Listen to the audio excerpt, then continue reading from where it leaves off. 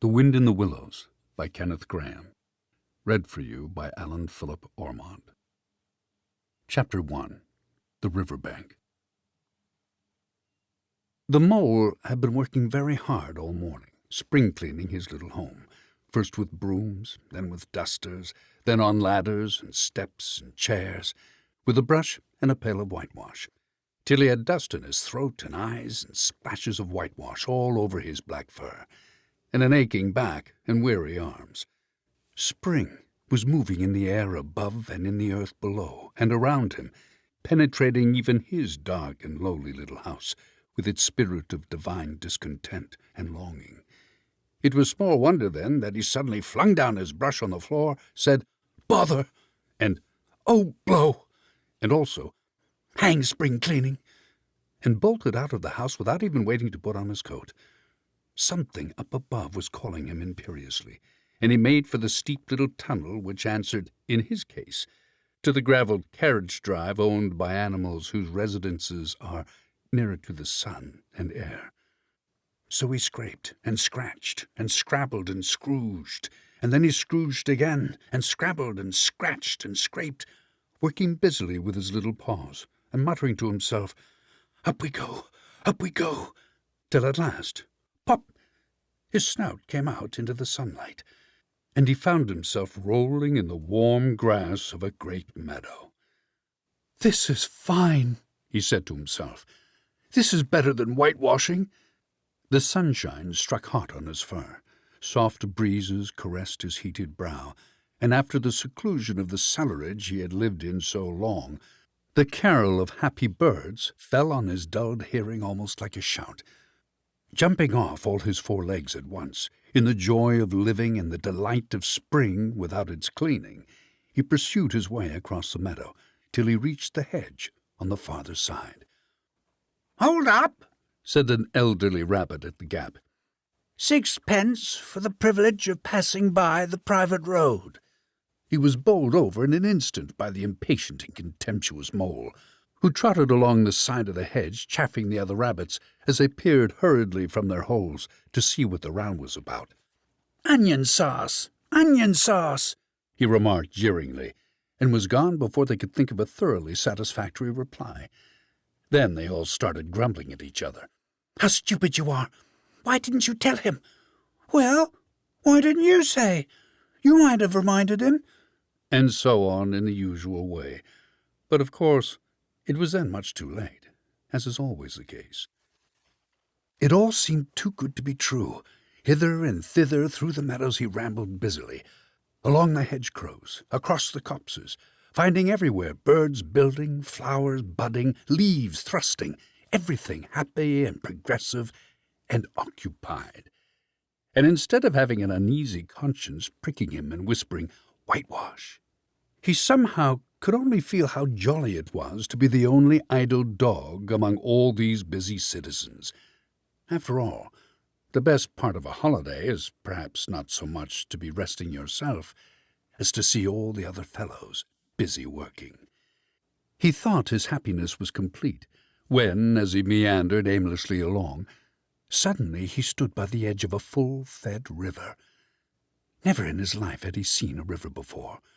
This sleek, sinuous, full-bodied animal, chasing and chuckling, gripping things with a gurgle and leaving them with a laugh, to fling itself on fresh playmates that shook themselves free and were caught and held again. All was a shake and a shiver, glints and gleams and sparkles, rustle and swirl, chatter and bubble. The mole was bewitched, entranced, fascinated. By the side of the river he trotted as one trots when very small, by the side of a man who holds one spellbound by exciting stories.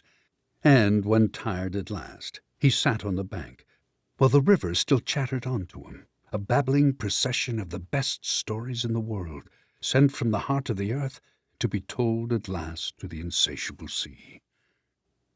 As he sat on the grass and looked across the river, a dark hole in the bank opposite, just above the water's edge, caught his eye, and dreamily he fell to considering what a nice snug dwelling-place it would make for an animal with few wants and fond of a bayou riverside residence, above flood level and remote from noise and dust. As he gazed, something bright and small seemed to twinkle down in the heart of it, vanished, then twinkled once more like a tiny star.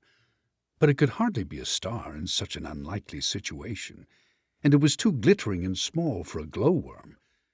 Then, as he looked, it winked at him, and so declared itself to be an eye, and a small face began gradually to grow up round it, like a frame round a picture, a brown little face with whiskers, a grave, round face with the same twinkle in its eye that had first attracted his notice, small neat ears and thick silky hair. It was the water-rat. Then the two animals stood and regarded each other cautiously. "Hello, Mole," said the water-rat. "Hello, Rat," said the Mole. "Would you like to come over?" inquired the rat presently. "Oh, it's all very well to talk," said the Mole, rather pettishly, he being new to a river and riverside life and its ways. The rat said nothing, but stooped and unfastened a rope and hauled on it, then lightly stepped into a little boat which the Mole had not observed. It was painted blue outside and white within, and was just the size for two animals, and the Mole's whole heart went out to it at once, even though he did not yet fully understand its uses. The rat sculled smartly across and made fast. Then he held up his forepaw as the Mole stepped gingerly down. "Lean on that," he said. "Now then, step lively." And the Mole, to his surprise and rapture, found himself actually seated in the stern of a real boat. "This has been a wonderful day," said he, as the rat shoved off and took to the sculls again. "Do you know, I've never been in a boat before in all my life." "What?" cried the rat, open-mouthed. "Never been in a... You never... Well, what have you been doing, then?" "Is it so nice as all that?" asked the Mole shyly, though he was quite prepared to believe it as he leant back in his seat and surveyed the cushions, the oars, the rowlocks, and all the fascinating fittings, and felt the boat sway lightly under him. "Nice? It's the only thing," said the water-rat solemnly, as he leant forward for his stroke. "Believe me, my young friend, there is nothing, absolutely nothing, half so much worth doing as simply messing about in boats. Simply messing," he went on dreamily. "Messing about in boats. Messing—" "Look ahead, Rat!" cried the Mole suddenly. It was too late. The boat struck the bank full tilt. The dreamer, the joyous oarsman, lay on his back at the bottom of the boat, his heels in the air. "About in boats, or with boats," the rat went on composedly, picking himself up with a pleasant laugh. "In or out of them, it doesn't matter. Nothing seems really to matter. That's the charm of it, whether you get away or whether you don't, whether you arrive at your destination or whether you reach somewhere else, or whether you never get anywhere at all. You're always busy, and you never do anything in particular, and when you've done it, there's always something else to do, and you can do it if you like, but you'd much better not. Look here, if you've really nothing else on hand this morning, supposing we drop down the river together and have a long day of it." The Mole waggled his toes from sheer happiness, spread his chest with a sigh of full contentment, and leaned back blissfully into the soft cushions. "What a day I'm having," he said. "Let us start at once." "Hold hard a minute, then," said the rat. He looped the painter through a ring in his landing stage, climbed up into his hole above, and after a short interval reappeared staggering under a fat wicker luncheon-basket. "Shove that under your feet," he observed to the Mole, as he passed it down into the boat. Then he untied the painter and took the sculls again. "What's inside it?" asked the Mole, wriggling with curiosity. "There's cold chicken inside it," replied the rat briefly. "Cold tongue, cold ham, cold beef, pickled gherkins, salad, French rolls, cress sandwiches, spotted meat, ginger beer, lemonade, soda water." "Oh, stop, stop!" cried the Mole in ecstasies. "This is too much." "Do you really think so?" inquired the rat seriously. It's only what I always take on these little excursions, and the other animals are always telling me that I am a mean beast and cut it very fine." The mole never heard a word he was saying, absorbed in the new life he was entering upon, intoxicated with the sparkle, the ripple, the scents, and the sounds, and the sunlight. He trailed a paw in the water and dreamed long, waking dreams. The water rat, like the good little fellow he was, sculled steadily on and forbore to disturb him. "I like your clothes awfully, old chap," he remarked after some half an hour or so had passed. "I'm going to get a black velvet smoking suit myself some day, as soon as I can afford it." "I beg your pardon," said the mole, pulling himself together with an effort. "You must think me very rude, but all this is so new to me. So, this is a river." "The river," corrected the rat. "And you really live by the river? What a jolly life!"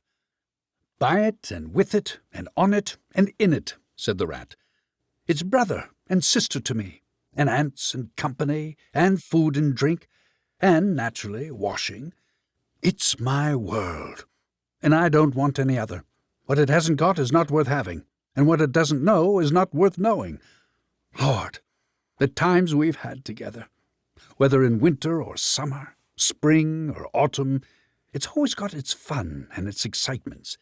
When the floods are on in February, and my cellars and basement are brimming with drink that's no good to me, and the brown water runs by my best bedroom window. Or again, when it all drops away, and shows patches of mud that smells like plum cake, and the rushes and weed clog the channels, and I can potter about dry shod over most of the bed of it, and find fresh food to eat, and things careless people have dropped out of boats. But isn't it a bit dull at times?" the mole ventured to ask. "Just you and the river, and no one else to pass a word with? No one else to—" "Well, I mustn't be hard on you," said the rat with forbearance. "You're new to it, and of course you don't know. The bank is so crowded nowadays that many people are moving away altogether. Oh, no, it isn't what it used to be at all. Otters, kingfishers, dabchicks, moorhens, all of them, about, all day long, and always wanting to do something, as if a fellow had no business of his own to attend to." "What lies over there?" asked the mole, waving a paw towards a background of woodland that darkly framed the water meadows on one side of the river. "That? Oh, that's just the wild wood," said the rat shortly. "We don't go there very much, we riverbankers." Aren't they very nice people in there?" asked the mole a trifle nervously. "Well," replied the rat, "let me see. The squirrels are all right, and the rabbits, some of them, but rabbits are a mixed lot. And then there's Badger, of course. He lives right in the heart of it. Wouldn't live anywhere else, either, if you paid him to do it. Dear old Badger. Nobody interferes with him. They'd better not," he added significantly. "Why? Who should interfere with him?" asked the mole. "Well, of course, there are others," replied the rat in a hesitating sort of way. "Weasels and stoats and foxes and so forth. They're all right, in a way.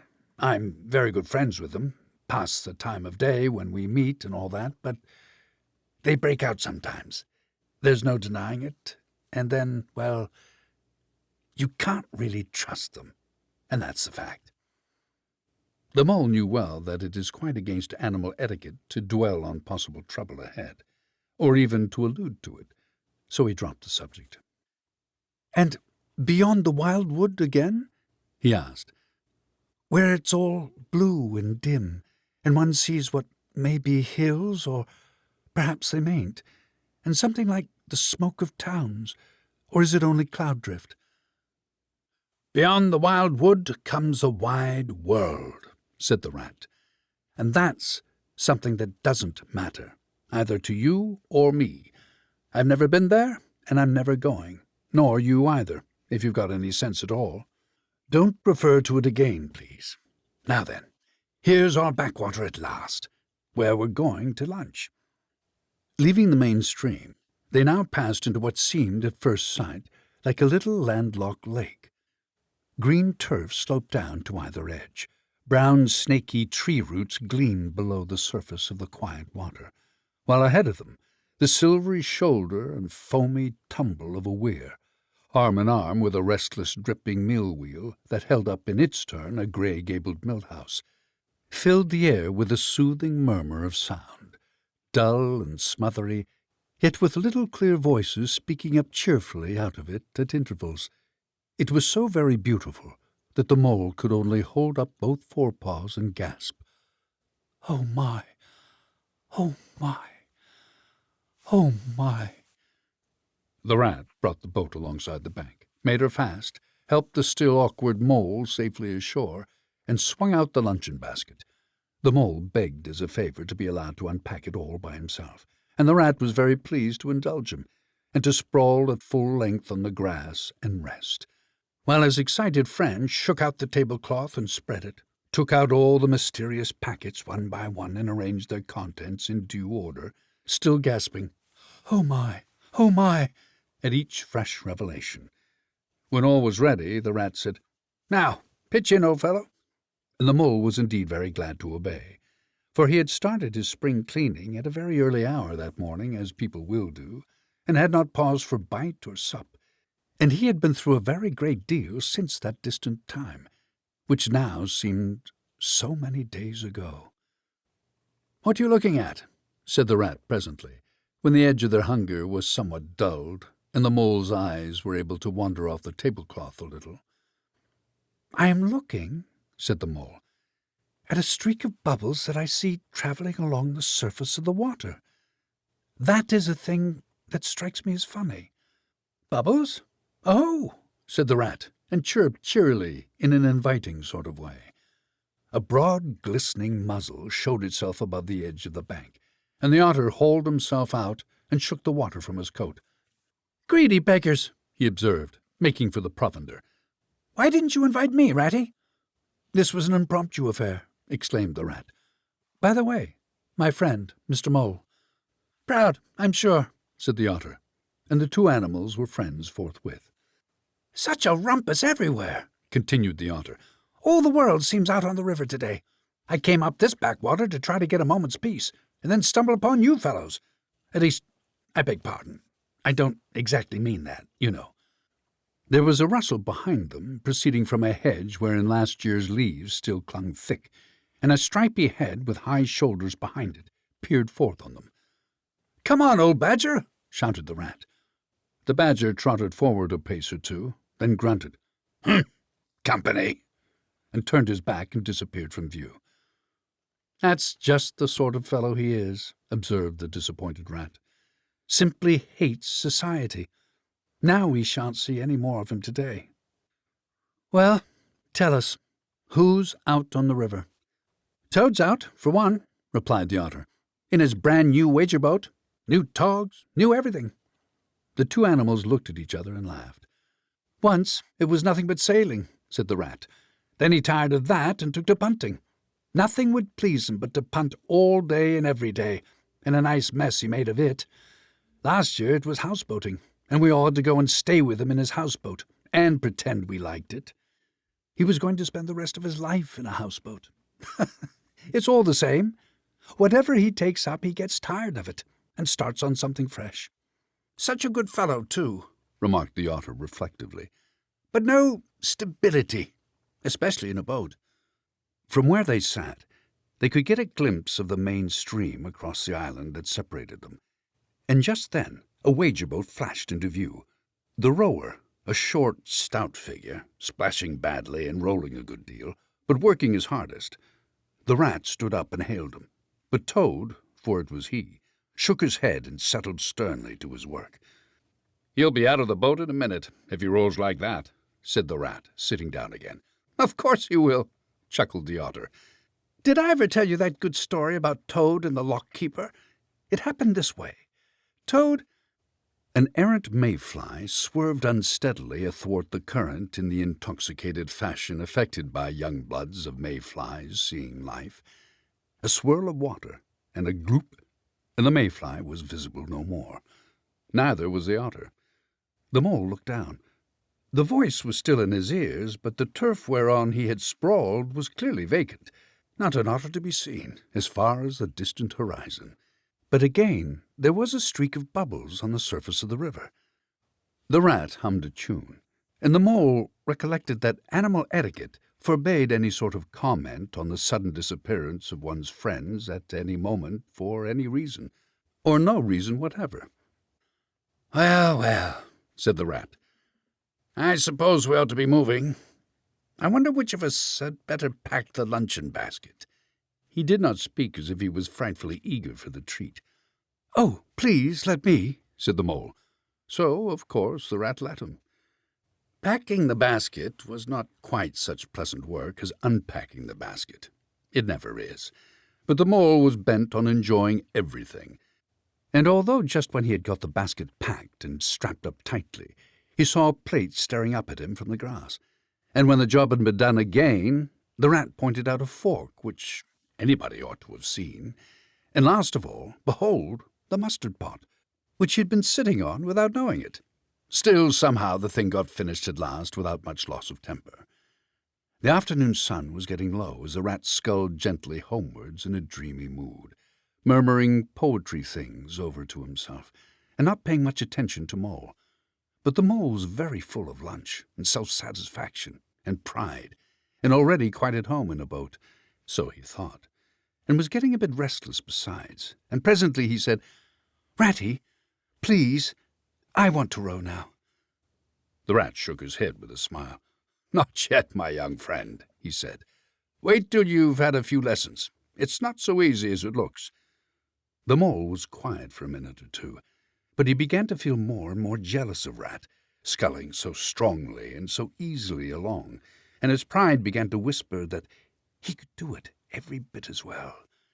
He jumped up and seized the scull so suddenly that Rat, who was gazing out over the water and saying more poetry things to himself, was taken by surprise and fell backwards off his seat with his legs in the air for a second time, while the triumphant mole took his place and grabbed the sculls with entire confidence. "Stop it, you silly ass!" cried the rat from the bottom of the boat. "You can't do it! You'll have us over!" The mole flung his sculls back with a flourish and made a great dig at the water. He missed the surface altogether. His legs flew up above his head, and he found himself lying on top of the prostrate rat. Greatly alarmed, he made a grab at the side of the boat, and the next moment, sploosh! Over went the boat, and he found himself struggling in the river. Oh my! How cold the water was, and oh, how very wet it felt! How it sang in his ears as he went down, down, down! How bright and welcome the sun looked as he rose to the surface, coughing and spluttering! How black was his despair when he felt himself sinking again! Then a firm paw gripped him by the back of his neck. It was the rat, and he was evidently laughing. The mole could feel him laughing, right down his arms and through his paw, and so into his, the mole's, neck. The rat got hold of a skull and shoved it under the mole's arm. Then he did the same by the other side of him, and, swimming behind, propelled the helpless animal to shore, hauled him out, and set him down on the bank, a squashy, pulpy lump of misery. When the rat had rubbed him down a bit and wrung some of the wet out of him, he said, "Now then, old fellow, trot up and down the towing path as hard as you can till you're warm and dry again, while I dive for the luncheon basket."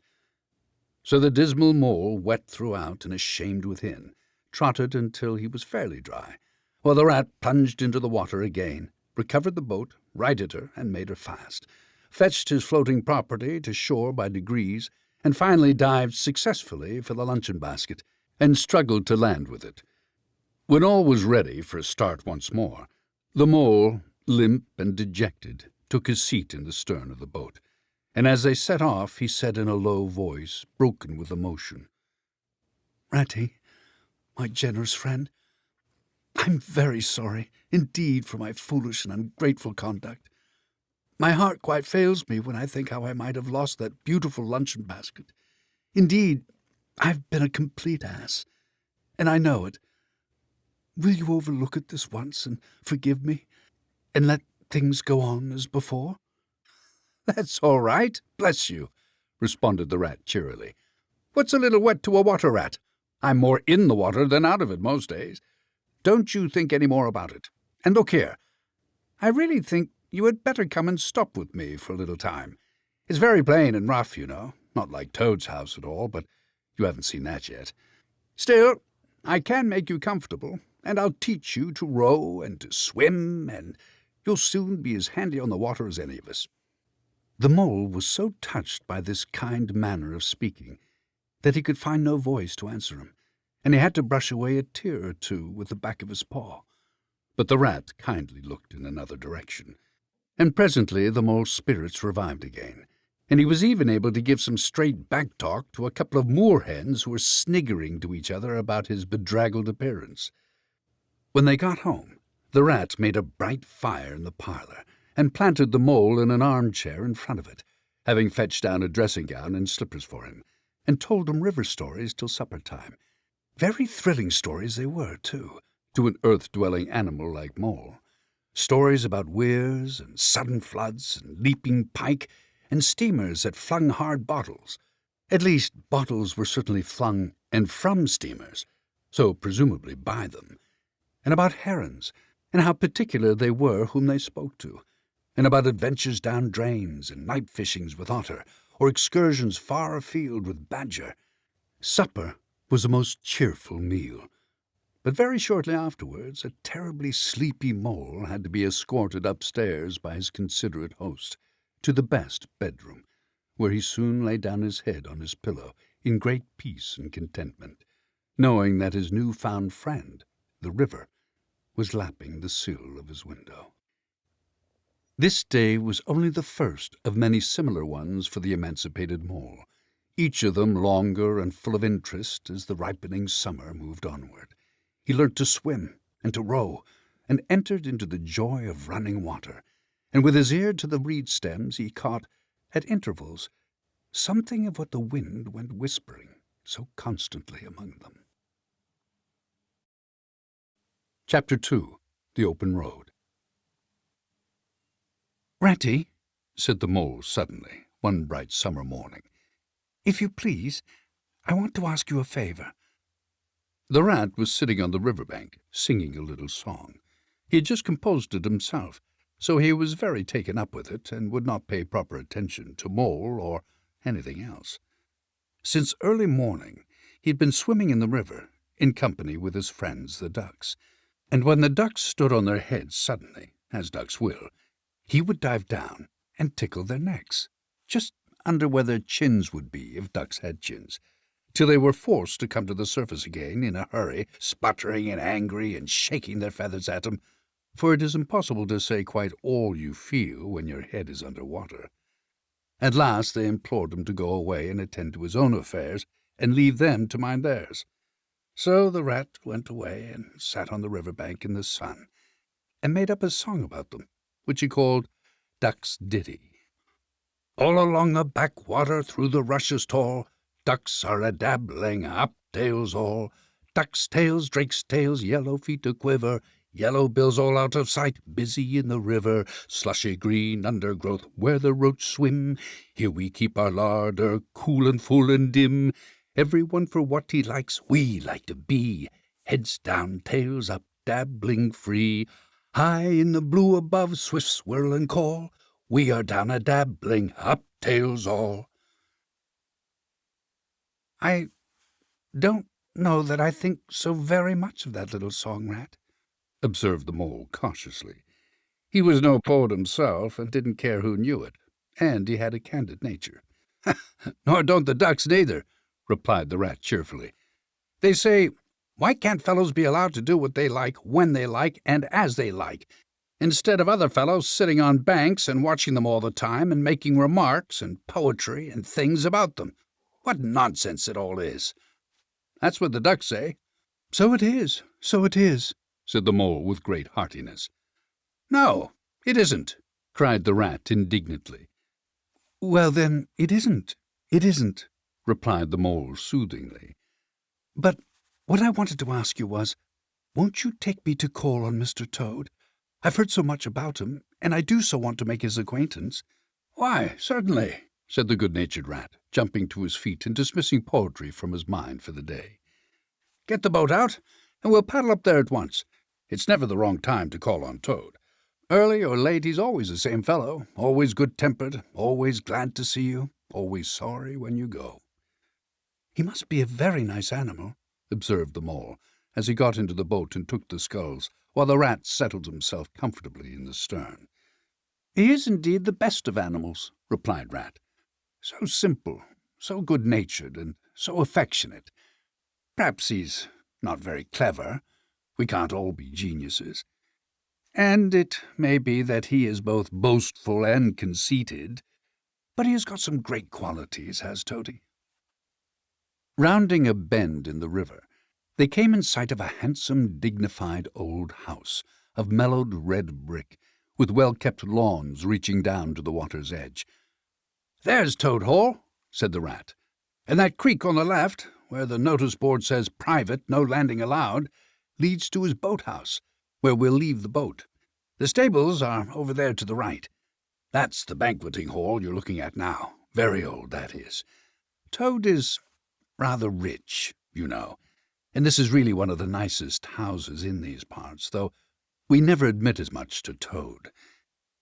They glided up the creek, and the Mole shipped his sculls as they passed into the shadow of a large boathouse. Here they saw many handsome boats, slung from the crossbeams or hauled up on a slip, but none in the water, and the place had an unused and a deserted air. The Rat looked about him. "I understand," he said. "Boating is played out. He's tired of it, and done with it. I wonder what new fad he has taken up now. Come along, and let's look him up. We shall hear all about it quite soon enough." They disembarked and strolled across the gay flower-decked lawns in search of Toad, whom they presently happened upon resting in a wicker garden chair, with a preoccupied expression of face, and a large map spread out on his knees. "Hooray!" he cried, jumping up on seeing them. "This is splendid!" He shook the paws of both of them warmly, never waiting for an introduction to the Mole. "How kind of you!" he went on, dancing round them. "I was just going to send a boat down the river for you, Ratty, with strict orders that you were to be fetched up here at once, whatever you were doing. I want you badly, both of you. Now, what will you take? Come inside and have something. You don't know how lucky it is you're turning up just now." "Let's sit quiet a bit, Toady," said the Rat, throwing himself into an easy chair, while the Mole took another by the side of him, and made some civil remark about Toad's delightful residence. "Finest house on the whole river," cried Toad boisterously, "or anywhere else for that matter," he could not help adding. Here the Rat nudged the Mole. Unfortunately, the Toad saw him do it, and turned very red. There was a moment's painful silence, then Toad burst out laughing. "All right, Ratty," he said. "It's only my way, you know, and it's not such a very bad house, is it? You know you rather like it yourself. Now, look here. Let's be sensible. You are the very animals I wanted. You've got to help me. It's most important." "It's about your rowing, I suppose," said the Rat with an innocent air. "You're getting on fairly well, though you splash a good bit still. With a great deal of patience and any quantity of coaching, you may—" "Oh, pooh, boating!" interrupted the Toad, with great disgust. "Silly boyish amusement. I've given that up long ago. Sheer waste of time, that's what it is. It makes me downright sorry to see you fellows, who ought to know better, spending all your energies in that aimless manner. No, I've discovered the real thing, the only genuine occupation for a lifetime. I propose to devote the remainder of mine to it, and can only regret the wasted years that lie behind me, squandered in trivialities. Come with me, dear Ratty, and your amiable friend also, if he will be so very good, just as far as the stable-yard, and you shall see what you shall see." He led the way to the stable-yard accordingly, the Rat following with the most distrustful expression, and there, drawn out of the coach-house into the open, they saw a gypsy caravan, shining with newness, painted a canary yellow, picked out with green and red wheels. "There you are!" cried the Toad, straddling and expanding himself. "There's real life for you! embodied in that little cart. The open road, the dusty highway, the heath, the common, the hedgerows, the rolling downs. Camps, villages, towns, cities, here today, up and off to somewhere else tomorrow. Travel, change, interest, excitement. The whole world before you, and a horizon that's always changing. And mind, this is the very finest cart of its sort that was ever built, without any exception. Come inside and look at the arrangements. Planned them all myself, I did. The mole was tremendously interested and excited, and followed him eagerly up the steps and into the interior of the caravan. The rat only snorted, and thrust his hands deep into his pockets, remaining where he was. It was indeed very compact, and comfortable. Little sleeping bunks, a little table that folded up against the wall, a cooking stove, lockers, bookshelves, a bird cage with a bird in it, and pots, pans, jugs, and kettles of every size and variety. "All complete," said the toad triumphantly, pulling open a locker. "You see? Biscuits, potted lobster, sardines, everything you could possibly want. Soda water here, baccy there, letter, paper, bacon, jam, cards, and dominoes. You'll find," he continued as they descended the steps again, "you'll find that nothing whatever has been forgotten when we make our start this afternoon." "I beg your pardon?" said the rat slowly, as he chewed a straw. "But did I overhear you say something about we, and start, and this afternoon?"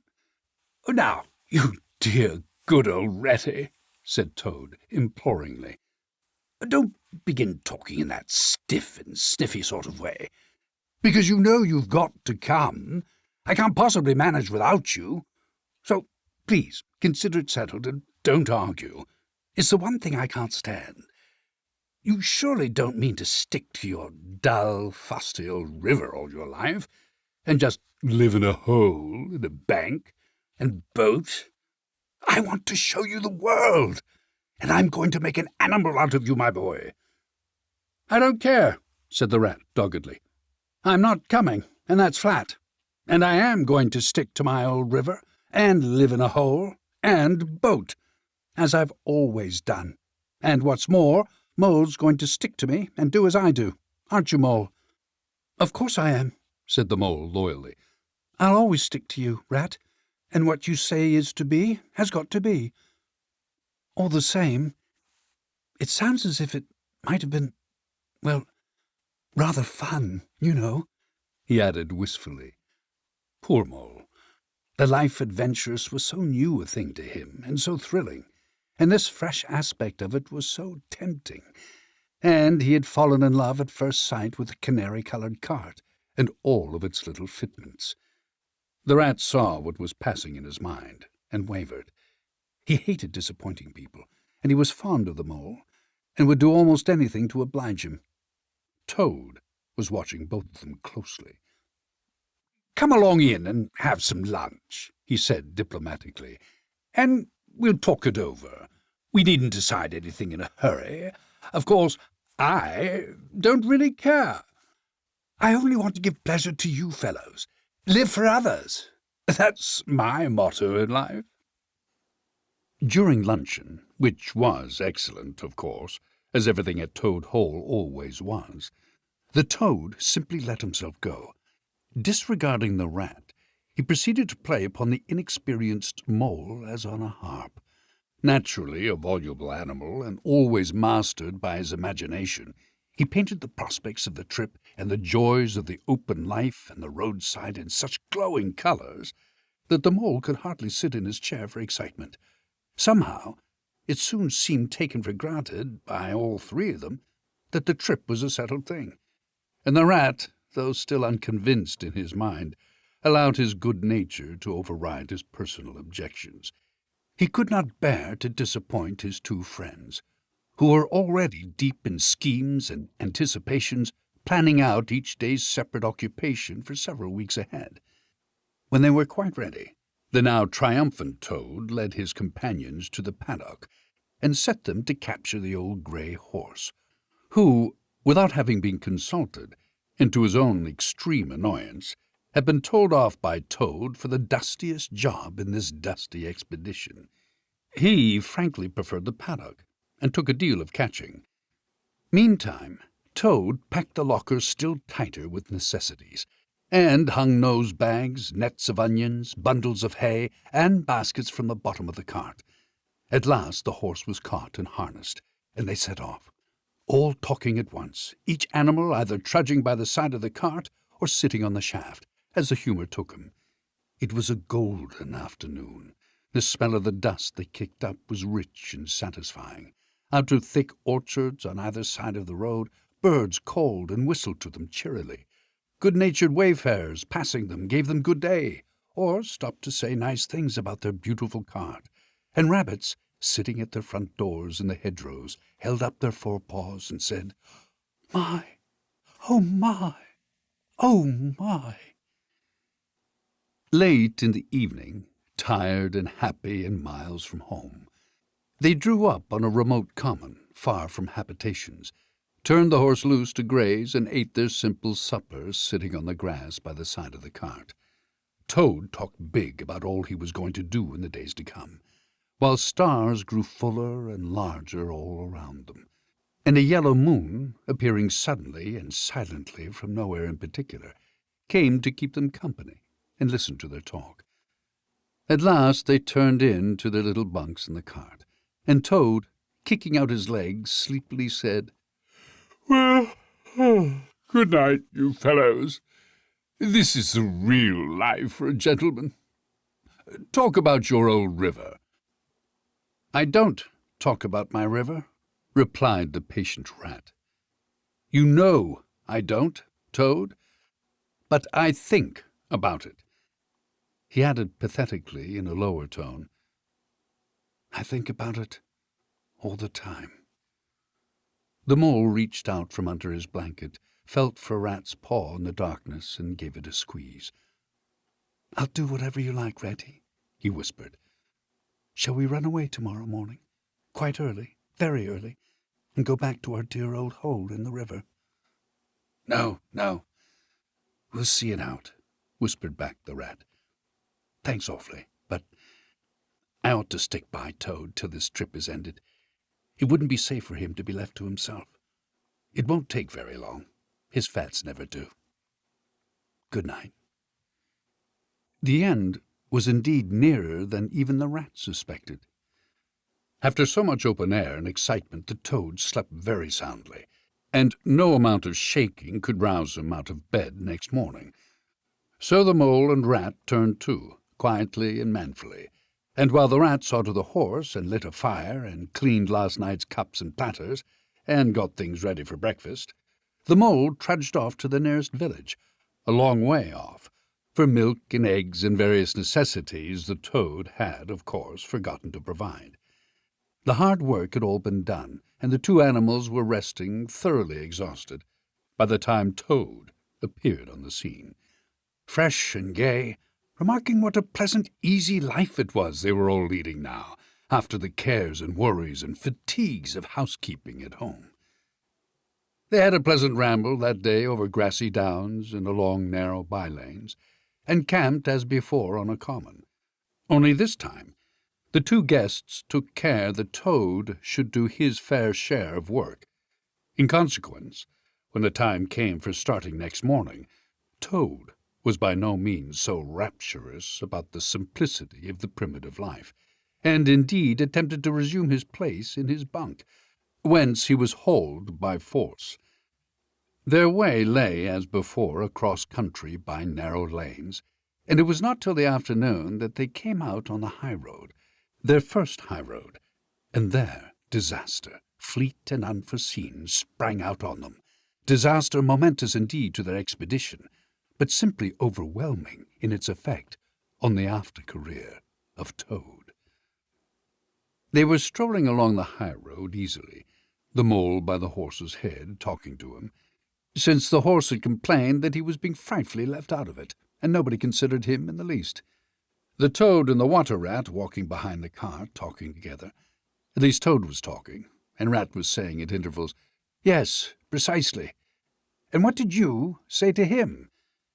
And thinking all the time of something very different. When far behind them they heard a faint warning hum, like the drone of a distant bee.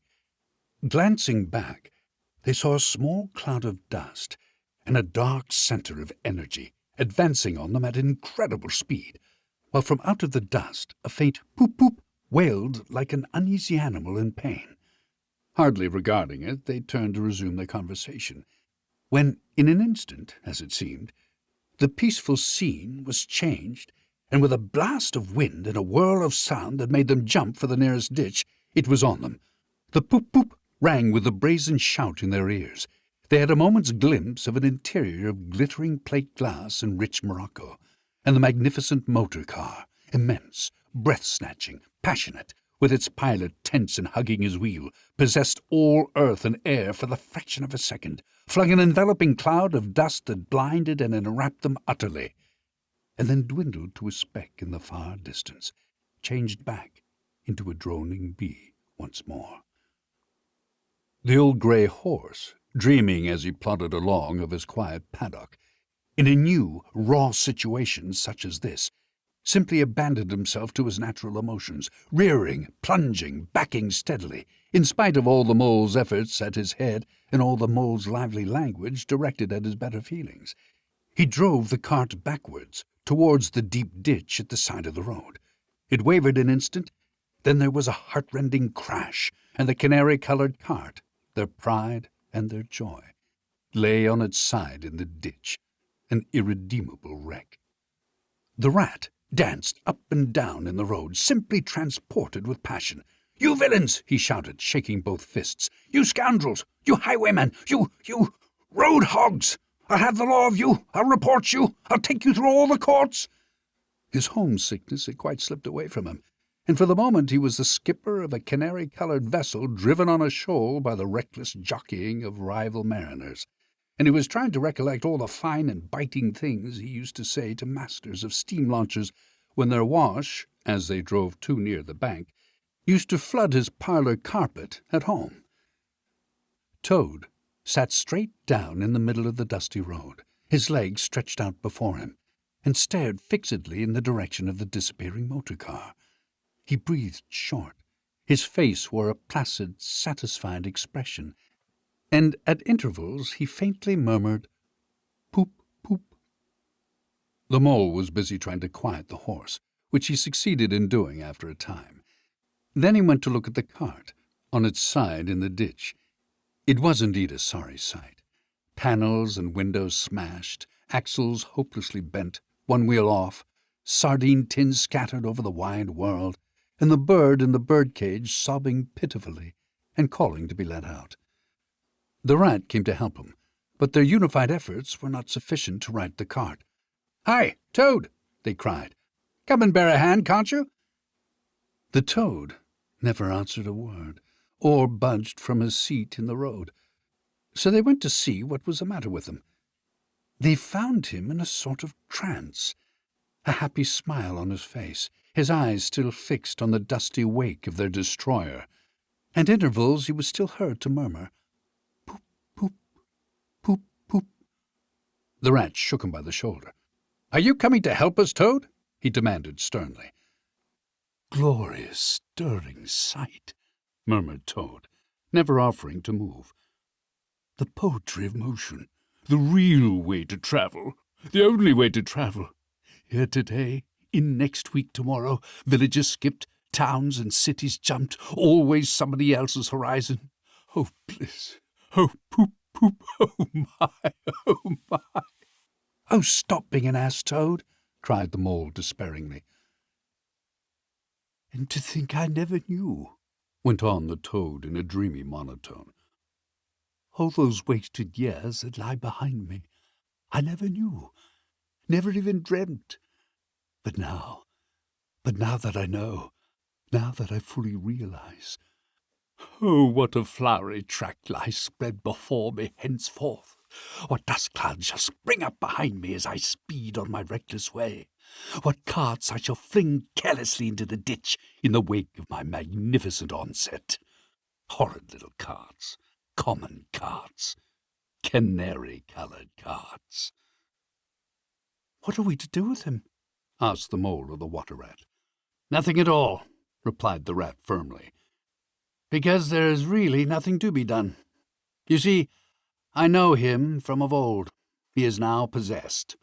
He has got a new craze, and it always takes him that way, in its first stage. He'll continue like that for days now, like an animal walking in a happy dream. Quite useless for all practical purposes. Never mind him. Let's go and see what there is to be done about the cart. A careful inspection showed them that, even if they succeeded in righting it by themselves, the cart would travel no longer. The rat knotted the horse's reins over his back and took him by the head, carrying the birdcage and its hysterical occupant in the other hand. "Come on," he said grimly to the mole.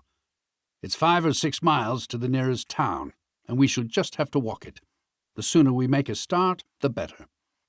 "But what about Toad?" asked the mole anxiously, as they set off together. "We can't just leave him here, sitting in the middle of the road by himself, in the distracted state he's in. It's not safe. Supposing another thing were to come along." "Oh, bother Toad," said the rat savagely. "I've done with him." They had not proceeded very far on their way, however, when there was a pattering of feet behind them, and Toad caught them up and thrust a paw inside the elbow of each of them, still breathing short and staring into vacancy. "Now, look here, Toad," said the rat sharply. "As soon as we get to the town, you'll have to go straight to the police station and see if they know anything about that motor car and who it belongs to, and lodge a complaint against it. And then you'll have to go to a blacksmith's or to a wheelwright's and arrange for the cart to be fetched and mended and put to rights. It'll take time, but it's not quite a hopeless smash. Meanwhile, the mole and I will go to an inn and find comfortable rooms where we can stay till the cart's ready, until your nerves have recovered their shock." "Police station. Complaint," murmured Toad dreamily. "Me? Complain of that beautiful, that heavenly vision that has been vouchsafed to me?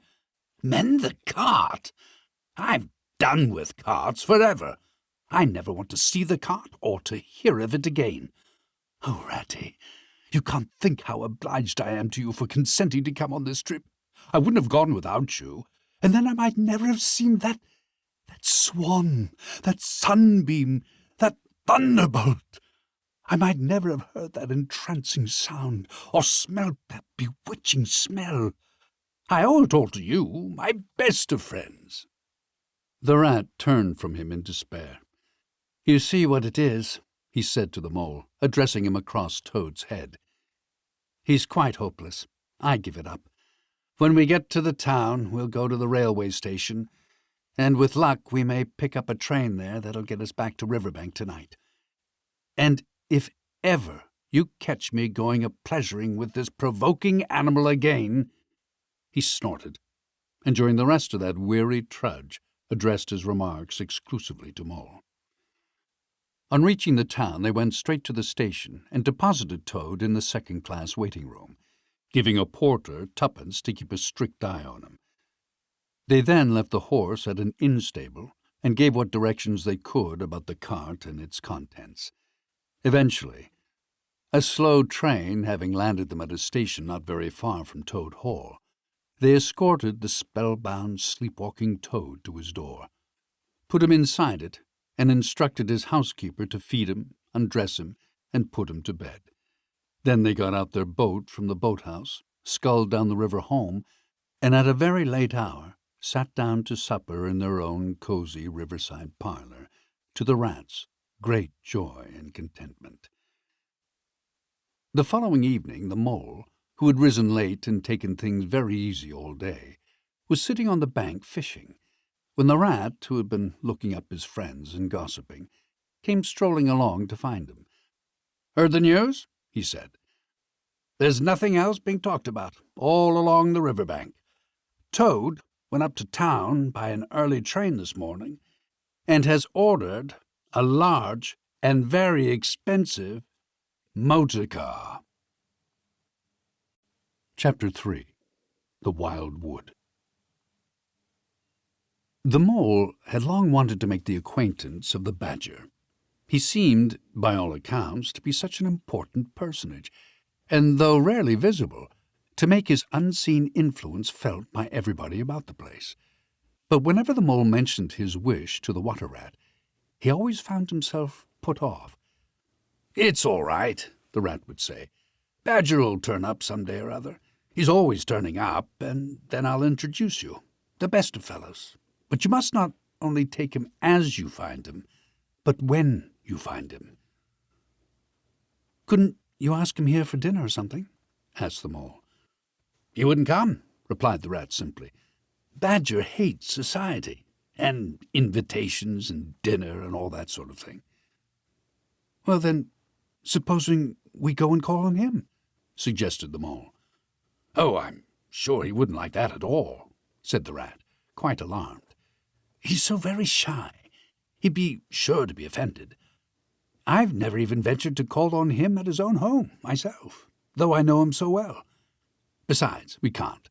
It's quite out of the question, because he lives in the very middle of the wild wood." "Well, supposing he does," said the mole. "You told me the wild wood was all right, you know." Oh, I know. So it is," replied the rat evasively. "But I think we won't go there just now. Not just yet. It's a long way, and he wouldn't be at home at this time of year anyhow. And he'll be coming along some day, if you'll wait quietly." The mole had to be content with this, but the badger never came along, and every day brought its amusements, and it was not till summer was long over, and cold and frost and miry ways kept them much indoors, and the swollen river raced past outside their windows with a speed that mocked at boating of any sort of kind, that he found his thoughts dwelling again, with much persistence, on the solitary grey badger, who lived his own life by himself in his hole in the middle of the wild wood. In the winter-time the rat slept a great deal, retiring early and rising late. During his short day he sometimes scribbled poetry or did other small domestic jobs about the house. And, of course, there were always animals dropping in for a chat, and consequently there was a good deal of storytelling and comparing notes on the past summer and all its doings. Such a rich chapter it had been, when one came to look back at it all, with illustrations so numerous and so very highly colored. The pageant of the river-bank had marched steadily along, unfolding itself in scene pictures that succeeded each other in stately procession. Purple loosestrife arrived early, shaking luxuriant tangled locks along the edge of the mirror, whence its own face laughed back at it. Willow-herb, tender and wistful, like a pink sunset cloud, was not slow to follow. Comfrey, the purple hand in hand with the white, crept forth to take its place in the line. And at last, one morning, the diffident and delaying dog-rose stepped delicately on the stage. And one knew, as if string music had announced it in stately chords that strayed into a cavat, that June at last was here. One member of the company was still awaited, the shepherd boy for the nymphs to woo, the knight for whom the ladies waited at the window, the prince that was to kiss the sleeping summer back to life and love. But one meadow, sweet, debonair, and odorous in amber jerkin, moved graciously to his place in the group. Then the play was ready to begin. And what a play it had been! Drowsy animals, snug in their holes while wind and rain were battering at their doors, recalled still keen mornings, an hour before sunrise, when the white mist, as yet undispersed, clung closely along the surface of the water. Then the shock of the early plunge, the scamper along the bank, and the radiant transformation of earth, air, and water, when suddenly the sun was with them again, and grey was gold, and colour was born and sprang out of the earth once more. They recalled the languorous siesta of hot midday, deep in green undergrowth, the sun striking through in tiny golden shafts and spots, the boating and bathing of the afternoon, the rambles along dusty lanes and through yellow cornfields, and the long, cool evening at last, when so many threads were gathered up, so many friendships rounded, and so many adventures planned for the morrow. There was plenty to talk about in those short winter days when the animals found themselves round the fire. Still, the mole had a good deal of spare time on his hands, and so one afternoon, when the rat in his armchair before the blaze was alternately dozing and trying over rhymes that wouldn't fit, he formed the resolution to go out by himself and explore the wild wood, and perhaps strike up an acquaintance with Mr. Badger. It was a cold, still afternoon, with a hard, steely sky overhead, when he slipped out of the warm parlour into the open air. The country lay bare and entirely leafless around him, and he thought that he had never seen so far and so intimately into the insides of things as on that winter day, when nature was deep in her annual slumber and seemed to have kicked the clothes off. Copses, dells, quarries, and all hidden places, which had been mysterious mines for exploration in leafy summer, now exposed themselves and their secrets pathetically, and seemed to ask him to overlook their shabby poverty for a while, till they could riot in rich masquerade as before, and trick and entice him with the old deceptions. It was pitiful in a way, and yet cheering, even exhilarating. He was glad that he liked the country undecorated, hard, and stripped of its finery. He had got down to the bare bones of it, and they were fine and strong and simple. He did not want the warm clover and the play of seedling grasses. The screens of quickset, the billowy drapery of beech and elm seemed best away, and with great cheerfulness of spirit he pushed on towards the wild wood, which lay before him, low and threatening, like a black reef in some still southern sea. There was nothing to alarm him at first entry. Twigs crackled under his feet. Logs tripped him. Funguses on stumps resembled caricatures, and startled him for the moment by their likeness to something familiar and far away. But that was all fun and exciting. It led him on, and he penetrated to where the light was less, and trees crouched nearer and nearer, and holes made ugly mouths at him on either side. Everything was very still now. The dusk advanced on him steadily, rapidly, gathering in behind and before, and the light seemed to be draining away like floodwater. Then the faces began. It was over his shoulder and indistinctly that he first thought he saw a face, a little evil wedge-shaped face, looking out at him from a hole. When he turned and confronted it, the thing had vanished. He quickened his pace, telling himself cheerfully not to begin imagining things, or there would simply be no end to it. He passed another hole, and another, and another, and then, yes, no, yes, certainly, a little narrow face with hard eyes had flashed up for an instant from a hole, and was gone. He hesitated, braced himself up for an effort, and strode on. Then suddenly, and as if it had been so all the time, every hole, far and near, and there were hundreds of them, seemed to possess its face, coming and going rapidly, all fixing him, glances of malice and hatred, all hard-eyed and evil and sharp. If he could only get away from the holes in the banks, he thought, there would be no more faces. He swung off the path and plunged into the untrodden places of the wood. Then the whistling began. Very faint and shrill it was, and far behind him, when first he heard it. But somehow it made him hurry forward. Then, still very faint and shrill, it sounded far ahead of him, and made him hesitate and want to go back. As he halted in indecision, it broke out on either side, and seemed to be caught up and passed on throughout the whole length of the wood to its farthest limit. They were up, and alert, and ready, evidently, whoever they were. And he was alone, and unarmed, and far from any help. And the night was closing in. Then the pattering began. He thought it was only falling leaves at first, so slight and delicate was the sound of it.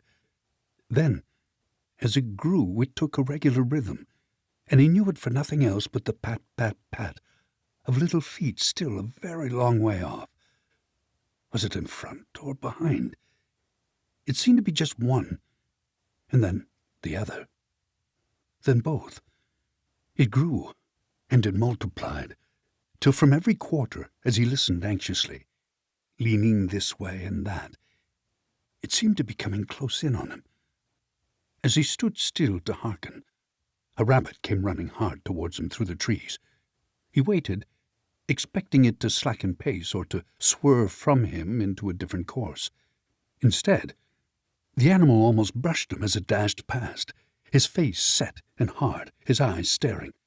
"Get out of this, you fool! Get out!" The mole heard him mutter as he swung round a stump and disappeared down a friendly burrow. The pattering increased till it sounded like sudden hail on the dry leaf carpet spread around him. The whole wood seemed running now, running hard, hunting, chasing, closing in round something or somebody. In panic, he began to run too, aimlessly, he knew not whither. He ran up against things, he fell over things, and into things. He darted under things and dodged round things. At last, he took refuge in the deep, dark hollow of an old beech tree, which offered shelter, concealment, perhaps even safety, but who could tell? Anyhow, he was too tired to run any further, and could only snuggle down into the dry leaves which had drifted into the hollow and hope he was safe for a time. And as he lay there, panting and trembling, and listened to the whistlings and the patterings outside, he knew it at last, in all its fullness, that dread thing which other little dwellers in field and hedgerow had encountered here and known as their darkest moment, that thing which the rat had vainly tried to shield him from, the terror of the wild wood. Meantime the rat, warm and comfortable, dozed by his fireside. His paper of half-finished verses slipped from his knee. His head fell back, his mouth open, and he wandered by the verdant banks of dream rivers. Then a coal slipped, the fire crackled and sent up a spurt of flame, and he woke with a start. Remembering what he had been engaged upon, he reached down to the floor for his verses, pored over them for a minute, and then looked round for the mole to ask him if he knew a good rhyme or something or other. But the mole was not there. He listened for a time. The house seemed very quiet. Then he called, "Molly," several times, and, receiving no answer, got up and went out into the hall. The mole's cap was missing from its accustomed peg. His galoshes, which always lay by the umbrella stand, were also gone. The rat left the house, and carefully examined the muddy surface of the ground outside, hoping to find the mole's tracks. There they were, sure enough. The galoshes were new, just bought for the winter, and the pimples on their soles were fresh and sharp. He could see the imprints of them in the mud, running along straight and purposeful, leading direct to the wild wood. The rat looked very grave, and stood in deep thought for a minute or two. Then he re-entered the house, strapped a belt round his waist, shoved a brace of pistols into it, took up a stout cudgel that stood in the corner of the hall, and set off for the wild wood at a smart pace. It was already getting towards dusk when he reached the first fringe of trees and plunged without hesitation into the wood, looking anxiously on either side for any sign of his friend. Here and there wicked little faces popped out of holes, but vanished immediately at sight of the valorous animal, his pistols, and the great ugly cudgel in his grasp. And the whistling and pattering which he had heard quite plainly on his first entry died away and ceased, and all was very still. He made his way manfully through the length of the wood to its furthest edge.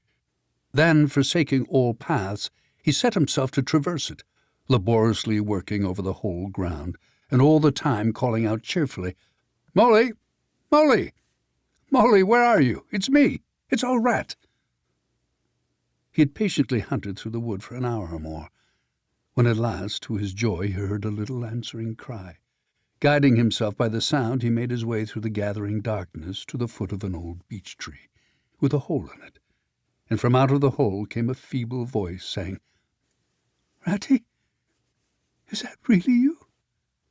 The rat crept into the hollow, and there he found the mole, exhausted and still trembling.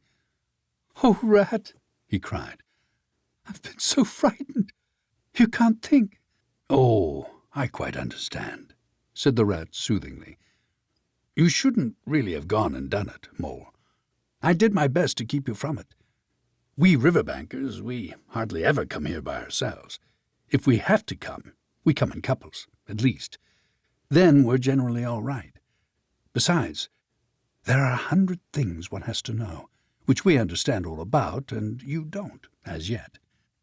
I mean passwords and signs and sayings which have power and effect, and plants you carry in your pocket, and verses you repeat, and dodges and tricks you practice. All simple enough when you know them, but they've got to be known if you're small, or you'll find yourself in trouble.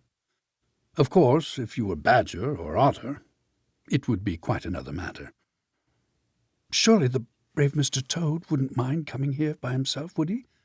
inquired the mole. "Old Toad?" said the rat, laughing heartily. "He wouldn't show his face here alone. Not for a whole hatful of golden guineas, Toad wouldn't." The mole was greatly cheered by the sound of Rat's careless laughter, as well as by the sight of his stick and his gleaming pistols, and he stopped shivering, and began to feel bolder and more himself again.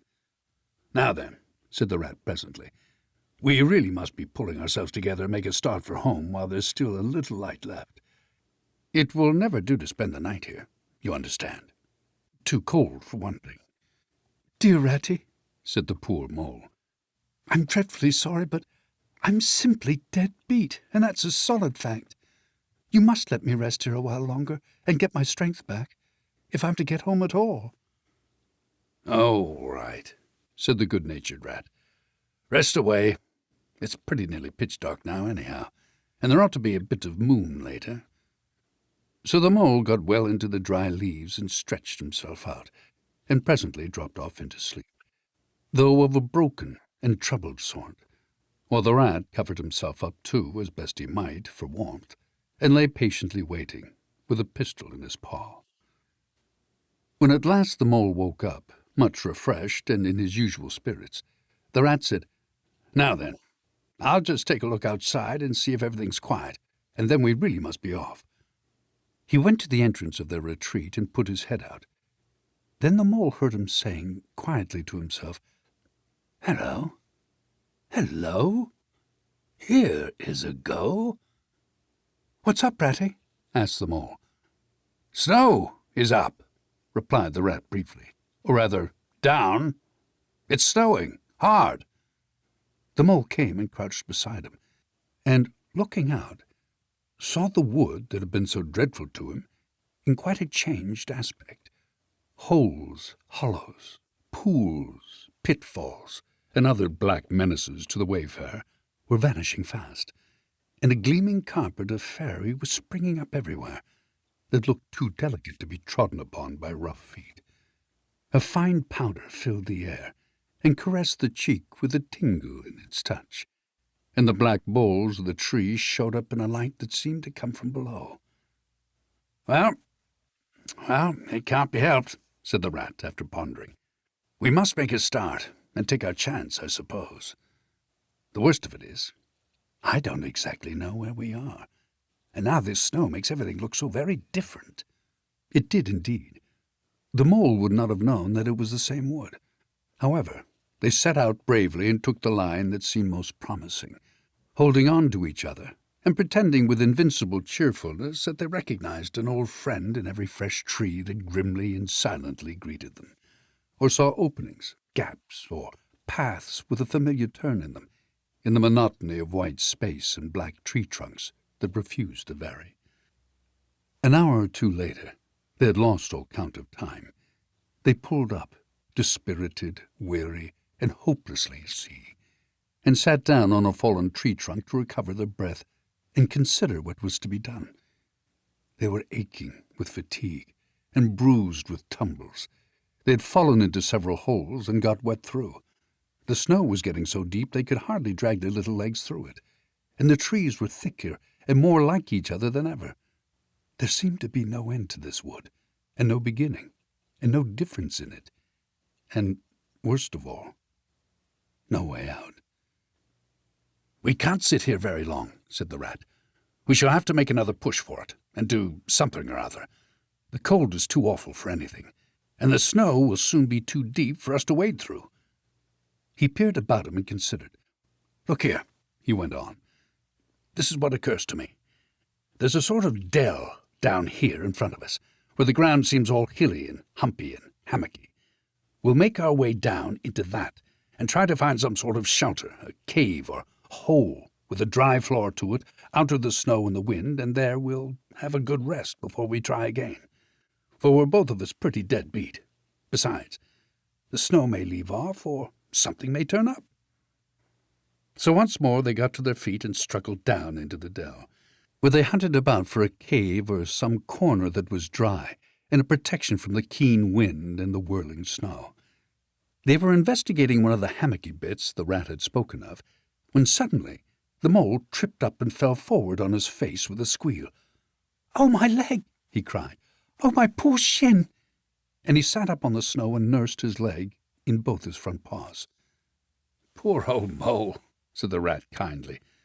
"You don't seem to be having much luck today, do you? Let's have a look at the leg." "Yes," he went on, going down on his knees to look. "You've cut your shin, sure enough.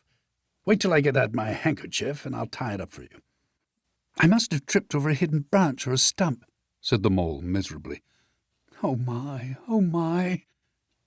"It's a very clean cut," said the rat, examining it again attentively. "That was never done by a branch or a stump. Looks as if it was made by a sharp edge of something in metal. Funny." He pondered a while and examined the humps and slopes that surrounded them. "Well, never mind what done it," said the mole, forgetting his grammar in his pain. "It hurts just the same, whatever done it." But the rat, after carefully tying up the leg with his handkerchief, had left him and was busy scraping in the snow. He scratched and shoveled and explored, all four legs working busily, while the mole waited impatiently, remarking at intervals, "Oh, come on, rat!" Suddenly the rat cried, "Hooray!"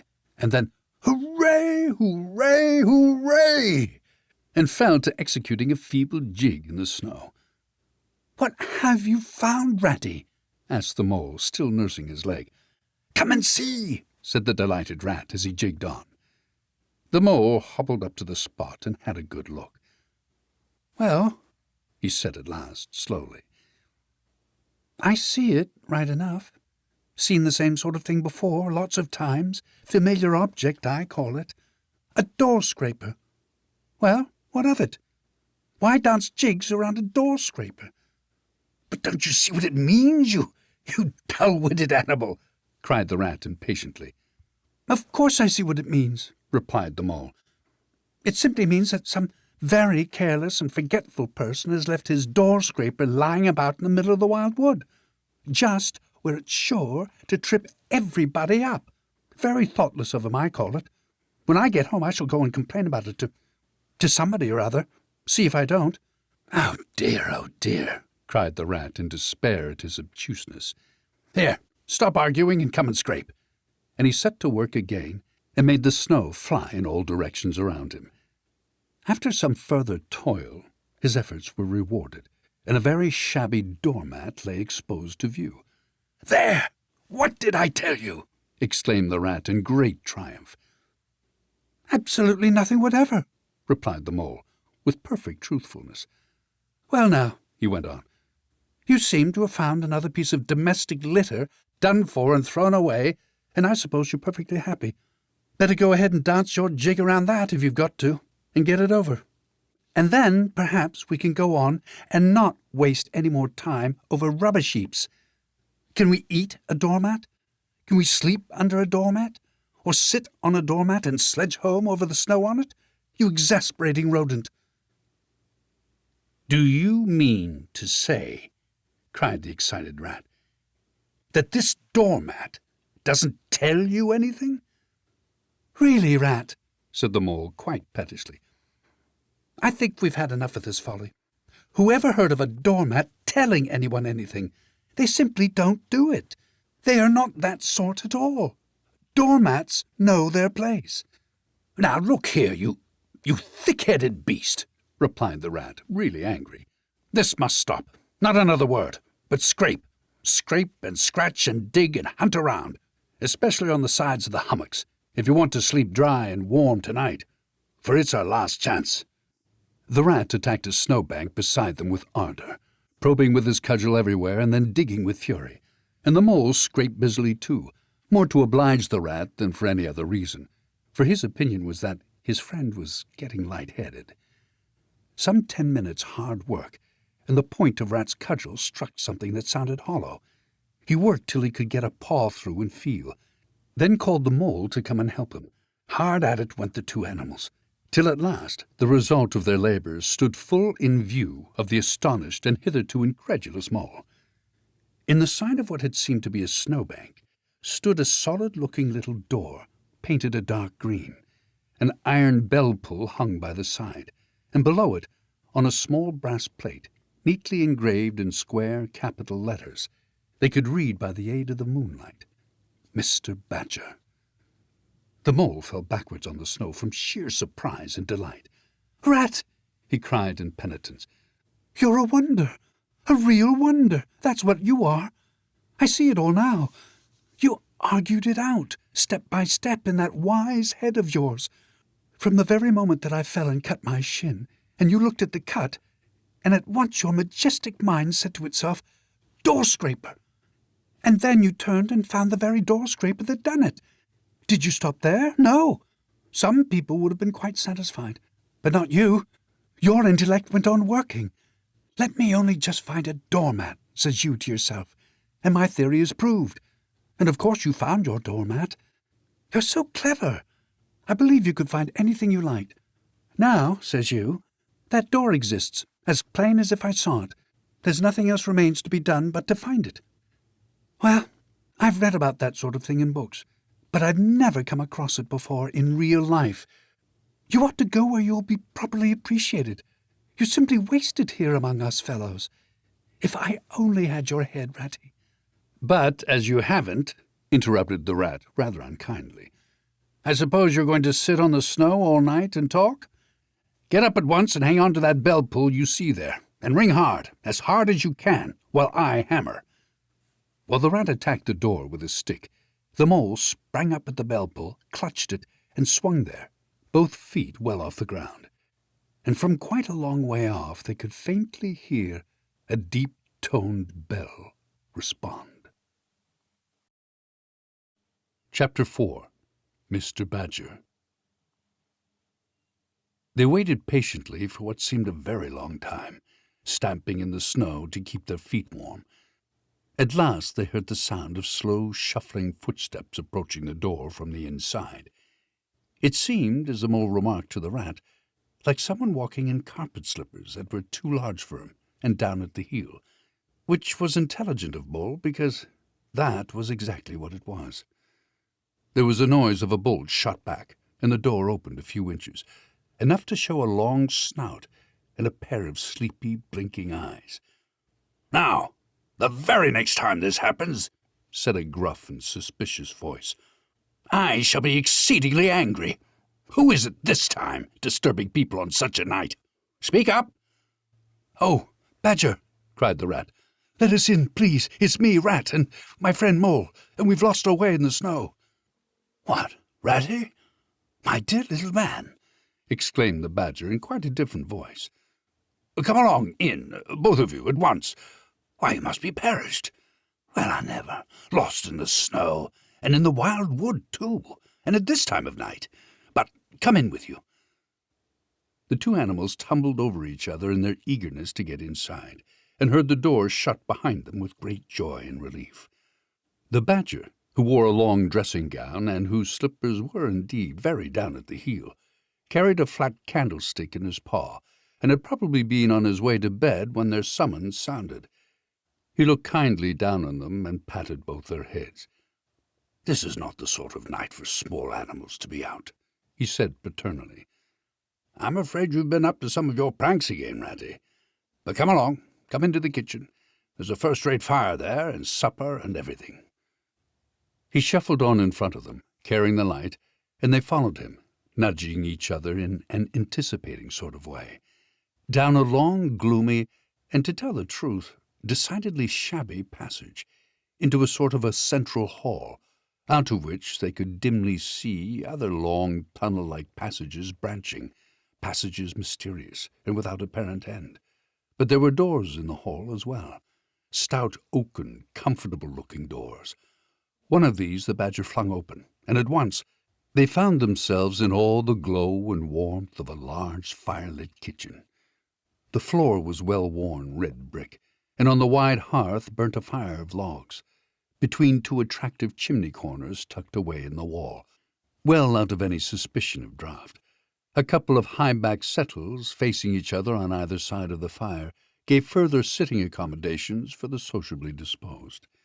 In the middle of the room stood a long table of plain boards placed on trestles, with benches down each side. At one end of it, where an armchair stood pushed back, were spread the remains of the Badger's plain but ample supper. Rows of spotless plates winked from the shelves of the dresser at the far end of the room, and from the rafters overhead hung hams, bundles of dried herbs, mats of onions, and baskets of eggs. It seemed a place where heroes could fitly feast after victory, where weary harvesters could line up in scores along the table to keep their harvest home, with mirth and song, or where 2 or 3 friends of simple tastes could sit about as they pleased, and eat and smoke and talk and comfort and contentment. The ruddy brick floor smiled up at the smoky ceiling. The oaken settles, shiny with long wear, exchanged cheerful glances at each other. Plates on the dresser grinned at pots on the shelf, and the merry firelight flickered and played over everything without distinction. The kindly Badger thrust them down on a settle to toast themselves at the fire, and bade them remove their wet coats and boots. Then he fetched them dressing-gowns and slippers, and himself bathed the mole's shin with warm water and mended the cut with sticking plaster till the whole thing was just as good as new, if not better. In the embracing light and warmth, warm and dry at last, with weary legs propped up in front of them, and a suggestive clink of plates being arranged on the table behind, it seemed to the storm-driven animals, now in safe anchorage, that the cold and trackless wild wood, just left outside, was miles and miles away, and all that they suffered in it, a half-forgotten dream. When at last they were thoroughly toasted, the Badger summoned them to the table, where he had been busy laying a repast. They had felt pretty hungry before, but when they actually saw, at last, the supper that was spread for them, really it seemed only a question of what they should attack first, where all was so attractive, and whether the other things would obligingly wait for them till they had time to give them attention. Conversation was impossible for a long time, and when it was slowly resumed, it was that regrettable sort of conversation that results from talking with your mouth full. The Badger did not mind that sort of thing at all, nor did he take any notice of elbows on the table or everybody speaking at once. As he did not go into society himself, he had got the idea that these things belonged to the things that didn't really matter. We know, of course, that he was wrong, and took too narrow a view, because they do matter very much, though it would take too long to explain why. He sat in his armchair at the head of the table, and nodded gravely at intervals as the animals told their story, and he did not seem surprised or shocked at anything, and he never said, "I told you so," or "just what I always said," or remarked that they ought to have done so-and-so, or ought not to have done something else. The mole began to feel very friendly towards him. When supper was really finished at last, and each animal felt that his skin was now as tight as was decently safe, and that by this time he didn't care a hang for anybody or anything, They gathered round the glowing embers of the great wood fire, and thought how jolly it was to be sitting up so late, and so independent, and so full. And after they chatted for a time about things in general, the Badger said heartily, "Now then, tell us the news from your part of the world. How's old Toad going on?" "Oh, from bad to worse," said the Rat gravely, while the Mole, cocked up on a settle and basking in the firelight, his heels higher than his head, tried to look properly mournful. "Another smash-up only last week, and a bad one. You see, he will insist on driving himself, and he's hopelessly incapable. If he'd only employ a decent, steady, well-trained animal, pay him good wages, and leave everything to him, he'd get on all right. But no, he's convinced he's a heaven-born driver, and nobody can teach him anything. And all the rest follows." "How many has he had?" inquired the Badger gloomily. "Smashers or machines?" asked the Rat. "Oh, well, after all, it's the same thing with Toad. This is the 7th. As for the others, you know that coach house of his? Well, it's piled up, literally piled up to the roof, with fragments of motor cars, none of them bigger than your hat. That accounts for the other 6, so far as they can be accounted for." "He's been in hospital 3 times, put in the Mole. "And as for the fines he's had to pay, it's simply awful to think of." "Yes, and that's part of the trouble," continued the Rat. "Toad's rich, we all know, but he's not a millionaire, and he's a hopelessly bad driver, and quite regardless of law and order. Killed or ruined, it's got to be one of the 2 things, sooner or later. Badger, we're his friends. Oughtn't we to do something?" The Badger went through a bit of hard thinking. "Now look here," he said at last, rather severely. "Of course, you know, I can't do anything now." His 2 friends assented, quite understanding his point. No animal, according to the rules of animal etiquette, is ever expected to do anything strenuous or heroic or even moderately active during the off-season of winter. All are sleepy. Some actually sleep. All are weather-bound, more or less, and are resting from arduous days and nights during which every muscle in them has been severely tested, and every energy kept at full stretch. "Very well, then," continued the Badger. "But when once the year has fully turned, and the nights are shorter, and halfway through them one rouses and feels fidgety and wanting to be up and doing by sunrise, if not before, you know." Both animals nodded gravely. They knew. "Well, then," went on the Badger, "we, that is you and me and our friend the Mole here, we'll take Toad seriously in hand. We'll stand no nonsense whatever. We'll bring him back to reason by force, if need be. We'll make him be a sensible Toad. We'll—" "You're asleep. Rat!" "Not me," said the Rat, waking up with a jerk. "He's been asleep 2 or 3 times since supper," said the Mole, laughing. He himself was feeling quite wakeful, and even lively, though he didn't know why. The reason was, of course, that he, being naturally an underground animal by birth and breeding, the situation of Badger's house exactly suited him and made him feel at home, while the Rat, who slept every night in a bedroom the windows of which opened on a breezy river, naturally felt the atmosphere still and oppressive. "Well, it's time we were all in bed," said the Badger, getting up and fetching flat candlesticks. "Come along, you 2, and I'll show you your quarters. And take your time tomorrow morning. Breakfast at any hour you please." He conducted the 2 animals to a long room that seemed half bedchamber and half loft. The Badger's winter stores, which indeed were visible everywhere, took up half the room. Piles of apples and turnips and potatoes, baskets full of nuts, and jars of honey. But the 2 little white beds on the remainder of the floor looked soft and inviting, and the linen on them, though coarse, was clean and smelt beautifully of lavender, and the Mole and the Water Rat, shaking off their garments in some 30 seconds, tumbled in between the sheets in great joy and contentment. In accordance with the kindly Badger's injunctions, the 2 tired animals came down to breakfast very late next morning, and found a bright fire burning in the kitchen, and 2 young hedgehogs sitting on a bench at the table, eating oatmeal porridge out of wooden bowls. The hedgehogs dropped their spoons, rose to their feet, and ducked their heads respectfully as the 2 entered. "There, sit down," said the rat pleasantly, "and go on with your porridge.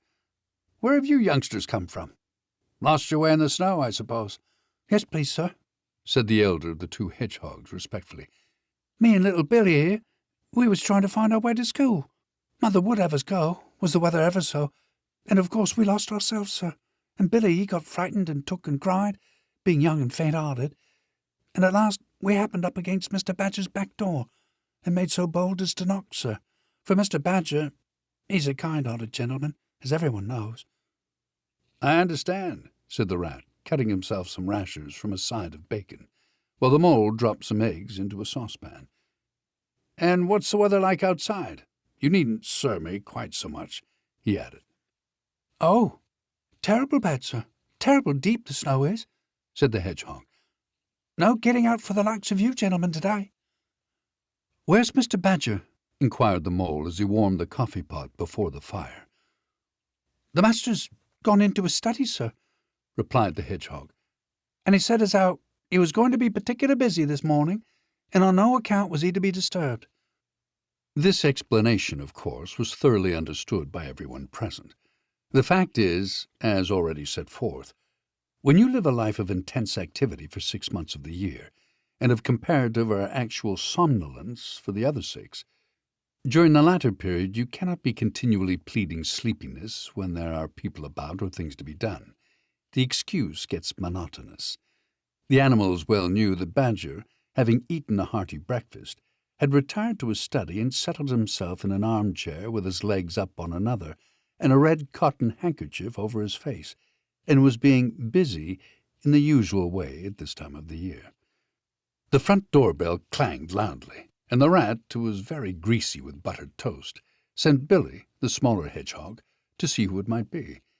There was a sound of much stamping in the hall, and presently Billy returned in front of the otter, who threw himself at the rat with an embrace and a shout of affectionate greeting.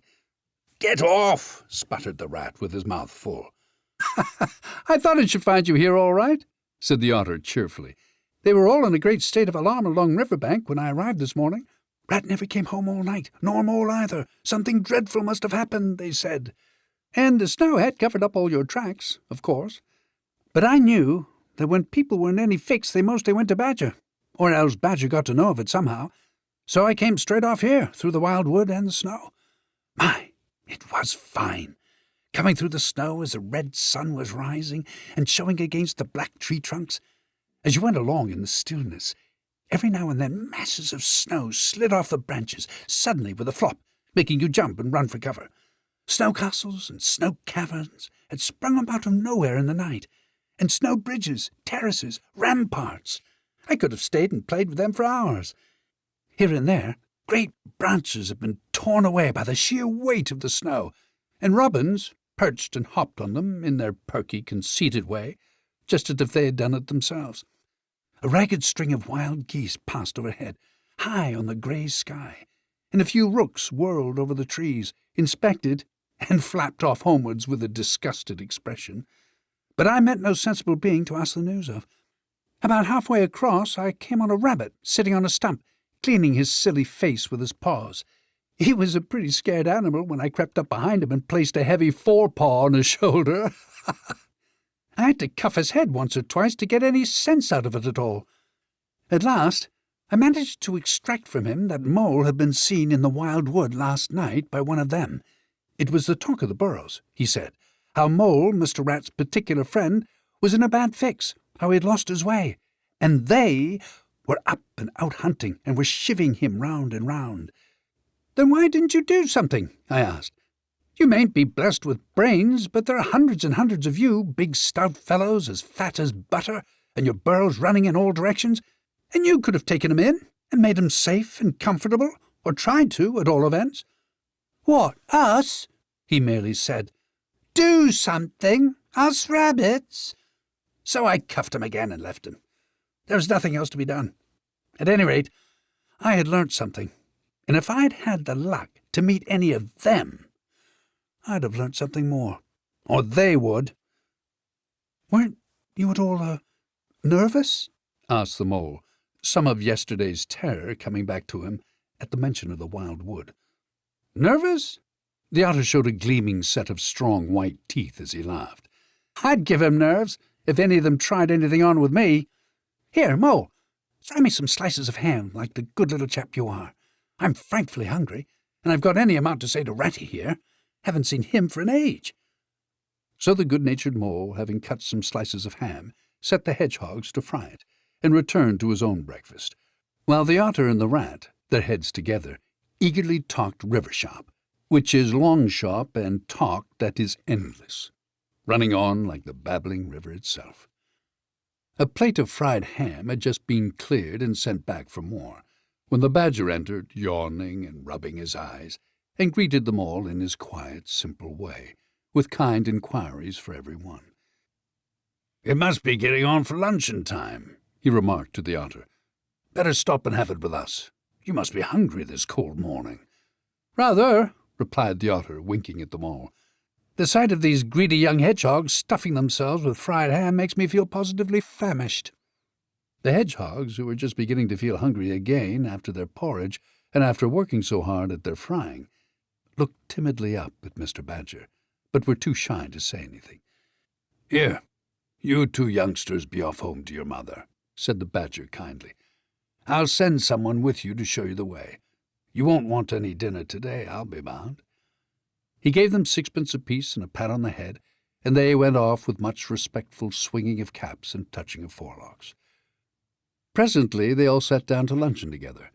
The mole found himself placed next to Mr. Badger, and, as the other two were still deep in river gossip, from which nothing could divert them, he took the opportunity to tell Badger how comfortable and homelike it all felt to him. "Once well underground," he said, "you know exactly where you are. Nothing can happen to you, and nothing can get at you.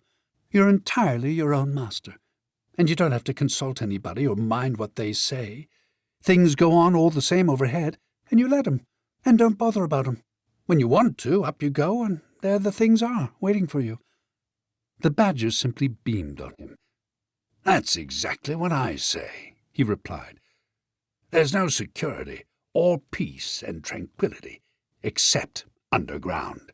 And then, if your ideas get larger and you want to expand, why, a dig and a scrape and there you are. If you feel your house is a bit too big, you stop up a hole or two, and there you are again.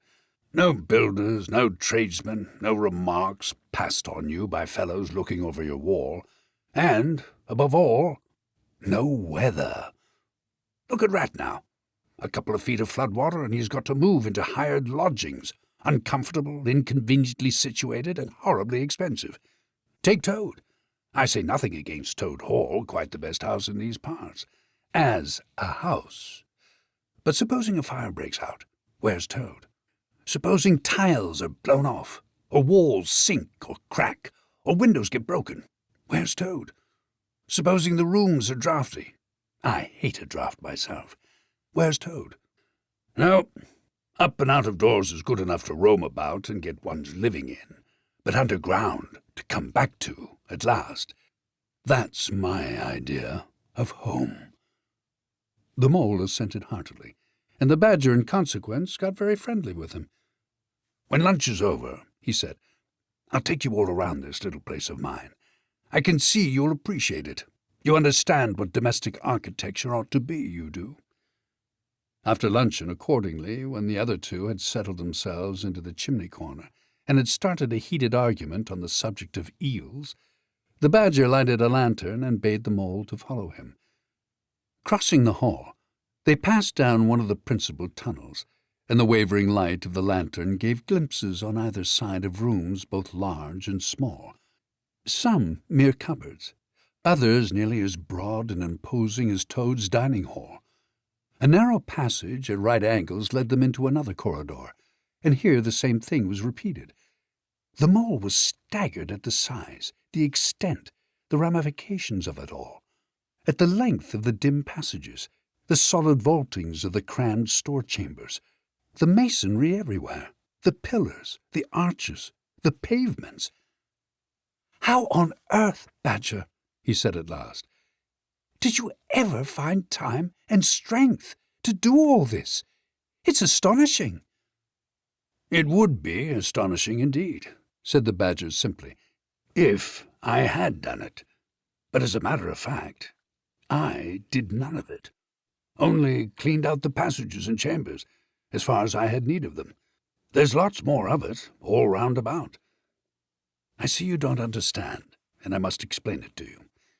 Well, very long ago, on the spot where the wildwood waves now, before ever it had planted itself and grown up to what it now is, there was a city of people, you know. Here, where we are standing, they lived and walked and talked and slept and carried on their business. Here they stabled their horses and feasted. From here they rode out to fight or drove out to trade. They were a powerful people and rich and great builders. They built to last, for they thought their city would last forever. "But what has become of them all?" asked the Mole. "Who can tell?" said the Badger. "People come, they stay for a while, they flourish, they build, and they go. It is their way. But we remain. There were badgers here, I've been told, long before that city ever came to be. And now there are badgers here again. We are an enduring lot, and we may move out for a time, but we wait, and are patient, and back we come. And so it will ever be." "Well, and when they went at last, those people?" said the Mole. "When they went," continued the Badger, "the strong winds and persistent rains took the matter in hand, patiently, ceaselessly, year after year. Perhaps we badgers, too, in our small way, helped a little. Who knows? It was all down, down, down, gradually, ruin and levelling and disappearance. Then it was all up, up, up, gradually, as seeds grew to saplings, and saplings to forest trees, and bramble and fern came creeping in to help. Leaf mould rose and obliterated. Streams in their winter freshets brought sand and soil to clog and to cover. And in the course of time, our home was ready for us again. And we moved in. Up above us, on the surface, the same thing happened. Animals arrived, liked the look of the place, took up their quarters, settled down, spread and flourished. They didn't bother themselves about the past. They never do. They're too busy. This place was a bit humpy and hillocky, naturally, and full of holes, but that was rather an advantage. And they didn't bother about the future either. The future, when perhaps the people will move in again for a time, as may very well be. The wildwood is pretty well populated by now, with all the usual lot, good, bad, and indifferent. I name no names. It takes all sorts to make a world. But I fancy you know something about them yourself by this time." "I do indeed," said the Mole, with a slight shiver. "Well, well," said the Badger, patting him on the shoulder. "It was your first experience of them, you see. They're not so bad, really, and we must all live and let live. But I'll pass the word round tomorrow, and I think you'll have no further trouble. Any friend of mine walks where he likes in this country, or I'll know the reason why." When they got back to the kitchen again, they found the Rat walking up and down, very restless. The underground atmosphere was oppressing him and getting on his nerves, and he seemed really to be afraid that the river would run away if he wasn't there to look after it. So he had his overcoat on and his pistols thrust into his belt again. "Come along, Mole," he said anxiously, as soon as he caught sight of them. "We must get off while it's daylight. Don't want to spend another night in the wild wood again." "It'll be all right, my fine fellow," said the Otter. "I'm coming along with you, and I know every path blindfold, and if there's a head that needs to be punched, you can confidently rely upon me to punch it." "You really needn't fret, Ratty," added the Badger placidly. "My passages run further than you think, and I've bolt holes to the edge of the wood in several directions, though I don't care for everybody to know about them. When you really have to go, you shall leave by one of my shortcuts. Meantime, make yourself easy and sit down again." The Rat was nevertheless still anxious to be off and attend to his river, So the Badger, taking up his lantern again, led the way along a damp and airless tunnel that wound and dipped, part vaulted, part hewn through solid rock, for a weary distance that seemed to be miles. At last, daylight began to show itself confusedly through a tangled growth overhanging the mouth of the passage, and the Badger, bidding them a hasty goodbye, pushed them hurriedly through the opening, made everything look as natural as possible again, with creepers, brushwood, and dead leaves, and retreated. They found themselves standing on the very edge of the wild wood, rocks and brambles and tree roots behind them, confusedly heaped and tangled. In front, a great space of quiet fields, hemmed by lines of hedges black on the snow, and, far ahead, a glint of the familiar old river, while the wintry sun hung red and low on the horizon. The Otter, as knowing all the paths, took charge of the party, and they trailed out on a bee-line for a distant stile.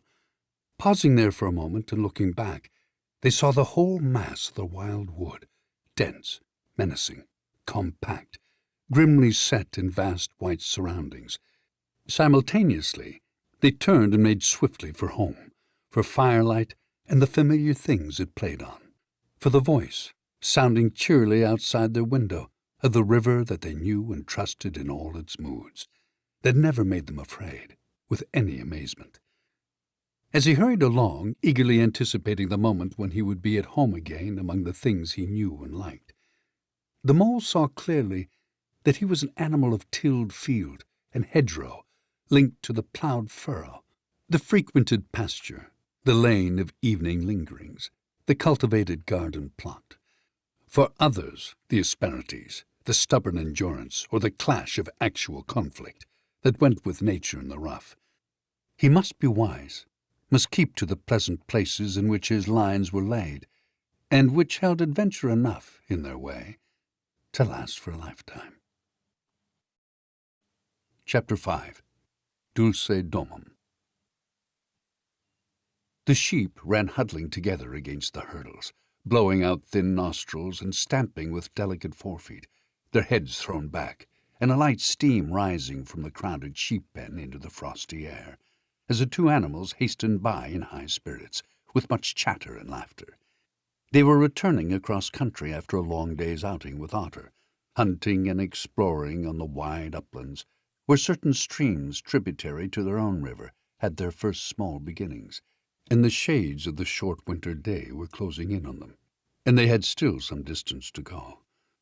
Plodding at random across the plough, they had heard the sheep and had made for them, and now, leading from the sheep pen, they found a beaten track that made walking a lighter business, and responded, moreover, to that small inquiring something which all animals carry inside them, saying unmistakably, "Yes, quite right.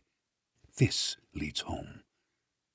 "It looks as if we're coming to a village," said the Mole, somewhat dubiously, slackening his pace, as the track, that had in time become a path, and then had developed into a lane, now handed them over to the charge of a well-metalled road. The animals did not hold with villages, and their own highways, thickly frequented as they were, took an independent course, regardless of church, post office, or public house. "Oh, never mind," said the Rat. "At this season of the year they're all safe indoors by this time, sitting round the fire, men, women and children, dogs and cats and all. We shall slip through all right, without any bother or unpleasantness, and we can have a look at them through the windows if you like, and see what they're doing." The rapid nightfall of mid-December had quite beset the little village as they approached it on soft feet over a first thin fall of powdery snow. Little was visible but squares of a dusky orange-red on either side of the street, where the firelight or lamplight of each cottage overflowed through the casements into the dark world without. Most of the low latticed windows were innocent of blinds, and to the lookers-in from outside, the inmates, gathered round the tea-table, absorbed in handiwork or talking with laughter and gesture, had each that happy grace which is the last thing the skilled actor shall capture, the natural grace which goes with perfect unconsciousness of observation. Moving at will from one theatre to another, the two spectators, so far from home themselves, had something of wistfulness in their eyes as they watched a cat being stroked, a sleepy child picked up and huddled off to bed, or a tired man stretch and knock out his pipe at the end of a smouldering log. But it was from one little window, with its blind drawn down, a mere blank transparency on the night, that the sense of home and the little curtained world within walls, the larger stressful world of outside nature shut out and forgotten, most pulsated. Close against the white blind hung a birdcage, clearly silhouetted, every wire, perch, and appurtenance distinct and recognizable, even to yesterday's dull-edged lump of sugar. On the middle perch, the fluffy occupant, head tucked well into feathers, seemed so near to them as to be easily stroked had they tried. Even the delicate tips of his plumped-out plumage penciled plainly on the illuminated screen. As they looked, the sleepy little fellow stirred uneasily, woke, shook himself, and raised his head. They could see the gape of his tiny beak as he yawned in a bored sort of way, looked round, and then settled his head into his back again, while the ruffled feathers gradually subsided into perfect stillness. Then a gust of bitter wind took them in the back of the neck. A small sting of frozen sleet on the skin woke them as from a dream, and they knew their toes to be cold and their legs tired, and their own home distant a weary way. Once beyond the village, where the cottages ceased abruptly, on either side of the road they could smell through the darkness the friendly fields again, and they braced themselves for the last long stretch, the home stretch, the stretch that we know is bound to end, sometime, in the rattle of the door latch, the sudden firelight, and the sight of familiar things greeting us as long-absent travellers from far oversea. They plodded along steadily and silently, each of them thinking his own thoughts. The moles ran a good deal on supper, as it was pitch dark, and it was all a strange country for him as far as he knew, and he was following obediently in the wake of the rat, leaving the guidance entirely to him. As for the rat, he was walking a little way ahead, as his habit was, his shoulders humped, his eyes fixed on the straight grey road in front of him. So he did not notice poor Mole, when suddenly the summons reached him, and took him like an electric shock. We others, who have long lost the more subtle of the physical senses, have not even proper terms to express an animal's inner communications with his surroundings, living or otherwise, and have only the word smell, for instance, to include the whole range of delicate thrills which murmur in the nose of the animal night and day, summoning, warning, inciting, repelling. It was one of these mysterious fairy calls from out of the void that suddenly reached Mole in the darkness, making him tingle through and through with its very familiar appeal, even while yet he could not clearly remember what it was.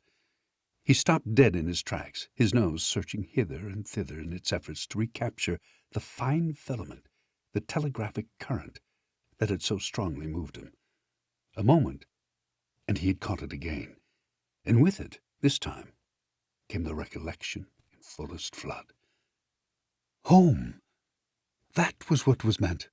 Those caressing appeals, those soft touches wafting through the air, those invisible little hands pulling and tugging all one way. Why, it must be quite close to him at that moment, his old home that he had hurriedly forsaken and never sought again, that day when he first found the river. And now it was sending out its scouts and its messengers to capture him and bring him in. Since his escape on that bright morning, he had hardly given it a thought. So absorbed had he been in his new life, in all its pleasures, its surprises, its fresh and captivating experiences. Now, with a rush of old memories, how clearly it stood up before him in the darkness, shabby indeed, and small and poorly furnished, and yet his, the home he had made for himself, the home he had been so happy to get back to after his day's work. And the home had been happy with him, too, evidently, and was missing him, and wanted him back, and was telling him so through his nose, sorrowfully, reproachfully, but with no bitterness or anger, only with plaintive reminder that it was there and wanted him. The call was clear, the summons was plain. He must obey it instantly and go. Ratty, he called, full of joyful excitement. Hold on! Come back! I want you, quick! Oh, come along, Mole, do, replied the rat cheerfully, still plodding along. Please, stop, Ratty, pleaded the poor mole, in anguish of heart. You don't understand. It's my home, my old home. I've just come across the smell of it. And it's close by here, really quite close. And I must go to it. I must. Oh, come back, Ratty, please, please come back. The rat was by this time very far ahead, too far to hear clearly what the mole was calling, too far to catch the sharp note of painful appeal in his voice, and he was much taken up with the weather, for he too could smell something suspiciously like approaching snow. "Mole, we mustn't stop now, really," he called back. "We'll come for it tomorrow, whatever it is you found. But I daren't stop now. It's late, and the snow's coming on again, and I'm not sure of the way, and I want your nose, Mole, so come on quick, there's a good fellow." And the rat pressed forward on his way without waiting for an answer. Poor Mole stood alone in the road, his heart torn asunder, and a big sob gathering somewhere low down inside him, to leap up to the surface presently, he knew, in passionate escape. But even under such a test as this, his loyalty to his friend stood firm. Never for a moment did he dream of abandoning him. Meanwhile, the wafts from his old home pleaded, whispered, conjured, and finally claimed him imperiously. He dared not tarry longer within their magic circle. With a wrench that tore his very heartstrings, he set his face down the road and followed submissively in the track of the rat, while faint, thin little smells, still dogging his retreating nose, reproached him for his new friendship and his callous forgetfulness. With an effort he caught up with the unsuspecting rat, who began chattering cheerfully about what they would do when they got back, and how jolly a fire of logs in the parlour would be, and what a supper he meant to eat. Never noticing his companion's silence and distressful state of mind. At last, however, when they had gone some considerable way further, and were passing some tree stumps at the edge of a copse that bordered the road, he stopped and said kindly, "Look here, Mole, old chap, you seem dead tired. No talk left in you, and your feet dragging like lead? We'll sit down here for a minute and rest. The snow's held off so far, and the best part of our journey is over." The mole subsided forlornly on a tree stump, and tried to control himself, for he felt it surely coming. The sob he had fought with so long refused to be beaten. Up and up, it forced its way to the air, and then another, and another, and others thick and fast, till poor Mole at last gave up the struggle, and cried freely and helplessly and openly, now that he knew that it was all over, and he had lost what he could hardly be said to have found. The rat, astonished and dismayed at the violence of Mole's paroxysm of grief, did not dare to speak for a while. At last he said, very quietly and sympathetically, "What is it, old fellow? Whatever can be the matter? Tell us your trouble, and let me see what I can do." Poor Mole found it difficult to get any words out between the upheavals of his chest that followed one upon another so quickly, and held back speech and choked it as it came.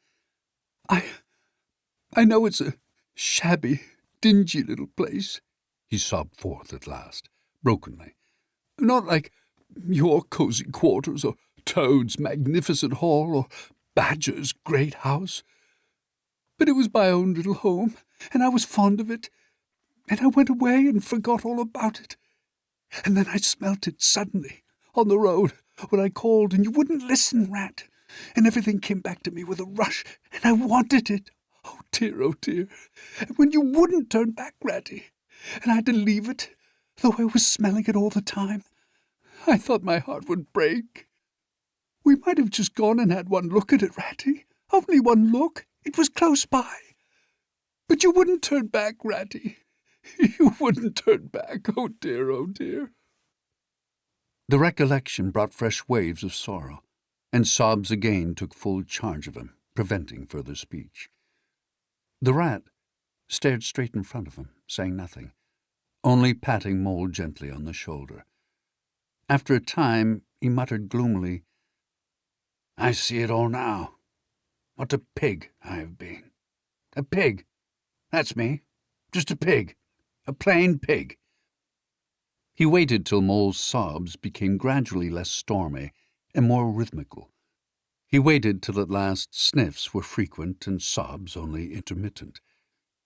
Then he rose from his seat, and, remarking carelessly, "Well, we'd really better be getting on, old chap," set off up the road again over the toilsome way they had come.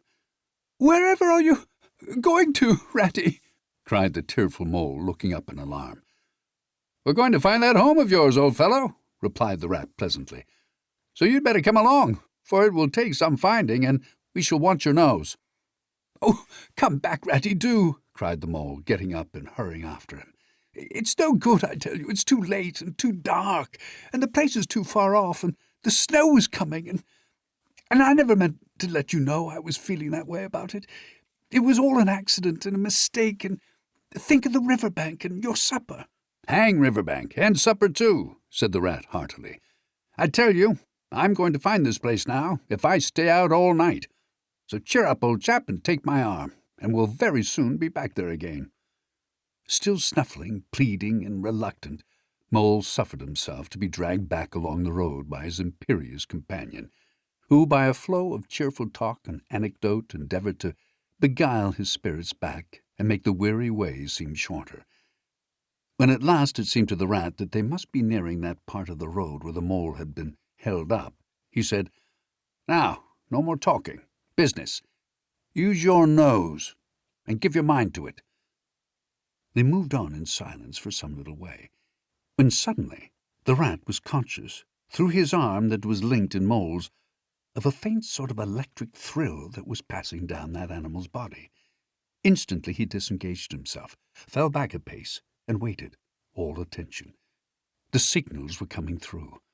Mole stood a moment, rigid, while his uplifted nose, quivering slightly, felt the air. Then a short, quick run forward, a fault, a check, a try back, and then a slow, steady, confident advance. The Rat, much excited, kept close to his heels as the Mole, with something of the air of a sleepwalker, crossed a dry ditch, scrambled through a hedge, and nosed his way over a field open and trackless and bare in the faint starlight. Suddenly, without giving warning, he dived.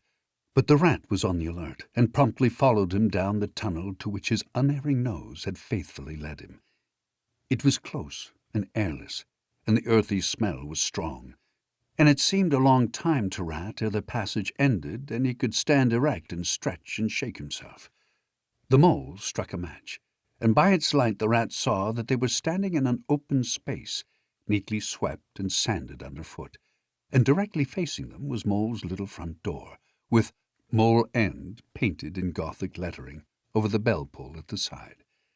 Mole reached down a lantern from a nail on the wall and lit it, and the Rat, looking around him, saw that they were in a sort of forecourt. A garden seat stood on one side of the door, and on the other a roller, for the Mole, who was a tidy animal when at home, could not stand having his ground kicked up by other animals into little runs that ended in earth heaps.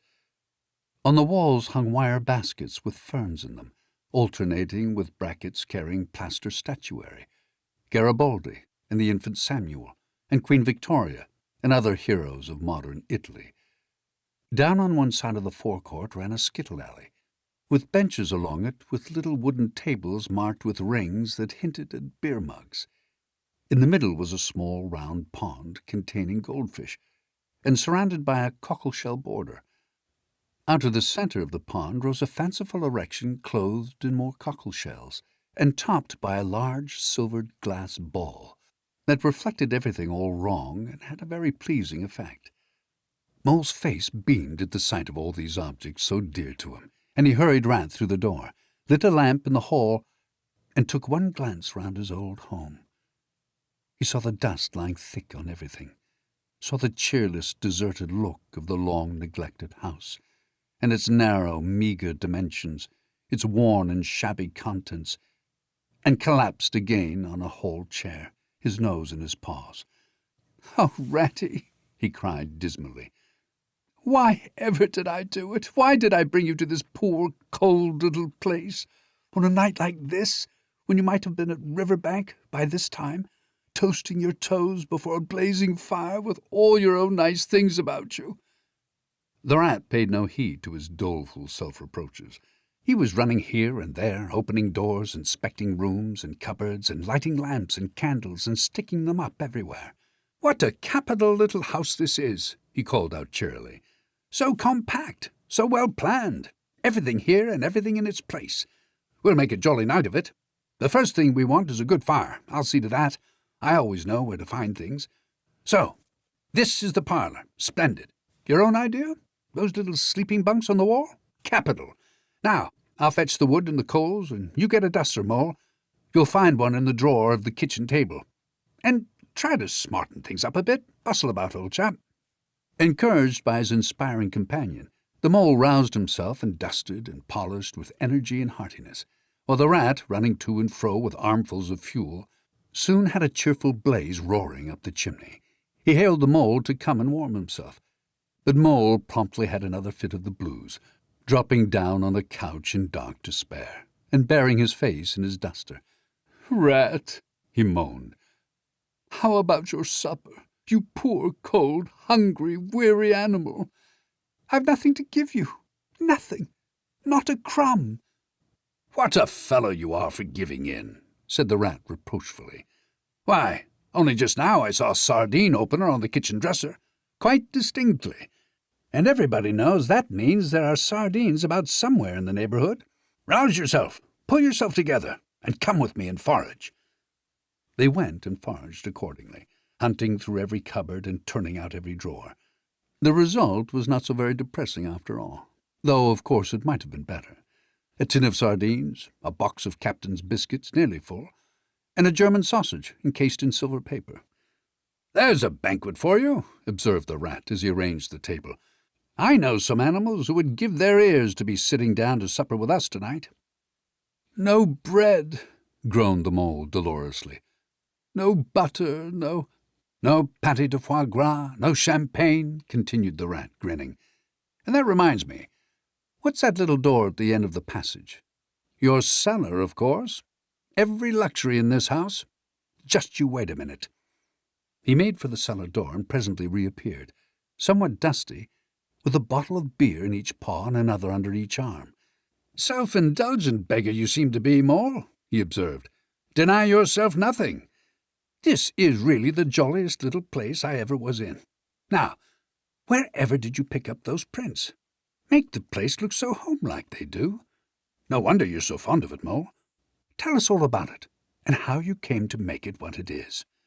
Then, while the rat busied himself fetching plates and knives and forks, and mustard which he mixed in an egg-cup, the Mole, his bosom still heaving with the stress of his recent emotion, related, somewhat shyly at first, but with more freedom as he warmed to his subject, how this was planned, and how that was thought out, and how this was got through a windfall from an aunt, and that was a wonderful find and a bargain, and this other thing was bought out of laborious savings and a certain amount of going without. His spirits finally quite restored, he must needs go and caress his possessions, and take a lamp and show off their points to his visitor and expatiate on them, quite forgetful of the supper they both so much needed.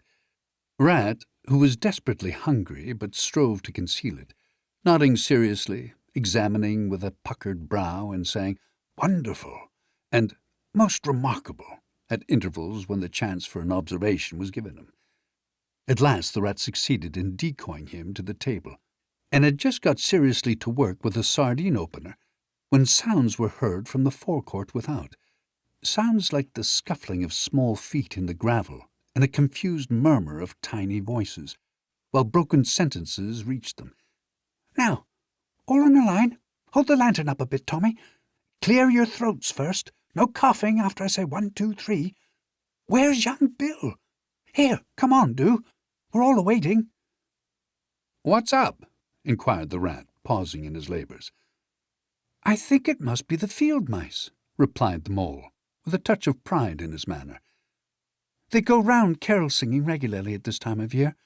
They're quite an institution in these parts, and they never pass me over. They come to Mole End last of all, and I used to give them hot drinks and supper too sometimes, when I could afford it. It will be like old times to hear them again." "Let's have a look at them," cried the rat, jumping up and running to the door. It was a pretty night, and a seasonable one, that met their eyes when they flung the door open. In the forecourt, lit by the dim rays of a horn lantern, some 8 or 10 little field mice stood in a semicircle, red worsted comforters round their throats, their forepaws thrust deep into their pockets, their feet jiggling for warmth. With bright, beady eyes they glanced shyly at each other, sniggering a little, sniffling, and applying coat sleeves a good deal. As the door opened, one of the elder ones that carried the lantern was just saying, "Now then, 1, 2, 3, and forthwith their shrill little voices uprose on the air, singing one of the old-time carols that their forefathers composed in fields that were fallow and held by frost, or when snowbound in chimney corners, and handed down to be sung in the miry street to lamplit windows at Yule-time. "Villagers, all this frosty tide, let your door swing open wide. The wind may follow and snow beside, yet draw us in by your fire to bide. Joy shall be yours in the morning. Here we stand in the cold and the sleet, blowing fingers and stamping feet, come from far away you to greet, you by the fire and we in the street, bidding you joy in the morning. For ere one half of the night was gone, sudden a star has led us on, raining bliss and benison, bliss tomorrow and more anon, joy for every morning. Goodman Joseph toiled through the snow, saw the star o'er a stable low. Mary she might not further go, welcome thatch and litter below, joy was hers in the morning. And then they heard the angels tell, who were the first to cry Noel, animals all, as it befell, in the stable where they did dwell, joys shall be theirs in the morning."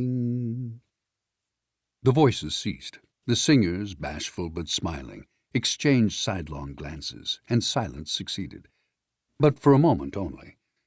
Then, from up above and far away, down the tunnel they had so lately travelled, was borne to their ears in a faint musical hum, the sound of distant bells ringing a joyful and clangorous peal. "Very well sung, boys," cried the rat heartily. "And now come along in, all of you, and warm yourselves by the fire and have something hot." "Yes, come along, field mice," cried the mole eagerly. "This is quite like old times. Shut the door after you. Pull up that settle by the fire. Now, you just wait a minute while we—" "Oh, Ratty!" he cried in despair, plumping down on a seat with tears impending. "Whatever are we doing? We've nothing to give them."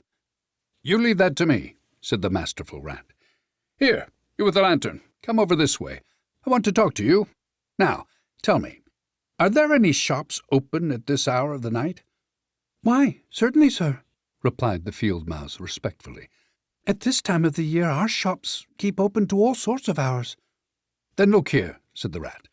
"You go off at once, you and your lantern, and you get me—" Here much muttered conversation ensued, and the mole only heard bits of it, such as, "Fresh mind? No, a pound of that will do. See you get Buggins, for I won't have any other. No, only the best. If you can't get it there, try somewhere else. Yes, of course, homemade. No tin stuff. Well, then, do the best you can." Finally, there was a chink of coin passing from paw to paw. The field mouse was provided with an ample basket for his purchases, and off he hurried, he and his lantern. The rest of the field mice, perched in a row on the settle, their small legs swinging, gave themselves up to enjoyment of the fire, and toasted their chilblains till they tingled, while the mole, failing to draw them into easy conversation, plunged into family history, and made each of them recite the names of his numerous brothers, who were too young, it appeared, to be allowed to go out a-caroling this year, but looked forward very shortly to winning the parental consent. The rat, meanwhile, was busy examining the label on one of the beer bottles. "I perceive this to be old Burton," he remarked approvingly. "Sensible mole. The very thing. Now we shall be able to mull some ale. Get the things ready, mole, while I draw the corks." It did not take long to prepare the brew and thrust the tin heater well into the red heart of the fire. And soon every field mouse was sipping and coughing and choking, for a little mulled ale goes a long way, and wiping his eyes and laughing and forgetting he had ever been cold in all his life. "They act plays, too, these fellows," the mole explained to the rat. "Make them up all by themselves and act them afterwards, and very well they do it, too. They gave us a capital one last year, about a field mouse who was captured at sea by a Barbary corsair and made to row in a galley, and when he escaped and got home again, his lady-love had gone into a convent. Here, you were in it, I remember. Get up and recite a bit." The field mouse at dress got up on his legs, giggled shyly, looked around the room, and remained absolutely tongue-tied. His comrades cheered him on. Mole coaxed and encouraged him, and the rat went so far as to take him by the shoulders and shake him. But nothing could overcome his stage fright. They were all busily engaged on him, like watermen applying the Royal Humane Society's regulations to a case of long submersion, when the latch clicked, the door opened, and the field mouse with the lantern reappeared, staggering under the weight of his basket. There was no more talk of play-acting once the very real and solid contents of the basket had been tumbled out on the table. Under the generalship of Rat, everybody was set to do something or to fetch something. In a very few minutes supper was ready, and Mole, as he took the head of the table in a sort of dream, saw a lately barren board set thick with savoury comforts, saw his little friends' faces brighten and beam as they fell to without delay, and then let himself loose, for he was famished indeed, on the provender so magically provided, thinking what a happy homecoming this had turned out after all. As they ate, they talked of old times, and the field mice gave him the local gossip up to date, and answered as well as they could the 100 questions he had to ask them. The rat said little or nothing, only taking care that each guest had what he wanted and plenty of it, and that Mole had no trouble or anxiety about anything. They clattered off at last, very grateful and showering wishes of the season, with their jacket pockets stuffed with remembrances for the small brothers and sisters at home. When the door had closed on the last of them, and the chink of the lanterns had died away, Mole and Rat kicked the fire up, drew their chairs in, brewed themselves a last nightcap of mulled ale, and discussed the events of the long day. At last the Rat, with a tremendous yawn, said, "Mole, old chap, I'm ready to drop. Sleepy is simply not the word. That your own bunk over on that side? Very well, then, I'll take this. What a ripping little house this is. Everything's so handy." He clambered into his bunk and rolled himself well up in the blankets, and slumber gathered him forthwith, as a swath of barley is folded into the arms of the reaping machine. The weary Mole also was glad to turn in without delay, and soon had his head on his pillow in great joy and contentment. But ere he closed his eyes, he let them wander round his old room, mellow in the glow of the firelight that played or rested on familiar and friendly things, which had long been unconsciously a part of him, and now smilingly received him back, without rancour. He was now in just the frame of mind that the tactful Rat had quietly worked to bring about in him.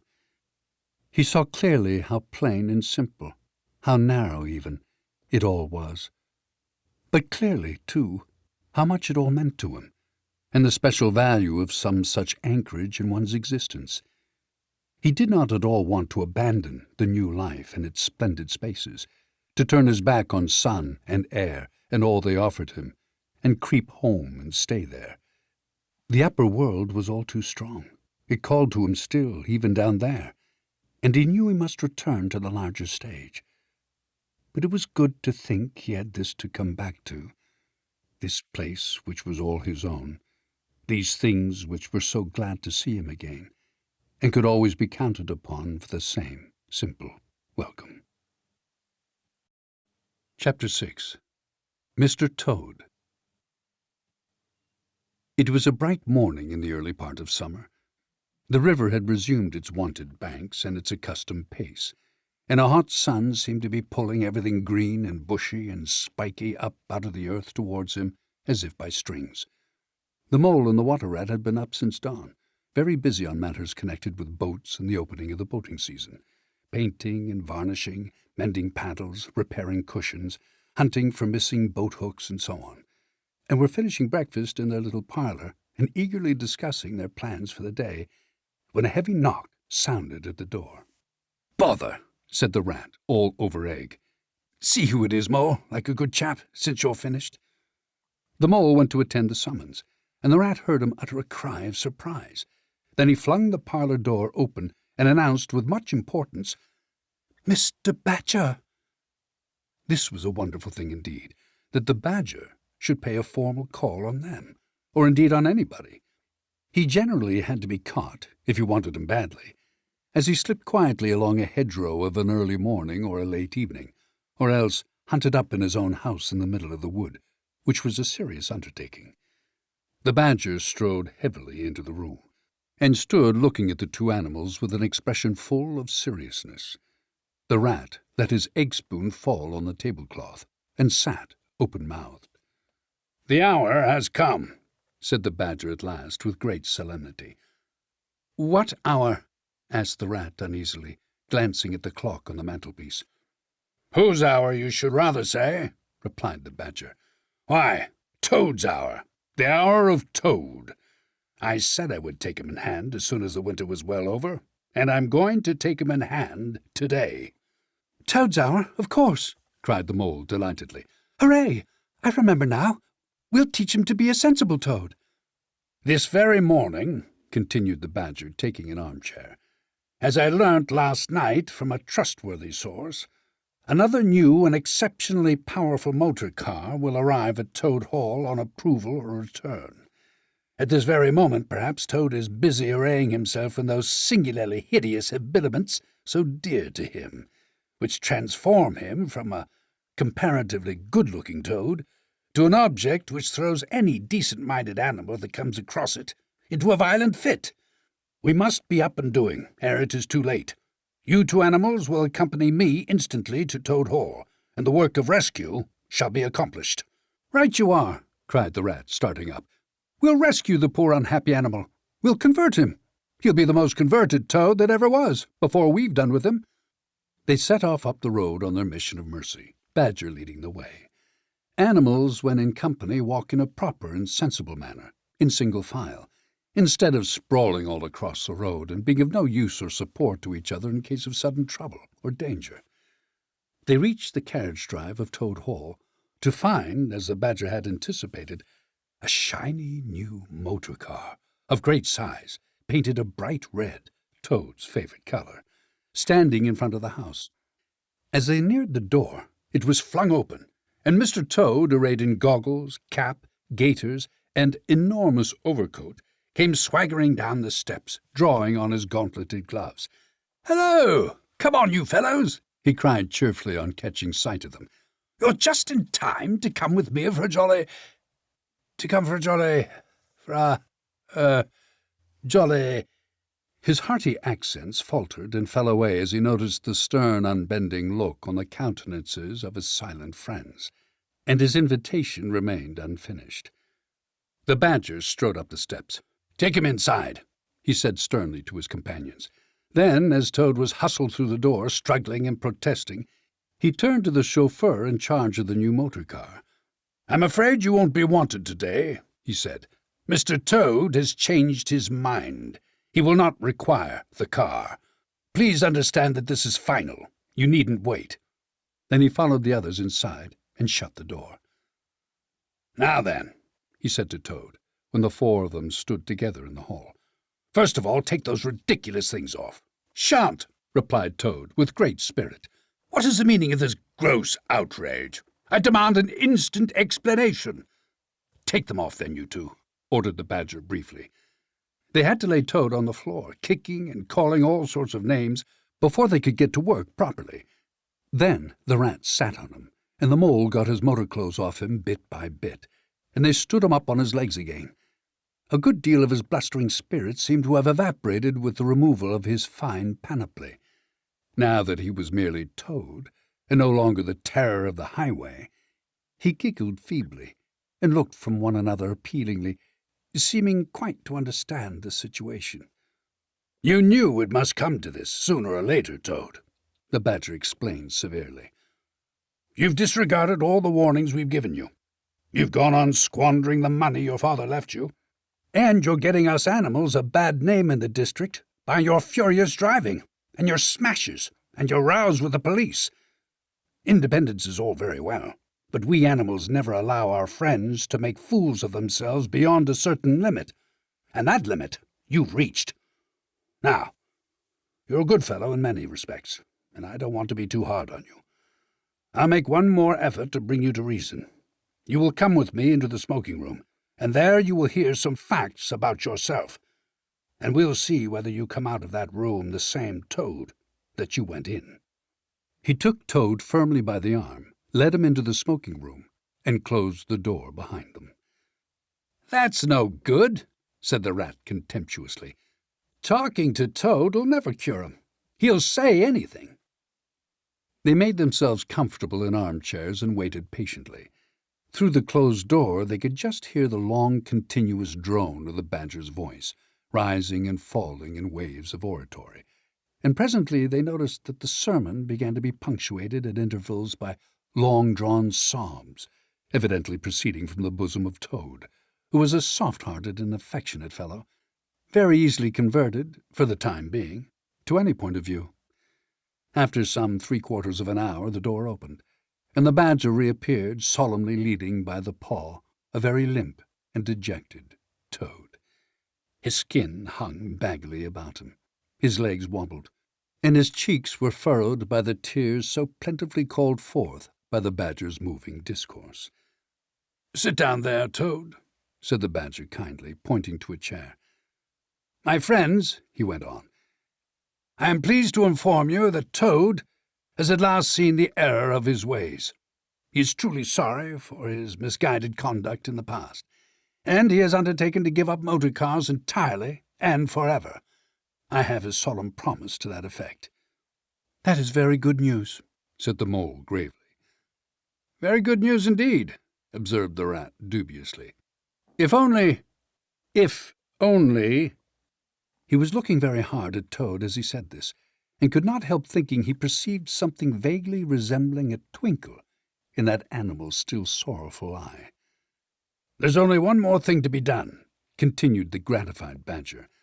"Toad, I want you solemnly to repeat, before your friends here, what you fully admitted to me in the smoking room just now. First, you are sorry for what you've done, and you see the folly of it all?" There was a long, long pause.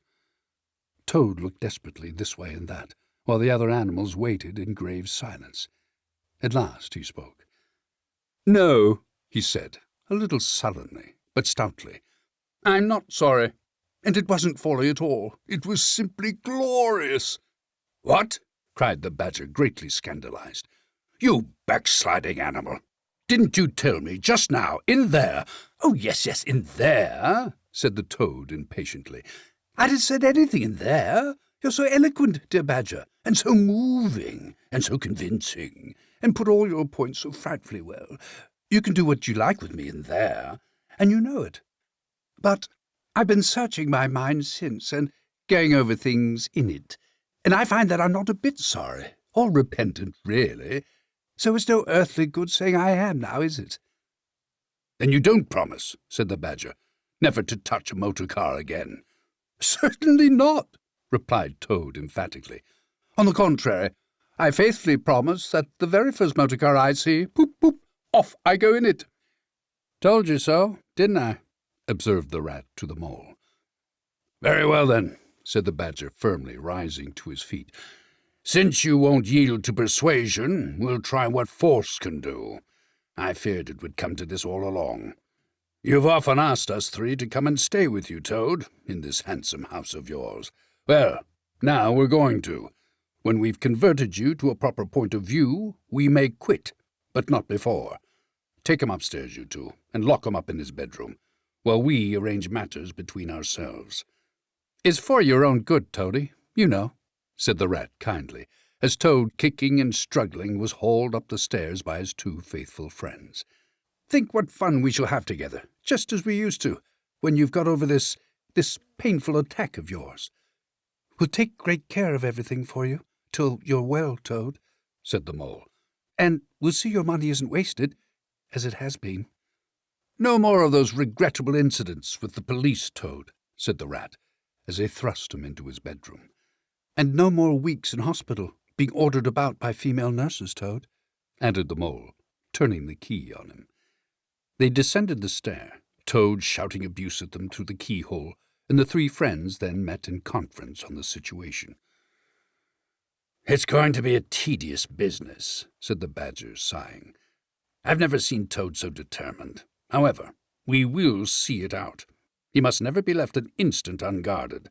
We shall have to take it in turns to be with him till the poison has worked itself out of his system." They arranged watches accordingly. Each animal took it in turns to sleep in Toad's room at night, and they divided the day up between them. At first, Toad was undoubtedly very trying to his careful guardians. When his violent paroxysms possessed him, he would arrange bedroom chairs in rude resemblance of a motor car, and would crouch on the foremost of them, bent forward and staring fixedly ahead, making uncouth and ghastly noises, till the climax was reached, when, turning a complete somersault, he would lie prostrate amid the ruins of the chairs, apparently completely satisfied for the moment. As time passed, however, these painful seizures grew gradually less frequent, and his friends strove to divert his mind into fresh channels. But his interest in other matters did not seem to revive, and he grew apparently languid and depressed. One fine morning, the Rat, whose turn it was to go on duty, went upstairs to relieve Badger, whom he found fidgeting to be off and stretch his legs in a long ramble round his wood and down his earths and burrows. "Toad's still in bed," he told the Rat outside the door. "Can't get much out of him, except, 'Oh, leave him alone. He wants nothing. Perhaps he'll be better presently. It may pass off in time. Don't be unduly anxious,' and so on.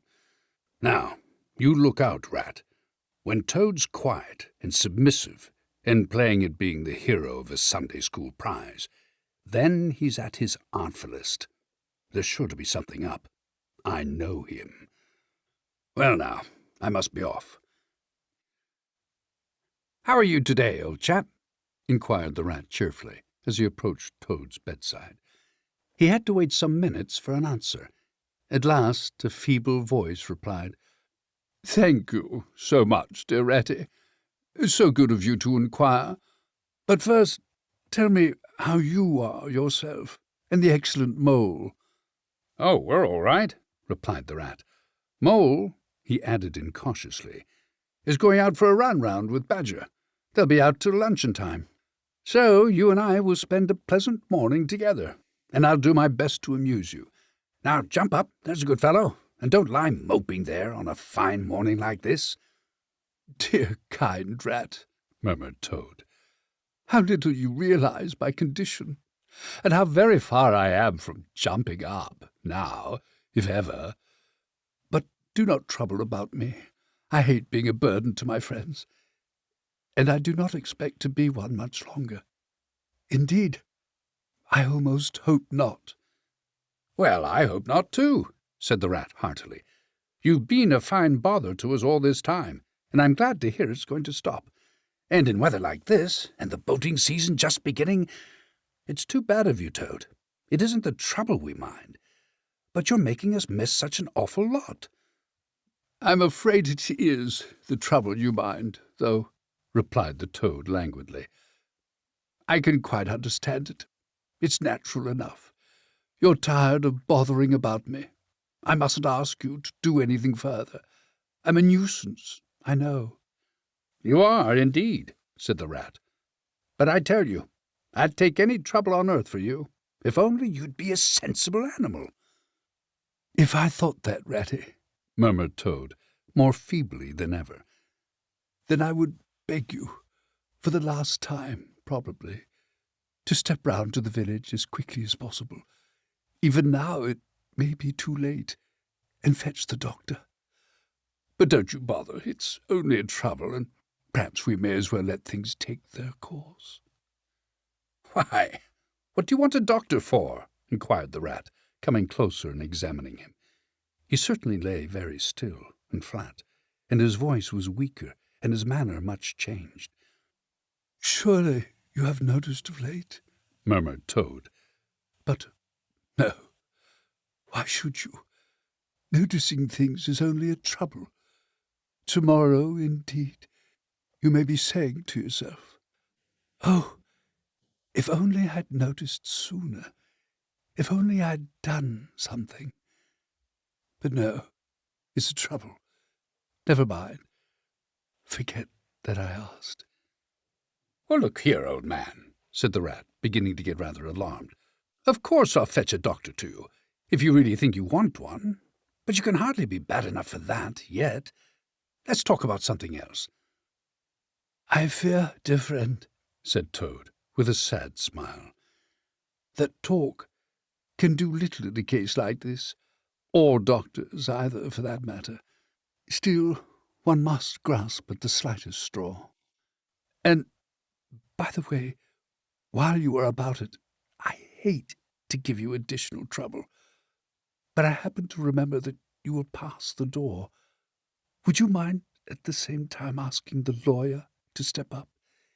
It would be a convenience to me, and there are moments, perhaps I should say there is a moment, when one must face disagreeable tasks, at whatever cost to exhausted nature." "A lawyer?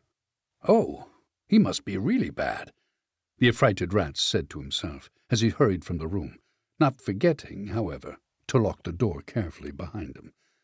Outside he stopped to consider. The other two were far away, and he had no one to consult.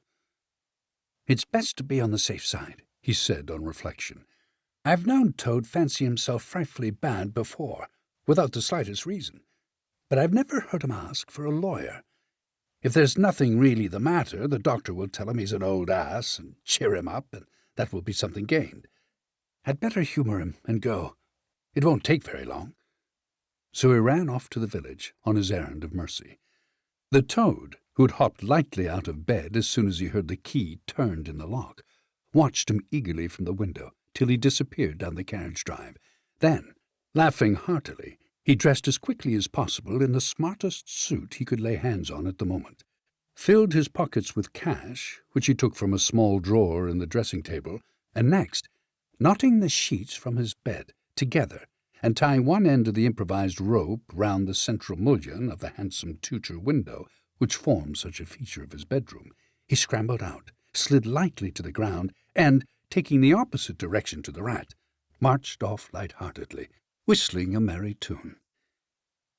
It was a gloomy luncheon for Rat when the Badger and the Mole at length returned, and he had to face them at table with his pitiful and unconvincing story. The Badger's caustic, not to say brutal remarks may be imagined, and therefore passed over. But it was painful to Rat that even the Mole, though he took his friend's side as far as possible, could not help saying, "You've been a bit of a duffer this time, Ratty. Toad, too, of all animals." "He did it awfully well," said the crestfallen Rat. "He did you awfully well," rejoined the Badger hotly. "However, talking won't mend matters. He's got clear away for the time, that's certain, and the worst of it is, he'll be so conceited with what he'll think is his cleverness that he may commit any folly. One comfort is we're free now, and needn't waste any more of our precious time doing sentry-go. But we'd better continue to sleep at Toad Hall for a while longer. Toad may be brought back at any moment, on a stretcher or between two policemen." So spoke the Badger, not knowing what the future held in store, or how much water, and of how turbid a character, was to run under the bridges before Toad should sit at ease again in his ancestral hall.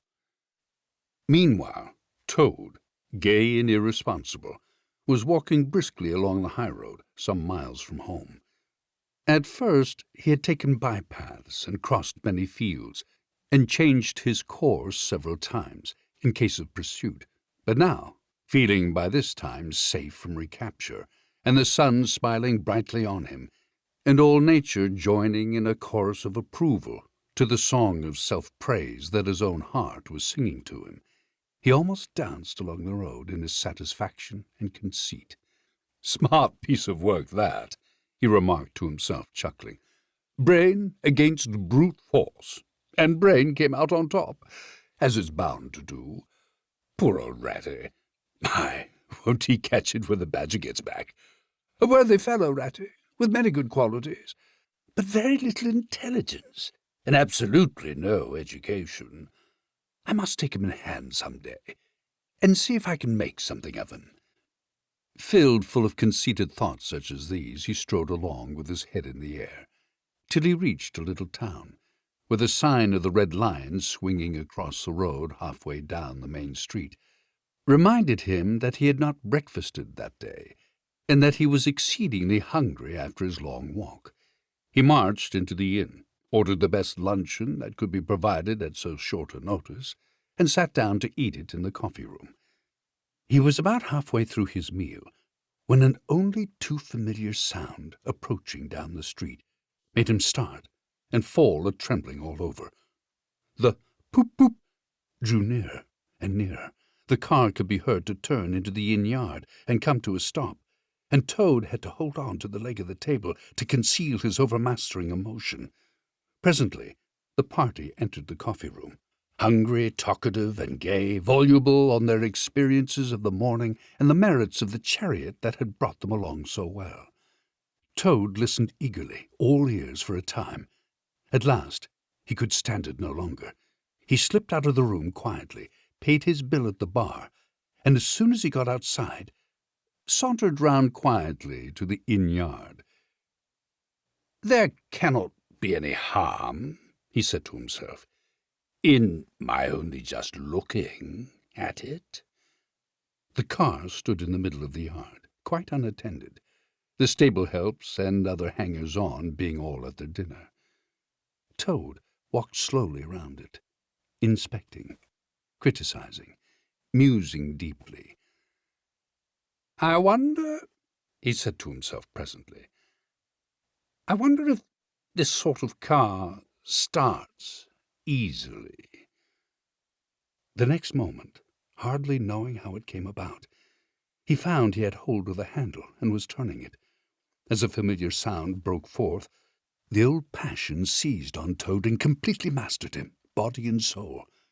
As if in a dream, he found himself somehow seated in the driver's seat. As if in a dream, he pulled the lever and swung the car round the yard and out through the archway.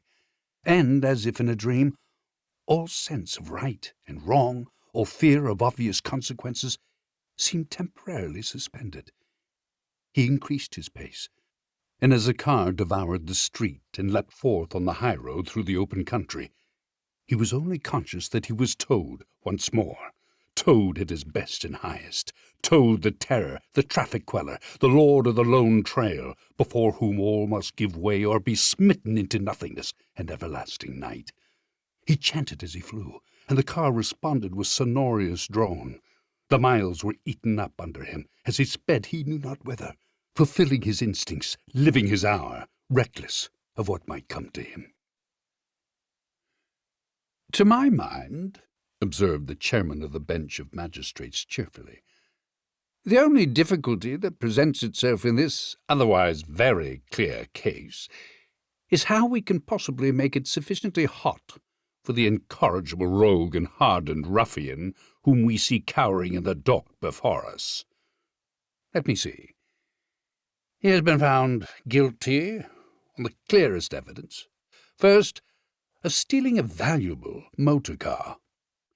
Secondly, of driving to the public danger. And thirdly, of gross impertinence to the rural police. Mr. Clerk, will you tell us, please, what is the very stiffest penalty we can impose for each of these offences, without, of course, giving the prisoner the benefit of any doubt, because there isn't any?" The clerk scratched his nose with his pen. "Some people would consider," he observed, "that stealing the motor car was the worst offence, and so it is. But checking the police undoubtedly carries the severest penalty, and so it ought. Supposing you were to say 12 months for the theft, which is mild, and 3 years for the furious driving, which is lenient, and 15 years for the cheek, which was pretty bad sort of cheek, judging by what we've heard from the witness box, even if you only believe 1/10 part of what you heard, and I never believe more myself. Those figures, if added together correctly, tot up to 19 years. First rate, said the chairman.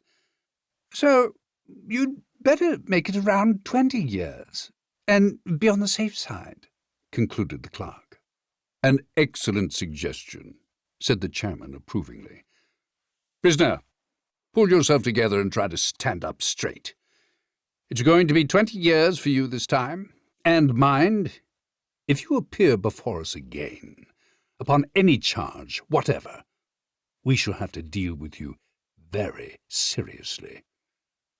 Then the brutal minions of the law fell upon the hapless Toad, loaded him with chains, and dragged him from the courthouse, shrieking, praying, protesting, across the marketplace, where the playful populace, always as severe upon detected crime as they are sympathetic and helpful when one is merely wanted, assailed him with jeers, carrots, and popular catchwords, past hooting schoolchildren, their innocent faces lit up with the pleasure they ever derive from the sight of a gentleman in difficulties, across the hollow-sounding drawbridge, below the spiky portcullis, under the frowning archway of the grim old castle, whose ancient towers soared high overhead, past guard-rooms full of grinning soldiery off duty, past sentries who coughed in a horrid, sarcastic way, because that is as much as a sentry on his post dare do to show his contempt and abhorrence of crime, up time-worn winding stairs, past men-at-arms in casket and corslet of steel, darting threatening looks through their vizards, across courtyards where mastiffs strained at their leash and pawed the air to get at him, past ancient warders, their halberds leant against the wall, dozing over a pasty and a flagon of brown ale. On and on, past the rack-chamber and the thumbscrew room, past the turning that led to the private scaffold, till they reached the door of the grimmest dungeon that lay in the heart of the innermost keep. There, at last, they paused, where an ancient jailer sat fingering a bunch of mighty keys. "Odds bodkins," said the sergeant of police, taking off his helmet and wiping his forehead. "Rouse thee, old loon, and take over from us this vile Toad, a criminal of deepest guilt and matchless artfulness and resource. Watch and ward him with all thy skill, and mark thee well, greybeard, should aught untoward befall, thy old head shall answer for his, and a murrain on both of them."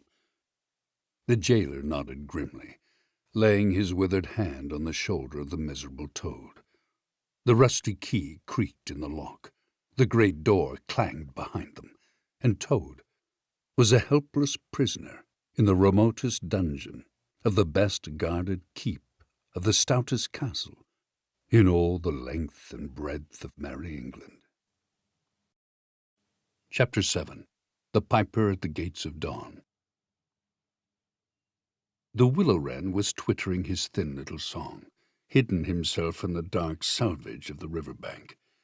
Though it was past 10 o'clock at night, the sky still clung to and retained some lingering skirts of light from the departed day, and the sullen heats of the torrid afternoon broke up and rolled away at the dispersing touch of the cool fingers of the short midsummer night. Mole lay stretched on the bank, still panting from the stress of the fierce day that had been cloudless from dawn to late sunset, and waited for his friend to return. He had been on the river with some companions, leaving the water-rat free to keep an engagement of long standing with Otter, and he had come back to find the house dark and deserted, and no sign of Rat, who was doubtless keeping it up late with his old comrade. It was still too hot to think of staying indoors, so he lay on some cool dock leaves and thought over the past day and its doings, and how very good they all had been. The rat's light footfall was presently heard approaching over the parched grass. "Oh, the blessed coolness," he said, and sat down, gazing thoughtfully into the river, silent and preoccupied. "You stayed to supper, of course," said the Mole presently. "Simply had to," said the Rat. "They wouldn't hear of my going before. You know how kind they always are. And they made things as jolly for me as ever they could, right up to the moment I left. But I felt a brute all the time, as it was clear to me they were very unhappy, though they tried to hide it. Mole, I'm afraid they're in trouble. Little Portly is missing again, and you know what a lot his father thinks of him, though he never says much about it." "What, that child?" said the Mole lightly. "Well, suppose he is. Why worry about it? He's always straying off and getting lost and turning up again. He's so adventurous. But no harm ever happens to him. Everybody hereabouts knows him and likes him, just as they do old Otter. And you may be sure some animal or other will come across him and bring him back again all right. Why, we found him ourselves, miles from home, and quite self-possessed and cheerful." "Yes, but this time it's more serious," said the Rat gravely. "He's been missing for some days now, and the otters have hunted everywhere, high and low, without finding the slightest trace. And they've asked every animal, too, for miles around, and no one knows anything about him. Otter's evidently more anxious than he'll admit. I got out of him that young Portly hasn't learned to swim very well yet, and I can see he's thinking of the weir. There's a lot of water coming down still, considering the time of year, and the place always had a fascination for the child.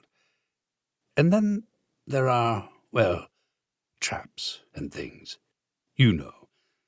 Otter's not the fellow to be nervous about any son of his before it's time, and now he is nervous. When I left, he came out with me, said he wanted some air, and talked about stretching his legs. But I could see it wasn't that, so I drew him out and pumped him, and got it all from him at last. He was going to spend the night watching by the ford. You know the place where the old ford used to be, in bygone days before they built the bridge." "I know it well," said the Mole. "But why should Otter choose to watch there?"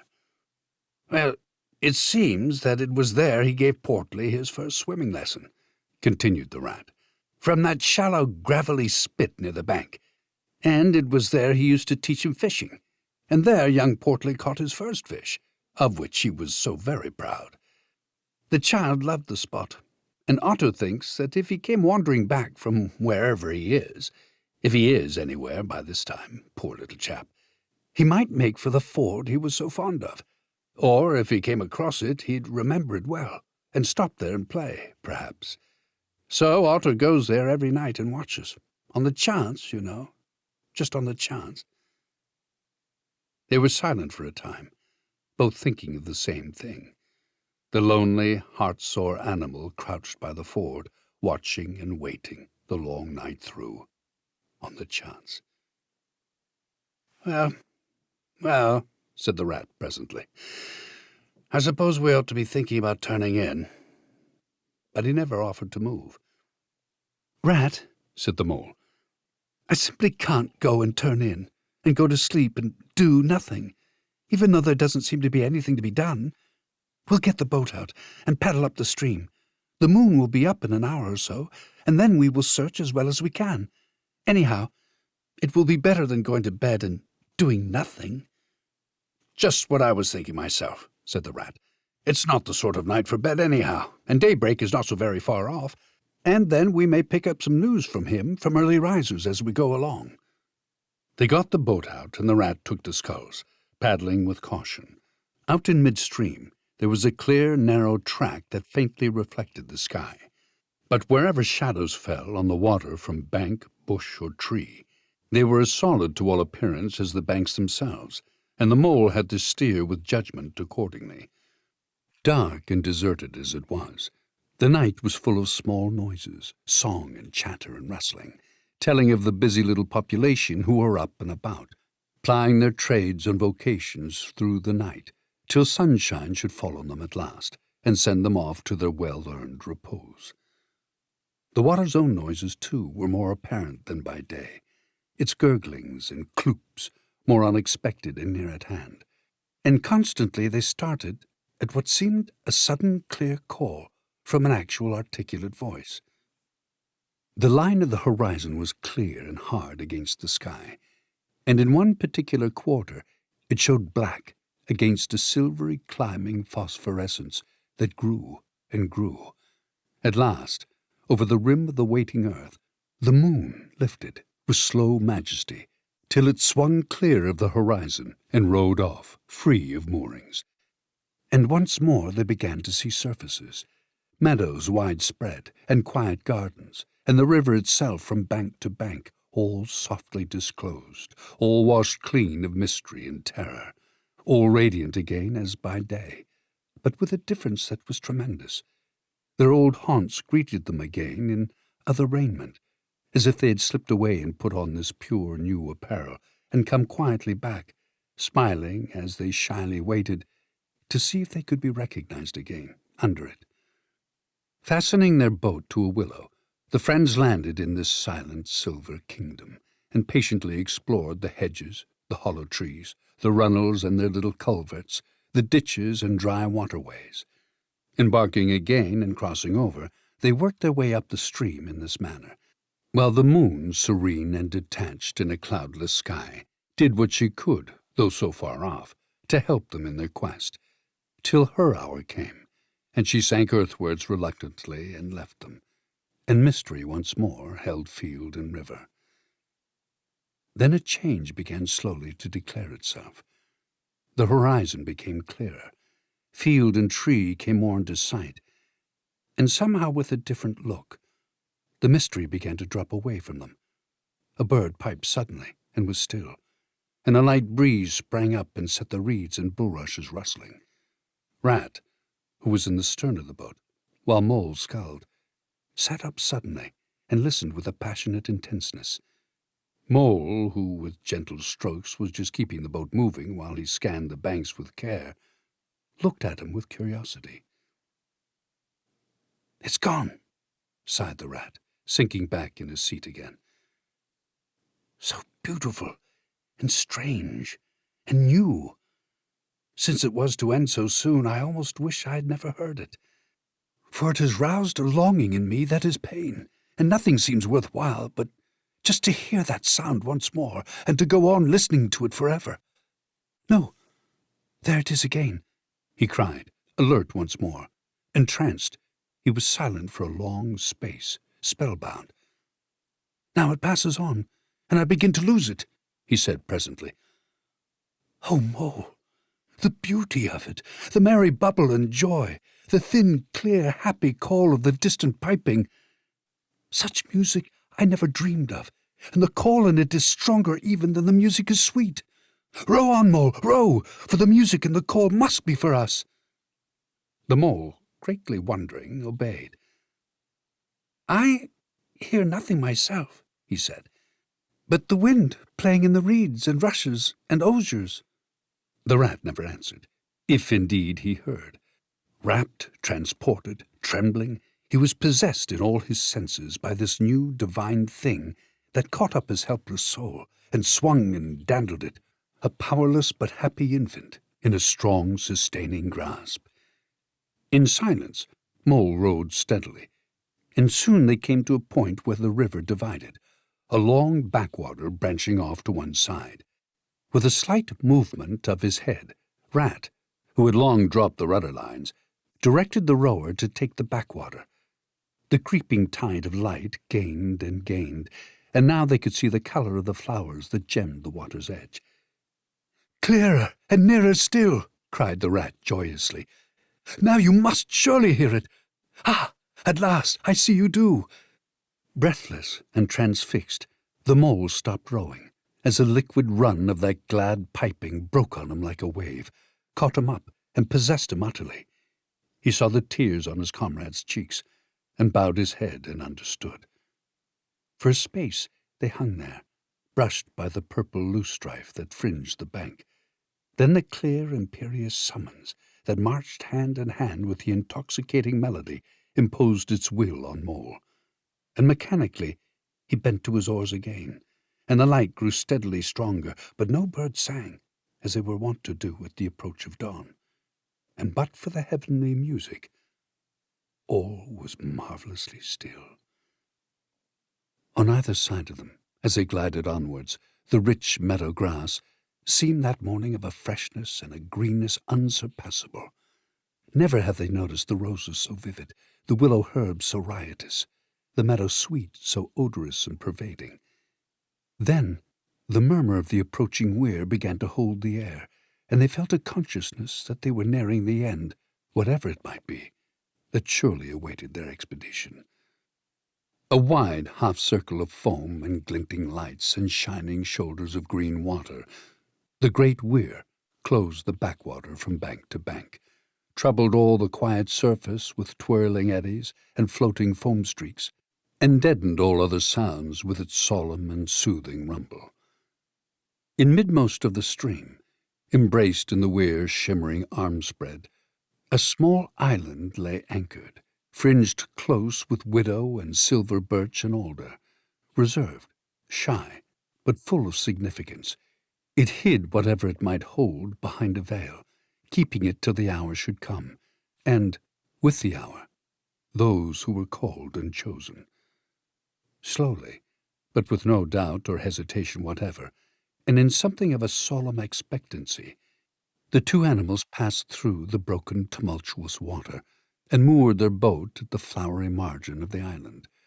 In silence they landed, and pushed through the blossom and scented herbage and undergrowth that led up to the level ground, till they stood on a little lawn of a marvellous green, set round with nature's own orchard trees, crabapple, wild cherry, and sloe. "This is the place of my song-dream, the place the music played to me," whispered the rat, as if in a trance. "Here, in this holy place, here if anywhere, surely we shall find him." Then suddenly the mole felt a great awe fall upon him, an awe that turned his muscles to water, bowed his head, and rooted his feet to the ground. It was no panic terror. Indeed, he felt wonderfully at peace and happy. But it was an awe that smote and held him, and without seeing, he knew it could only mean that some august presence was very, very near. With difficulty, he turned to look for his friend, and saw him at his side, cowed, stricken, and trembling violently. And still there was utter silence in the populous bird-haunted branches around them, and still the light grew and grew. Perhaps he would never have dared to raise his eyes, but that, though the piping was now hushed, the call and the summons seemed still dominant and imperious. He might not refuse, were death himself waiting to strike him instantly, once he had looked with mortal eye on things rightly kept hidden. Trembling, he obeyed, and raised his humble head. And then, in that utter clearness of the imminent dawn, while nature, flushed with fullness of incredible colour, seemed to hold her breath for the event, he looked in the very eyes of the friend and helper, saw the backward sweep of the curved horns, gleaming in the growing daylight, saw the stern hooked nose between the kindly eyes that were looking down on them humorously, while the bearded mouth broke into a half-smile at the corners, saw the rippling muscles on the arm that lay across the broad chest, the long supple hand still holding the panpipes only just fallen away from the parted lips, saw the splendid curves of the shaggy limbs disposed in majestic ease on the sward, saw, last of all, nestling between the very hooves, sleeping soundly in entire peace and contentment, the little, round, podgy, childish form of the baby otter. All this he saw, for one moment breathless and intense, vivid on the morning sky. And still, as he looked, he lived, and still, as he lived, he wondered. "Rat," he found breath to whisper, shaking. "Are you afraid?" "Afraid?" murmured the rat, his eyes shining with unutterable love. "Afraid? Of him? Oh, never, never. And yet, oh, Mole, I am afraid. Then the two animals, crouching to the earth, bowed their heads and did worship. Sudden and magnificent, the sun's broad golden disk showed itself over the horizon facing them, and the first rays, shooting across the level water meadows, took the animals full in the eyes and dazzled them. When they were able to look once more, the vision had vanished, and the air was full of the carol of birds that hailed the dawn. As they stared blankly, in dumb misery, deepening as they slowly realized all they had seen and all they had lost, a capricious little breeze, dancing up from the surface of the water, tossed the aspens, shook the dewy roses, and blew lightly and caressingly in their faces. And with its soft touch came instant oblivion. For this is the last best gift that the kindly demigod is careful to bestow on those to whom he has revealed himself in their helping, the gift of forgetfulness, lest the awful remembrance should remain and grow and overshadow mirth and pleasure, and the great haunting memory should spoil all the afterlives of the little animals helped out of difficulties, in order that they should be happy and light-hearted as before. Mole rubbed his eyes and stared at Rat, who was looking about him in a puzzled sort of way. "I beg your pardon. What did you say, Rat?" he asked. "I think I was only remarking," said Rat slowly, "that this was the right sort of place, and that here, if anywhere, we should find him. And look! Why, there he is, the little fellow!" And with a cry of delight he ran towards the slumbering Portly. But Mole stood still a moment, held in thought, as one wakened suddenly from a beautiful dream, who struggles to recall it, and can recapture nothing but a dim sense of the beauty of it. The beauty, till that too fades away in its turn, and the dreamer bitterly accepts the hard, cold waking and all its penalties. So Mole, after struggling with his memory for a brief space, shook his head sadly and followed the Rat. Portly woke up with a joyous squeak and wriggled with pleasure at the sight of his father's friends, who had played with him so often in past days. In a moment, however, his face grew blank, and he fell to hunting round in a circle with pleading whine, as a child that has fallen happily asleep in its nurse's arms, and wakes to find itself alone and laid in a strange place, and searches corners and cupboards, and runs from room to room, despair growing silently in its heart. Even so Portly searched the island, and searched, dogged and unwearying, till at last the black moment came for giving it up, and sitting down and crying bitterly. The Mole ran quickly to comfort the little animal, but Rat lingered, looked long and doubtfully at certain hoof marks deep in the sward. "Some great animal has been here," he murmured slowly and thoughtfully, and stood musing, his mind strangely stirred. "Come along, Rat," called the Mole. "Think of poor Otter waiting up there by the ford." Portly had soon been comforted by the promise of a treat, a jaunt on the river in Mr. Rat's real boat, and the two animals conducted him to the water's side, placed him securely between them in the bottom of the boat, and paddled off down the backwater. The sun was fully up by now, and hot on them. Birds sang lustily and without restraint, and flowers smiled and nodded from either bank.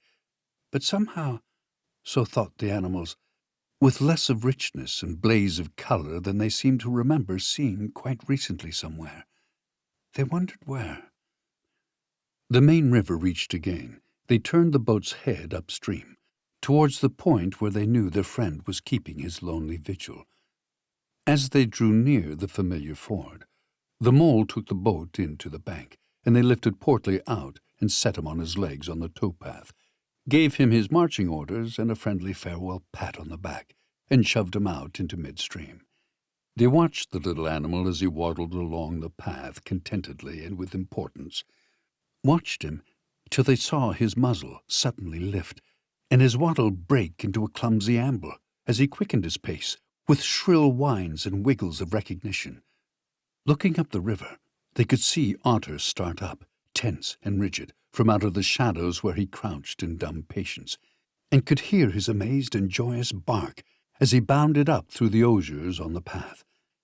Then the mole, with a strong pull on one oar, swung the boat round and let the full stream bear them down again whither it would, their quest now happily ended. "I feel strangely tired, Rat," said the mole, leaning wearily over his oars as the boat drifted. "It's being up all night, you'll say, perhaps. But that's nothing. We do as much half the nights of the week at this time of year. No, I feel as if I'd been through something very exciting and rather terrible, and it was just over, and yet nothing particular has happened." "Or something very surprising and splendid and beautiful," murmured the rat, leaning back and closing his eyes. "I feel just as you do, Mole, simply dead tired, though not body tired. It's lucky we've got the stream with us to take us home. Isn't it jolly to feel the sun again, soaking into one's bones, and hark to the wind playing in the reeds?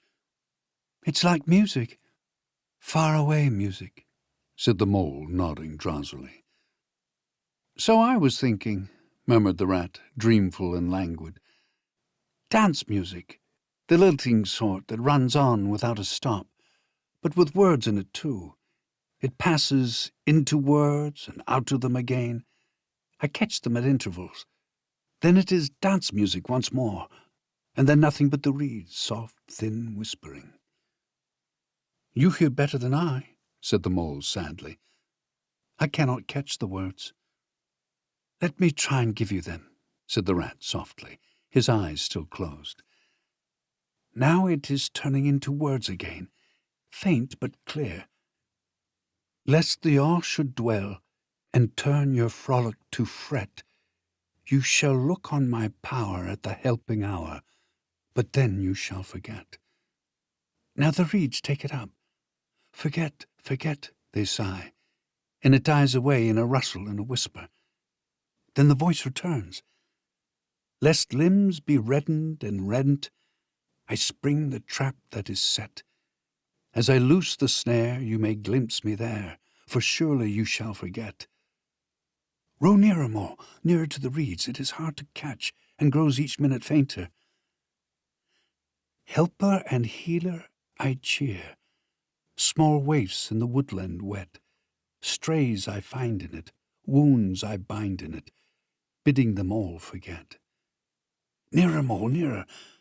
No, it is no good. The song has died away into the reed dock." "But what do the words mean?" asked the wondering mole. "That I do not know," said Rat simply. "I passed them on to you as they reached me." "Ah, now they return again, and this time full and clear. This time at last it is the real, the unmistakable thing. Simple, passionate, perfect." "Well, let's have it then," said the mole, after he had waited patiently for a few minutes, half dozing in the hot sun. But no answer came. He looked and understood the silence. With a smile of much happiness on his face, and something of a listening look still lingering there, the weary rat was fast asleep. Chapter 8. Toad's Adventures. When Toad found himself immured in a dank and noisome dungeon, and knew that all the grim darkness of a medieval fortress lay between him and the outer world of sunshine and well-metalled highroads, where he had lately been so happy, disporting himself as if he had bought up every road in England, he flung himself at full length on the floor and shed bitter tears, and abandoned himself to dark despair. "Oh, this is the end of everything. At least it is the end of the career of Toad, which is the same thing. The popular and handsome Toad, the rich and hospitable Toad, the Toad so free and careless and debonair. How can I hope to ever be set at large again? He who have been imprisoned so justly, for stealing so handsome a motor car, and in such an audacious manner, and for such lurid and imaginative cheek, bestowed upon such a number of fat, red-faced policemen. Stupid animal that I was! Now I must languish in this dungeon. Two people who were proud to say they knew me have forgotten the very name of Toad. Oh, wise old badger! Oh, clever and intelligent rat! And sensible mole! What sound judgments, what a knowledge of men and matters you possess! Oh, unhappy and forsaken Toad! With lamentations such as these, he passed his days and nights for several weeks, refusing his meals or intermediate light refreshments, though the grim and ancient jailer, knowing that Toad's pockets were well lined, frequently pointed out that many comforts, and indeed luxuries, could by arrangement be sent in, at a price, from outside. Now the jailer had a daughter, a pleasant wench and good-hearted, who assisted her father in the lighter duties of his post. She was particularly fond of animals, and besides her canary, whose cage hung on a nail in the massive wall of the keep by day, to the great annoyance of prisoners who relished an after-dinner nap, and was shrouded in an antimacassar on the parlour table at night, she kept several piebald mice and a restless revolving squirrel. This kind-hearted girl, pitying the misery of Toad, said to her father one day, "Father, I can't bear to see that poor beast so unhappy, and getting so thin. You let me have the managing of him. You know how fond of animals I am. I'll make him eat from my hand, and sit up, and do all sorts of things." Her father replied that she could do what she liked with him. He was tired of Toad, and his sulks, and his airs, and his meanness. So that day she went on her errand of mercy, and knocked at the door of Toad's cell. "Now, cheer up, Toad," she said, coaxingly on entering, "and sit up and dry your eyes and be a sensible animal, and do try and eat a bit of dinner. See, I've brought you some of mine, hot from the oven." It was Bubble and Squeak, between two plates, and its fragrance filled the narrow cell. The penetrating smell of cabbage reached the nose of Toad as he lay prostrate in his misery on the floor, and gave him the idea, for a moment, that perhaps life was not such a blank and desperate thing as he had imagined. But still he wailed and kicked with his legs and refused to be comforted. So the wise girl retired for the time.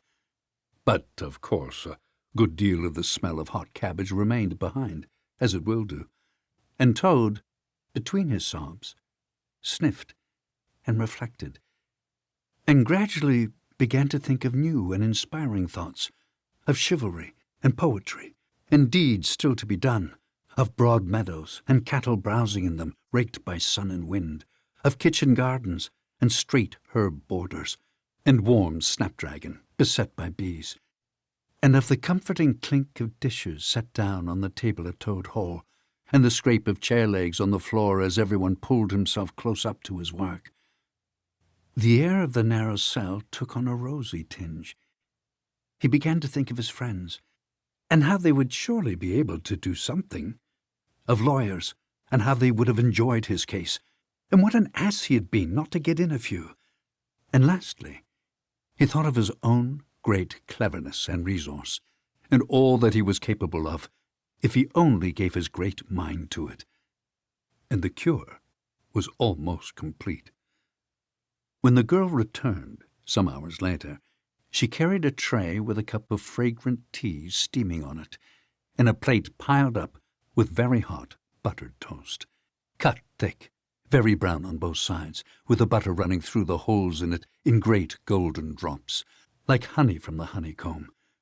The smell of that buttered toast simply talked to Toad, and with no uncertain voice, talked of warm kitchens, of breakfasts on bright frosty mornings, of cosy parlour firesides on winter evenings when one's ramble was over and slippered feet were propped on the fender, of the purring of contented cats, and the twitter of sleepy canaries. Toad sat up on end once more, dried his eyes, sipped his tea, and munched his toast. And soon began talking freely about himself, and the house he lived in, and his doings there, and how important he was, and what a lot his friends thought of him. The jailer's daughter saw that the topic was doing him as much good as a tea, as indeed it was, and encouraged him to go on. "Tell me about Toad Hall. It sounds beautiful." Toad Hall, said the toad proudly, is an eligible, self-contained gentleman's residence, very unique, dating in part from the 14th century, but replete with every modern convenience, up-to-date sanitation, 5 minutes from the church, post office, and golf links, suitable for— Bless the animal, said the girl, laughing. I don't want to take it. Tell me something real about it. But first, wait till I fetch you some more tea and toast. She tripped away, and presently returned with a fresh trayful, and Toad, pitching into the toast with avidity, his spirits quite restored to their usual level, told her about the boathouse, and the fish pond, and the old walled kitchen garden, and about the pigsties and the stables, and the pigeon house, and the hen house, and about the dairy and the wash house, and the china cupboards, and the linen presses. She liked that bit especially, and about the banqueting hall, and the fun they had there when the other animals were gathered round the table, and Toad was at his best, singing songs, telling stories, carrying on generally. Then she wanted to know about his animal friends, and was very interested in all he had to tell her about them, and how they lived, and what they did to pass their time. Of course, she did not say she was fond of animals as pets, because she had the sense to see that Toad would be extremely offended. When she said good night, having filled his water jug and shaken up his straw for him, Toad was very much the same sanguine, self-satisfied animal he had been of old. He sang a little song or two, of the sort he used to sing at his dinner parties, curled himself up in the straw, and had an excellent night's rest, and the pleasantest of dreams.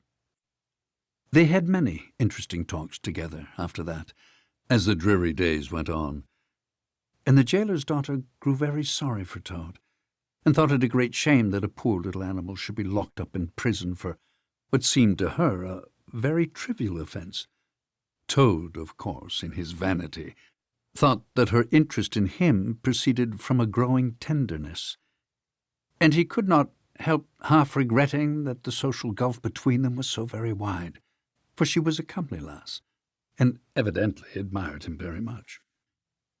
One morning the girl was very thoughtful, and answered at random, and did not seem to Toad to be paying proper attention to his witty sayings and sparkling comments.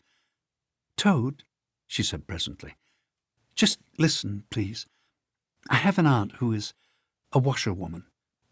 There, said Toad graciously and affably. Never mind. Think no more about it. I have several aunts who ought to be washerwomen. Do be quiet a minute, Toad. You talk too much. That's your chief fault. And I'm trying to think, and you hurt my head. As I said, I have an aunt who is a washerwoman. She does the washing for all the prisoners in this castle. We try to keep any paying business of that sort in the family, you understand. She takes out the washing on Monday morning and brings it in on Friday evening. This is a Thursday. Now, this is what occurs to me. You're very rich, at least you're always telling me so, and she's very poor. A few pounds wouldn't make any difference to you, and it would mean a lot to her. Now, I think if she were properly approached, squared, I believe is the word you animals use, you could come to some arrangement by which she would let you have her dress and bonnet and so on, and you could escape from the castle as the official washerwoman. You're very alike in many respects, particularly about the figure. We're not, said the Toad in a huff. I have a very elegant figure, for what I am. So has my aunt, for what she is. But have it your own way, you horrid, proud, ungrateful animal, when I'm sorry for you and trying to help you. Yes, that's all right. Thank you very much indeed. But look here, you wouldn't surely have Mr. Toad of Toad Hall going about the country disguised as a washerwoman? Then you can stop here as a toad. I suppose you want to go off in a coach and four. Honest Toad was always ready to admit himself in the wrong. "You are a good, kind, clever girl, and I am indeed a proud and stupid Toad. Introduce me to your worthy aunt, if you will be so kind, and I have no doubt that the excellent lady and I will be able to arrange things satisfactory to both parties." The next evening the girl ushered her aunt into Toad's cell, bearing his week's washing pinned up in a towel. The old lady had been prepared beforehand for the interview, and the sight of certain gold sovereigns that Toad had thoughtfully placed on the table in full view practically completed the matter and left little further to discuss. In return for his cash, Toad received a cotton print gown, an apron, a shawl, and a rusty black bonnet, the only stipulation the old lady made being that she should be gagged and bound and dumped down in a corner.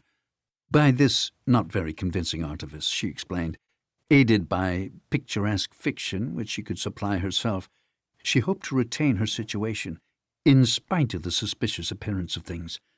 Toad was delighted with the suggestion. It would enable him to leave the prison in some style, and with his reputation for being a desperate and dangerous fellow untarnished. And he readily helped the jailer's daughter to make her aunt appear as much as possible the victim of circumstances over which she had no control. "Now it's your turn, Toad," said the girl. "Take off that coat and waistcoat of yours. You're fat enough as it is." Shaking with laughter, she proceeded to hook and eye him into the cotton print gown, arranged the shawl with a professional fold, and tied the strings of the rusty bonnet under his chin. "You're the very image of her. Only I'm sure you never looked half so respectable in all your life before.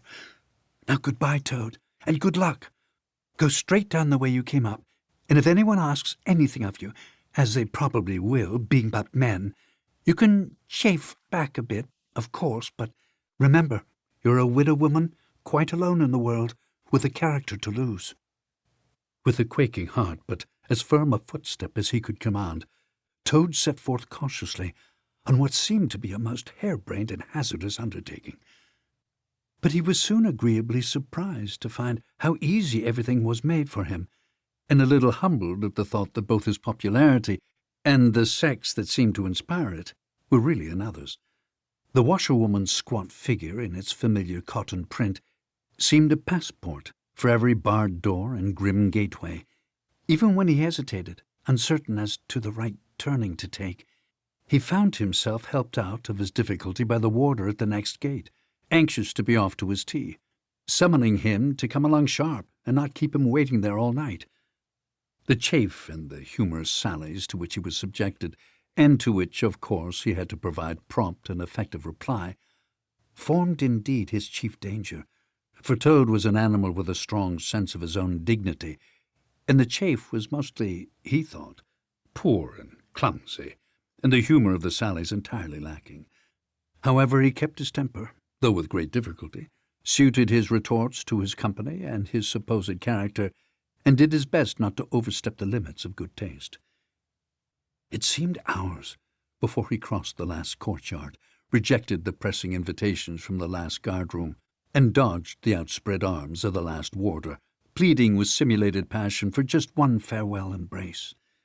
But at last he heard the wicket gate in the great outer door click behind him, felt the fresh air of the outer world upon his anxious brow, and knew that he was free. Dizzy with the easy success of his daring exploit, he walked quickly towards the lights of the town, not knowing in the least what he should do next, only quite certain of one thing, that he must remove himself as quickly as possible from the neighbourhood where the lady he was forced to represent was so well known and so popular a character. As he walked along, considering, his attention was caught by some red and green lights a little way off, to one side of the town, and the sound of the puffing and snorting of engines and the banging of shunted trucks fell on his ear. "Aha!" he thought. "This is a piece of luck. A railway station is the thing I want most in the world at this moment. And what's more, I needn't go through the town to get it, and shan't have to support this humiliating character by repartees which, though thoroughly effective, do not assist one's sense of self-respect." He made his way to the station accordingly, consulted a timetable, and found that a train, bound more or less in the direction of his home, was due to start in half an hour.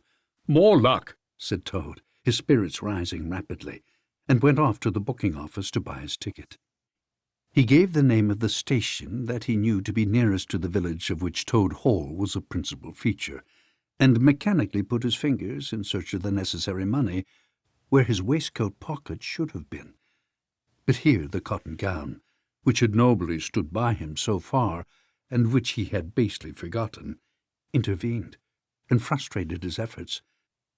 In a sort of nightmare he struggled with the strange, uncanny thing that seemed to hold his hands, turn all muscular strivings to water, and laugh at him all the time, while other travellers, forming in a line behind, waited with impatience, making suggestions of more or less value, and comments of more or less stringency and point.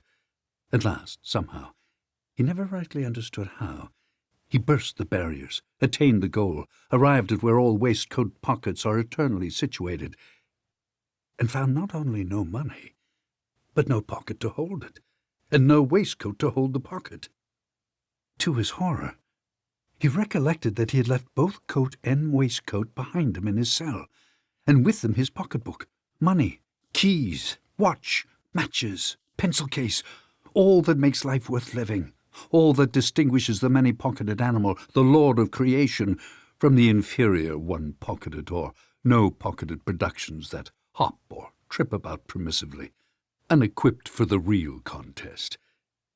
In his misery, he made one desperate effort to carry the thing off, and, with a return to his fine old manner, a blend of the squire and the college don, he said, "Look here, I find I've left my purse behind. Just give me that ticket, will you, and I'll send the money on tomorrow. I'm well known in these parts."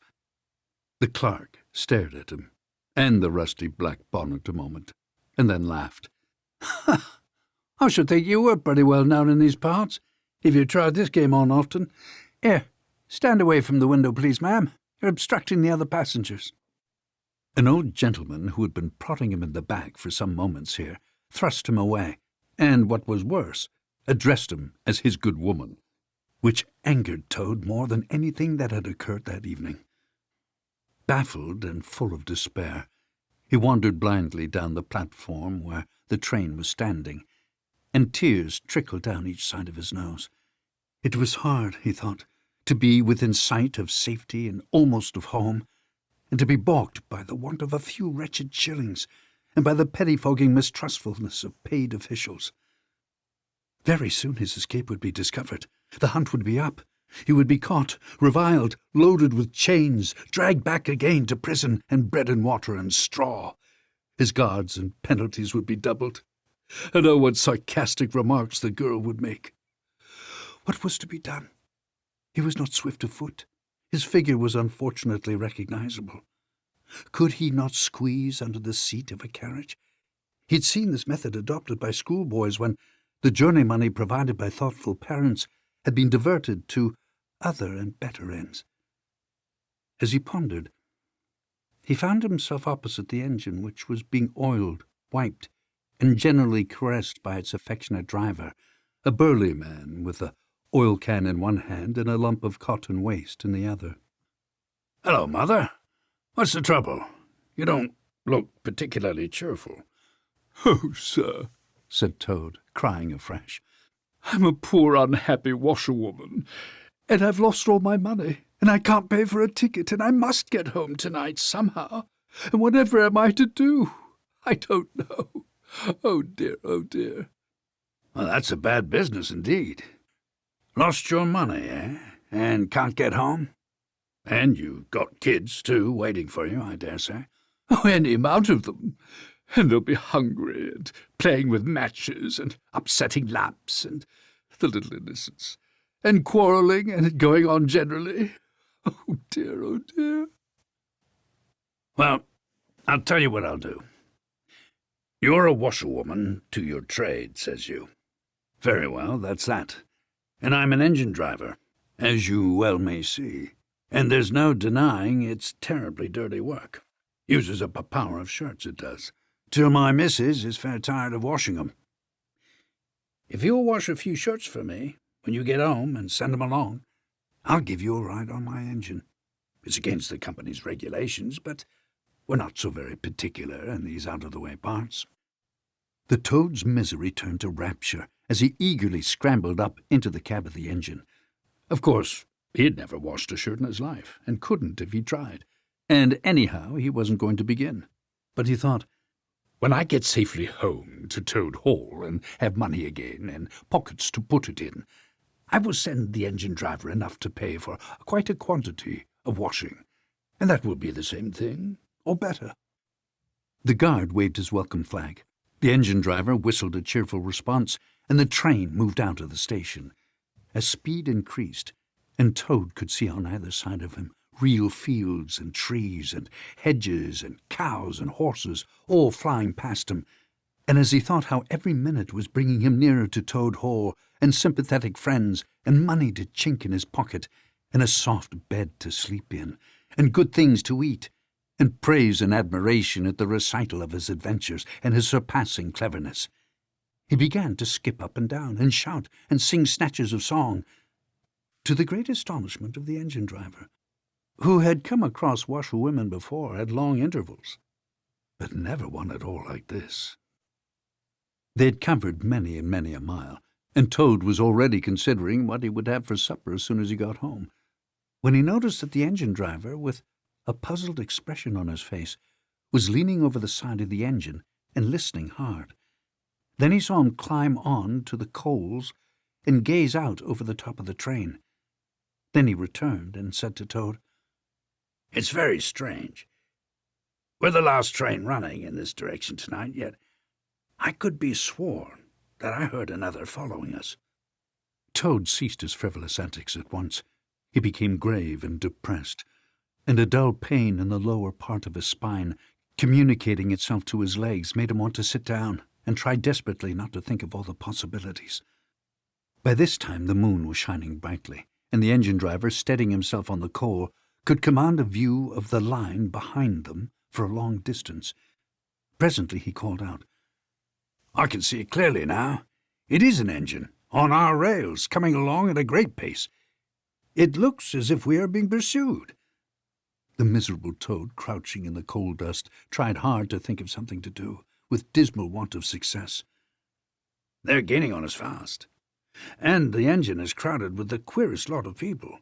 Men like ancient warders waving halberts, policemen in their helmets waving truncheons, and shabbily dressed men in pot hats, obvious and unmistakable plainclothes detectives even at this distance, waving revolvers and walking sticks, all waving and all shouting the same thing.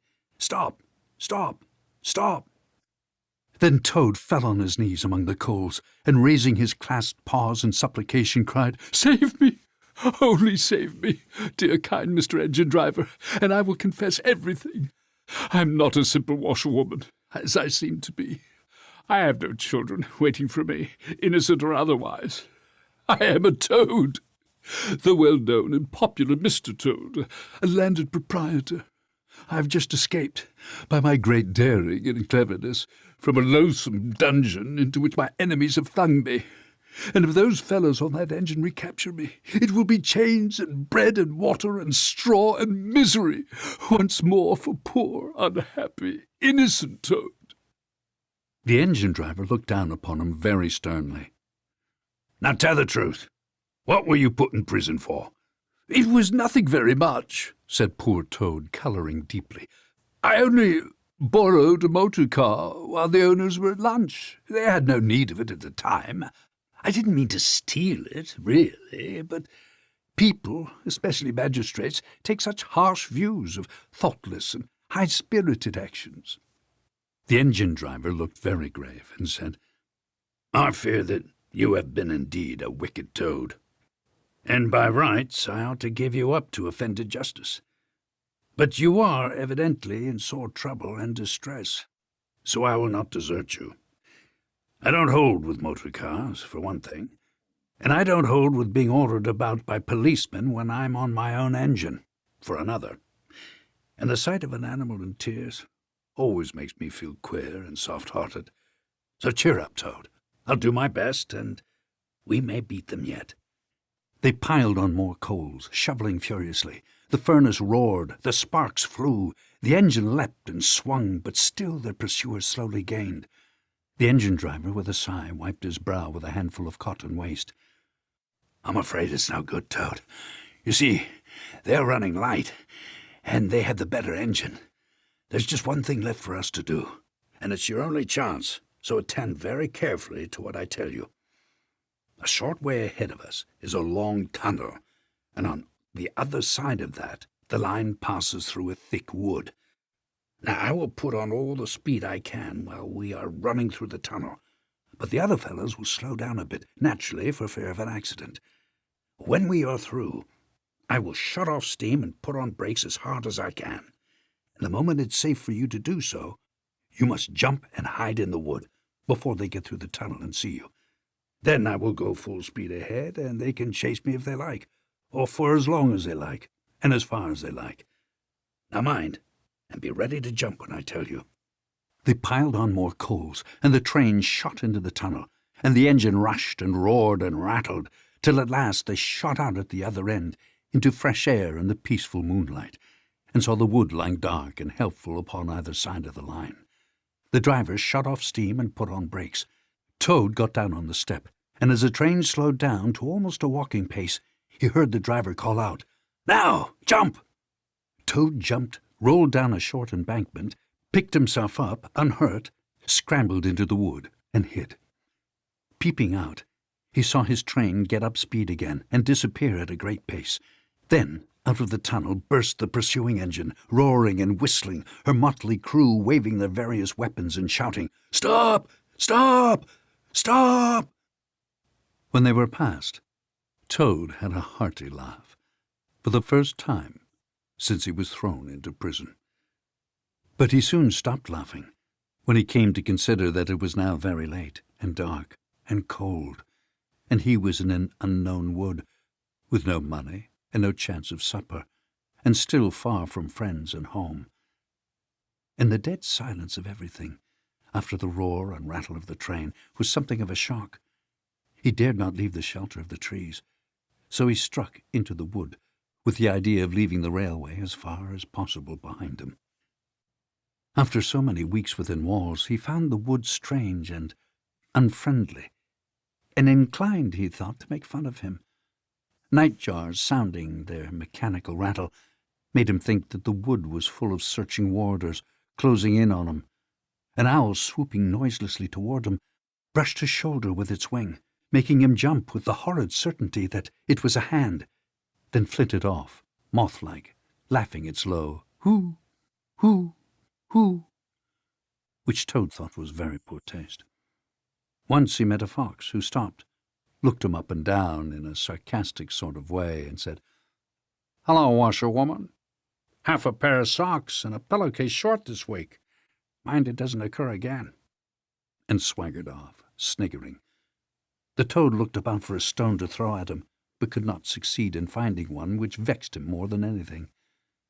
At last, cold, hungry, and tired out, he sought the shelter of a hollow tree, where with branches and dead leaves he made himself as comfortable a bed as he could, and slept soundly till the morning.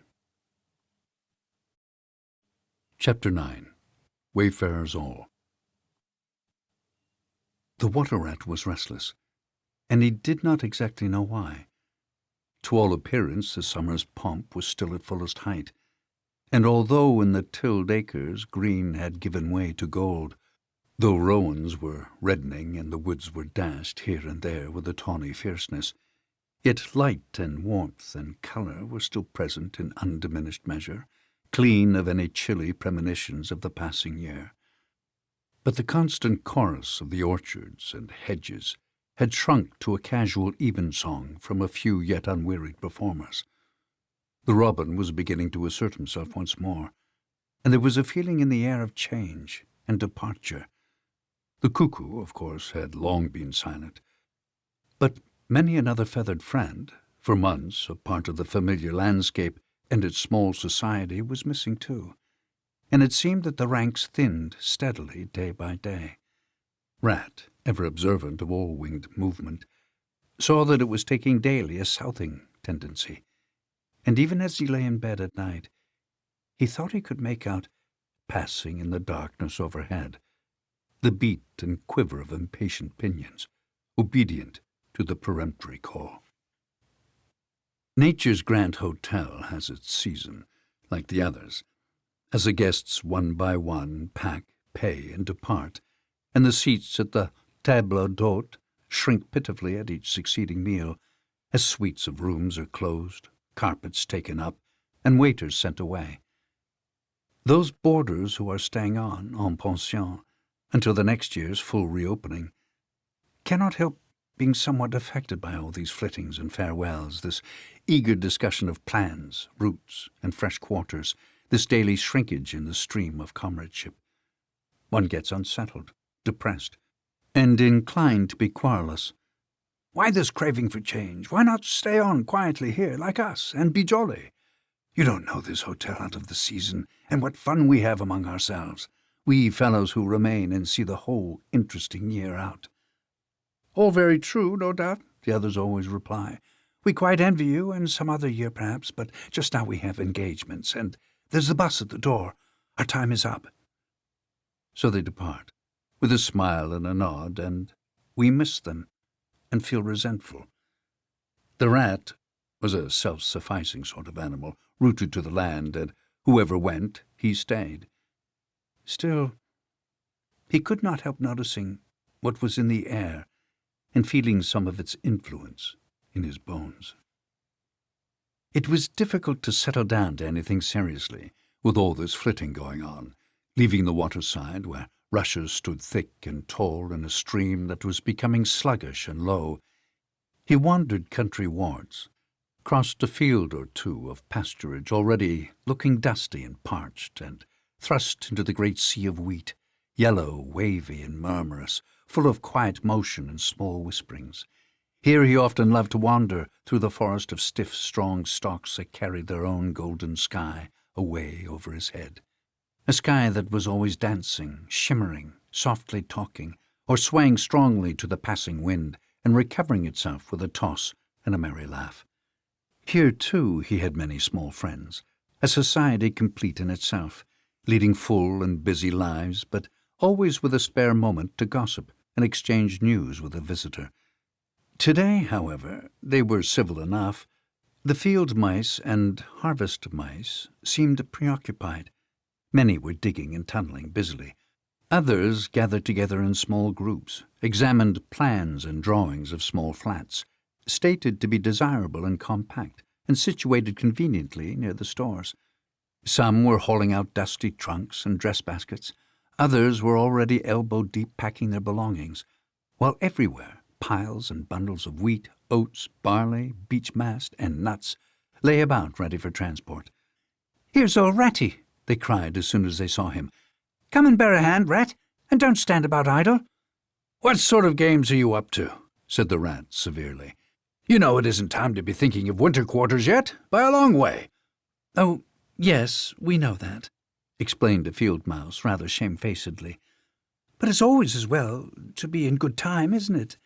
We really must get all the furniture and baggage and stores moved out of this before those horrid machines begin clicking round the fields.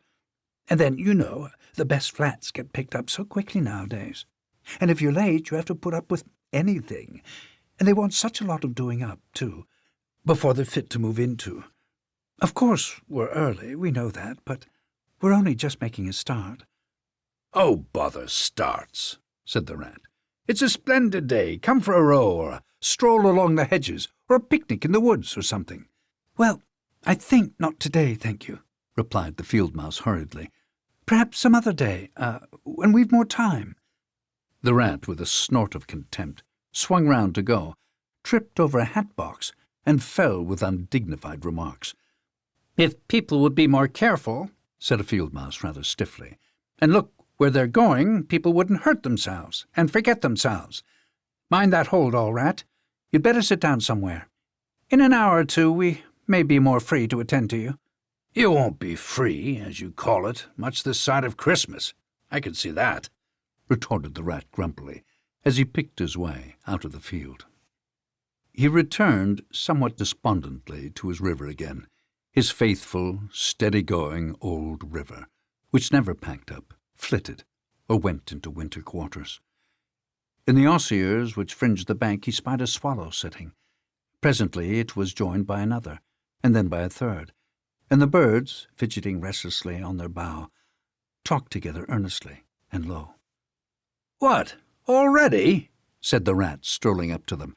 "What's the hurry? I call it simply ridiculous." "Oh, we're not off yet, if that's what you mean," replied the first swallow.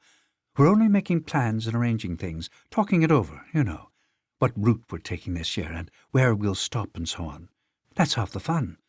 "Fun?" said the rat. "Now that's just what I don't understand. If you've got to leave this pleasant place, and your friends who will miss you, and your snug homes that you've just settled into, why, when the hour strikes, I've no doubt you'll go bravely and face all the trouble and discomfort and change and newness, and make believe that you're not very unhappy. But to want to talk about it, or even to think about it, till you really need—" "No, you don't understand, naturally," said the second swallow. "First, we feel it stirring within us, a sweet unrest. Then back come the recollections one by one, like homing pigeons. They flutter through our dreams at night. They fly with us in our wheelings and circlings by day. We hunger to inquire of each other, to compare notes, and assure ourselves that it was all really true. As one by one the scents and sounds and names of long-forgotten places come gradually back and beckon to us." "Couldn't you stop on for just this year?"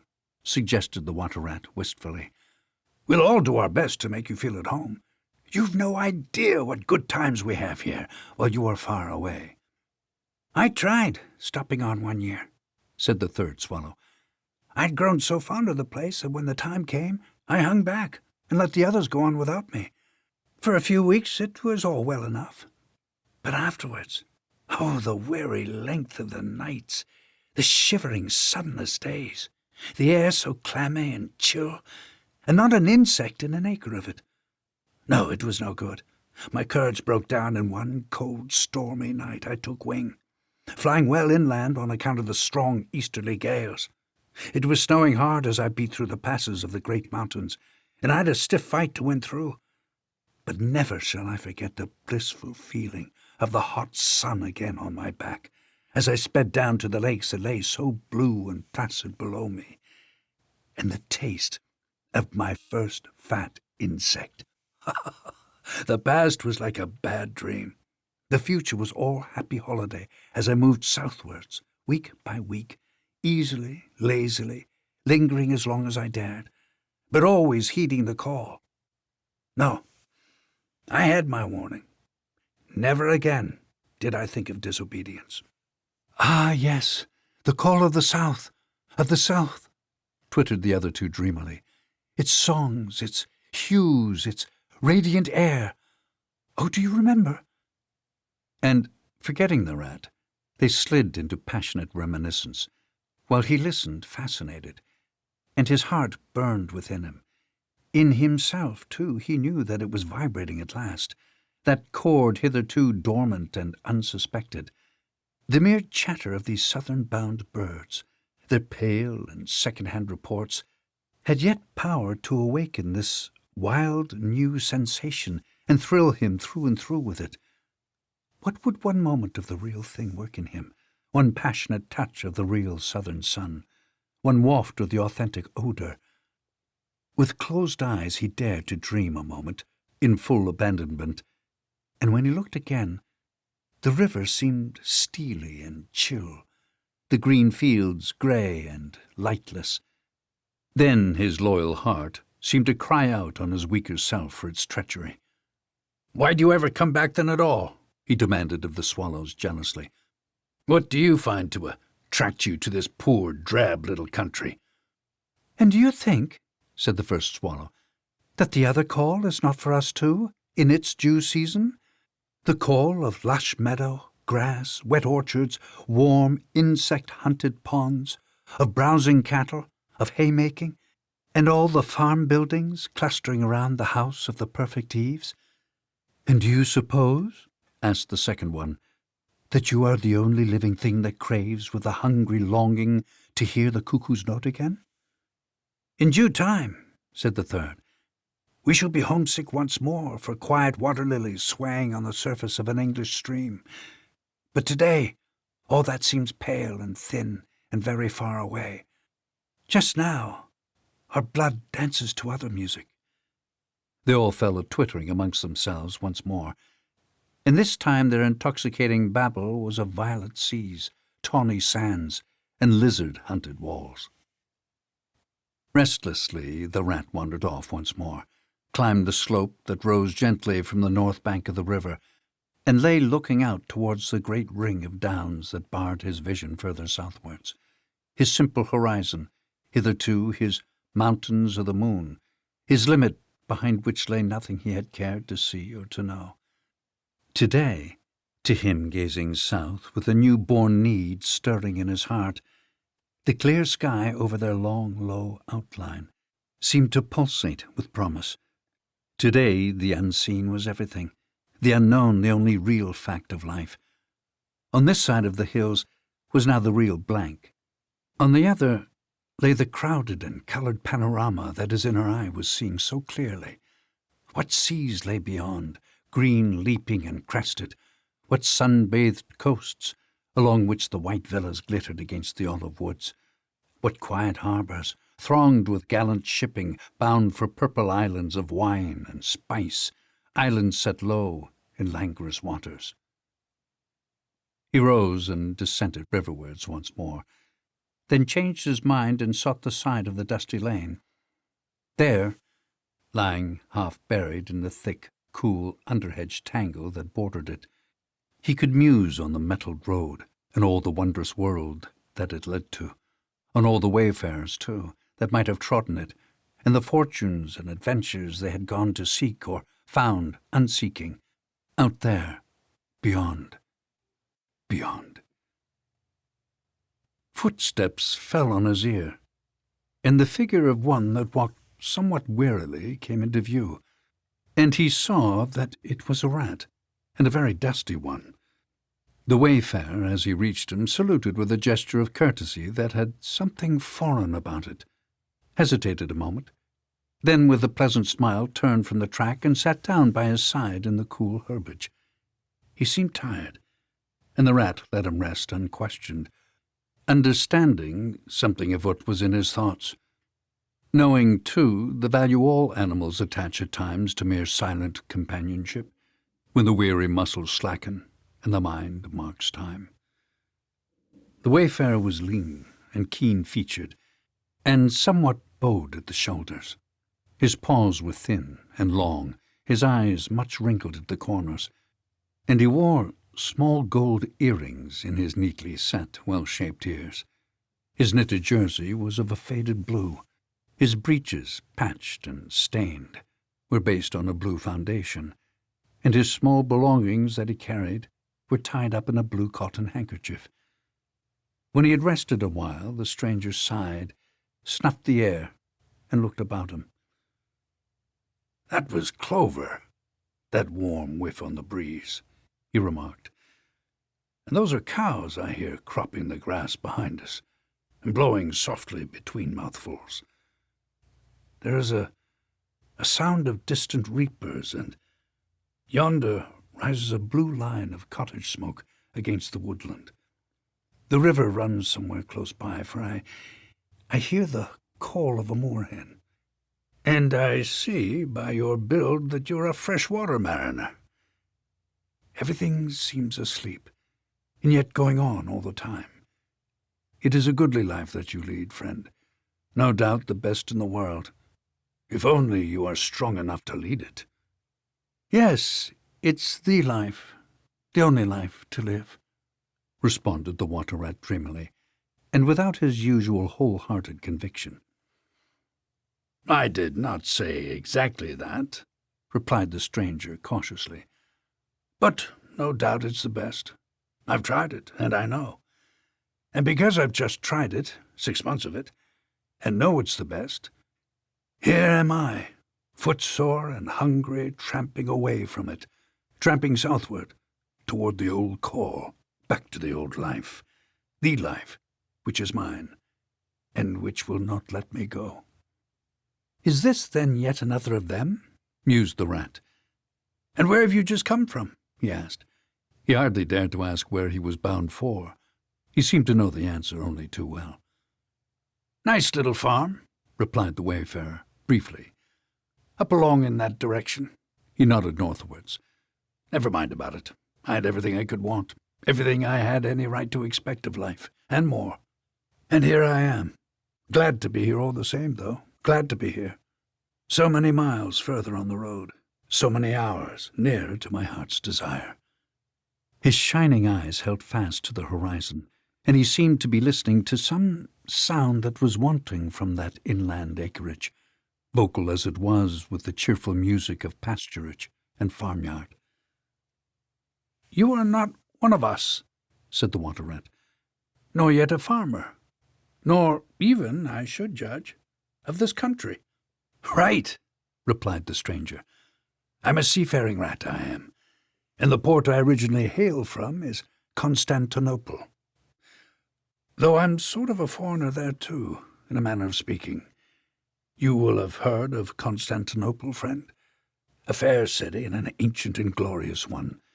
And you may have heard, too, of Sigurd, king of Norway, and how he sailed thither with 60 ships, and how he and his men rode up through the streets all canopied in their honour with purple and gold, and how the emperor and empress came down and banqueted with him on board his ship. When Sigurd returned home, many of his Northmen remained behind and entered the emperor's bodyguard, and my ancestor, a Norwegian-born, stayed behind too, with the ships that Sigurd gave the emperor. Seafarers we have ever been, and no wonder. As for me, the city of my birth is no more my home than any pleasant port between there and the London River. I know them all, and they know me. Set me down on any of their quays or foreshores, and I am home again. I suppose you go great voyages, said the water-rat with growing interest. Months and months out of sight of land, and provisions running short, and allowances as to water, and your mind communing with the mighty ocean and all that sort of thing. By no means, said the sea-rat frankly. Such a life as you describe would not suit me at all. I'm in the coasting trade, and rarely out of sight of land. It's the jolly times on shore that appeal to me, as much as any seafaring. Oh, those southern seaports, the smell of them, the riding lights at night, the glamour. Well, perhaps you have chosen the better way, said the water-rat, but rather doubtfully. Tell me something of your coasting, then, if you have a mind to, and what sort of harvest an animal of spirit might hope to bring home from it, to warm his latter days with gallant memories by the fireside, for my life, I confess to you, feels to me today somewhat narrow and circumscribed. My last voyage, began the sea-rat, that landed me eventually in this country, bound with high hopes for my inland farm, will serve as a good example of any of them, and indeed as an epitome of my highly coloured life. Family troubles, as usual, began it. The domestic storm cone was hoisted, and I shipped myself on board a small trading vessel, bound from Constantinople by classic seas whose every wave throbs with a deathless memory, to the Grecian islands in the Levant. Those were golden days, and balmy nights, in and out of harbour all the time, old friends everywhere, sleeping in some cool temple or ruined cistern during the heat of the day, feasting and song after sundown, under great stars set in a velvet sky. Thence we turned and coasted up the Adriatic, its shores swimming in an atmosphere of amber, rose, and aquamarine. We lay in wide, landlocked harbours. We roamed through ancient and noble cities, until at last, one morning, as the sun rose royally behind us, we rode into Venice, down a path of gold. Oh, Venice is a fine city. wherein a rat can wander at his ease and take his pleasure, or, when weary of wandering, can sit at the edge of the Grand Canal at night, feasting with his friends, when the air is full of music and the sky full of stars, and the lights flash and shimmer on the polished steel prows of the swaying gondolas, packed so that you could walk across the canal on them from side to side. And then the food. Do you like shellfish? Well, we won't linger over that now. He was silent for a time, and the water rat silent too, and enthralled, floated on dream canals, and heard a phantom song pealing high between vaporous grey wave-lapped walls. Southwards we sailed again at last, continued the sea rat, coasting down the Italian shore, till finally we made Palermo, and there I quitted for a long, happy spell on shore. I never stick too long on one ship. One gets narrow-minded and prejudiced. Besides, Sicily is one of my happy hunting grounds. I know everybody there, and their ways suit me. I spent many jolly weeks on the island, staying with friends up country. When I grew restless again, I took advantage of a ship that was trading to Sardinia and Corsica, and very glad I was to feel the fresh breeze and the sea spray on my face once more.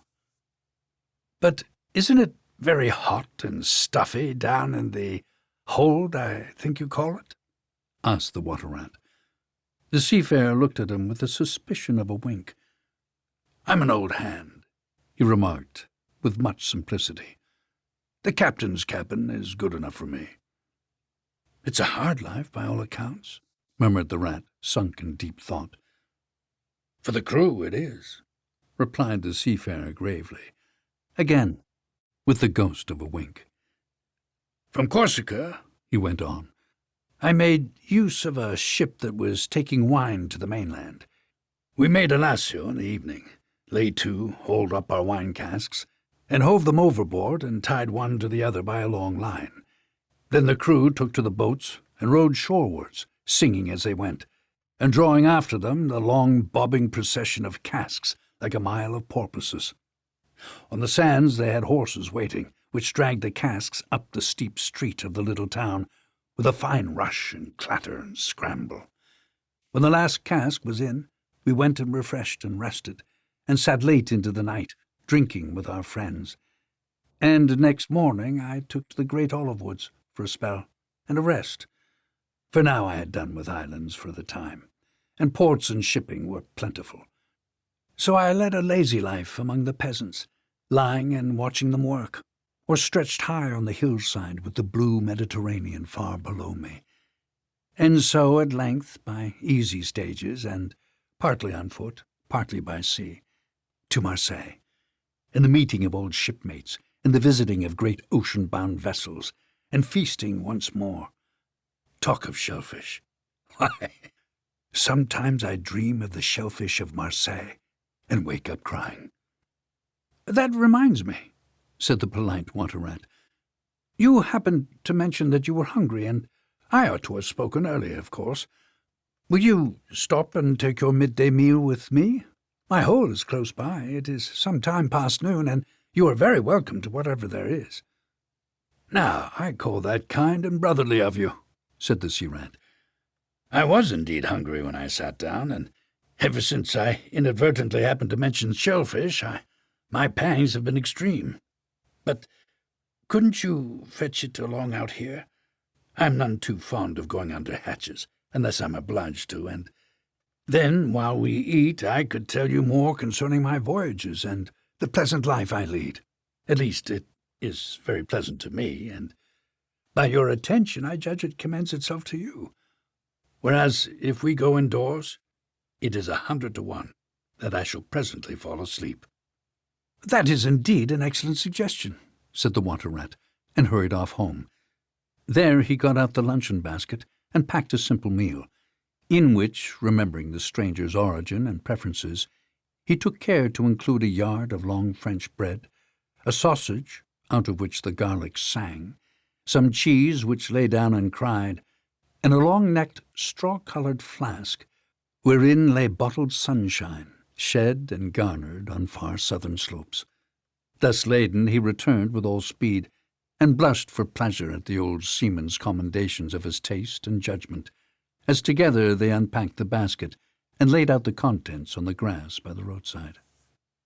The sea-rat, as soon as his hunger was somewhat assuaged, continued the history of his latest voyage, conducting his simple hearer from port to port of Spain, landing him in Lisbon, Oporto, and Bordeaux, introducing him to the pleasant harbours of Cornwall and Devon, and so up the channel to that final quayside, where, landing after winds long contrary, storm-driven and weather-beaten, he caught the first magical hints and heraldings of another spring, and, fired by these, had sped on a long tramp inland, hungry for the experiment of life on some quiet farmstead, very far from the weary beating of the sea. Spellbound and quivering with excitement, the water-rat followed the adventurer league by league, over stormy bays, through crowded roadsteads, across harbour bars on a racing tide, up winding rivers that hid their busy little towns round a sudden turn, and left him, with a regretful sigh, planted at his dull inland farm, about which he desired to hear nothing. By this time their meal was over, and the seafarer, refreshed and strengthened, his voice more vibrant, his eye lit with a brightness that seemed caught from some far-away sea-beacon, filled his glass with the red and glowing vintage of the south, and, leaning towards the water-rat, compelled his gaze and held him body and soul while he talked. Those eyes were of the changing foam-streaked grey-green of leaping northern seas. In the glass shone a hot ruby that seemed the very heart of the south, beating for him who had the courage to respond to its pulsation. The twin lights, the shifting grey and the steadfast red, mastered the water-rat and held him bound, fascinated, powerless. The quiet world outside their rays receded far away and ceased to be, and the talk, the wonderful talk, flowed on. Or was it speech entirely?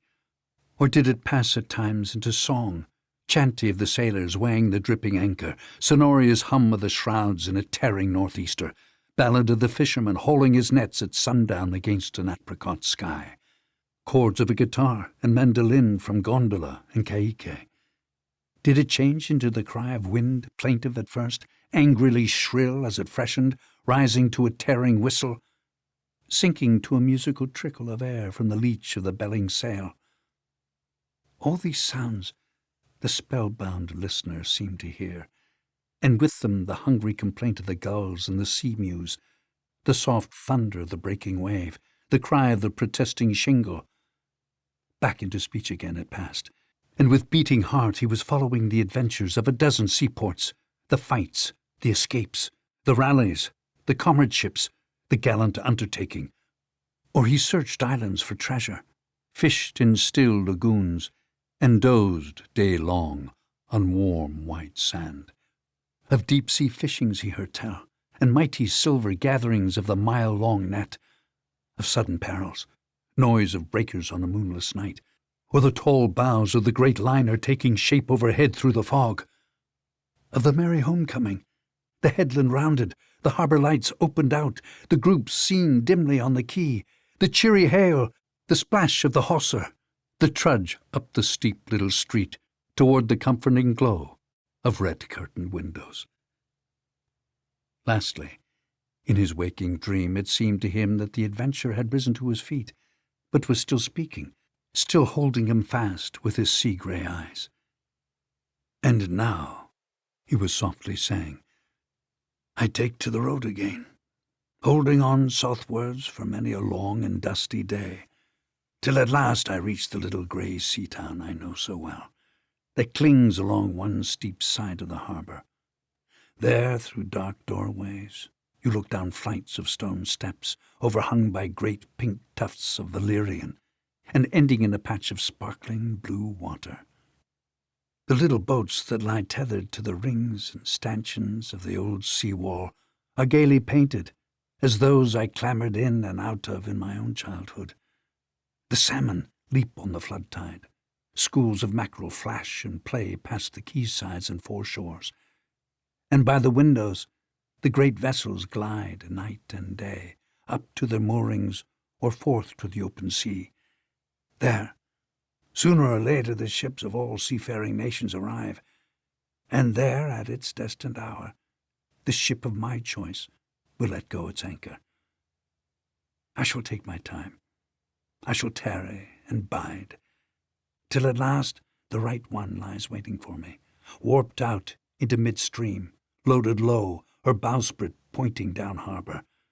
I shall slip on board by boat or along hawser, and then one morning I shall wake to the song and tramp of the sailors, the clink of the capstan, and the rattle of the anchor chain coming merrily in. We shall break out the jib and the foresail. The white houses on the harbour side will glide slowly past us as she gathers steering way, and the voyage will have begun. As she forges toward the headland, she will clothe herself with canvas, and then, once outside, the sounding slap of great green seas as she heels to the wind, pointing south. And you will come too, young brother, for the days pass and never return, and the south still waits for you. Take adventure, heed the call, now, ere the irrevocable moment passes. 'Tis but a banging of the door behind you, a blithesome step forward, and you are out of the old life and into the new.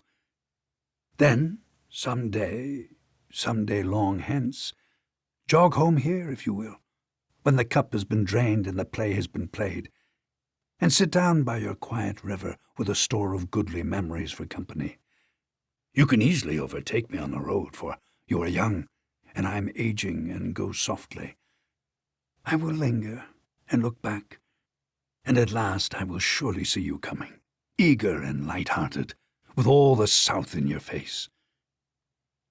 The voice died away, and ceased as an insect's tiny trumpet dwindles swiftly into silence. And the water-rat, paralyzed and staring, saw at last but a distant speck on the white surface of the road. Mechanically, he rose and proceeded to repack the luncheon basket, carefully and without haste.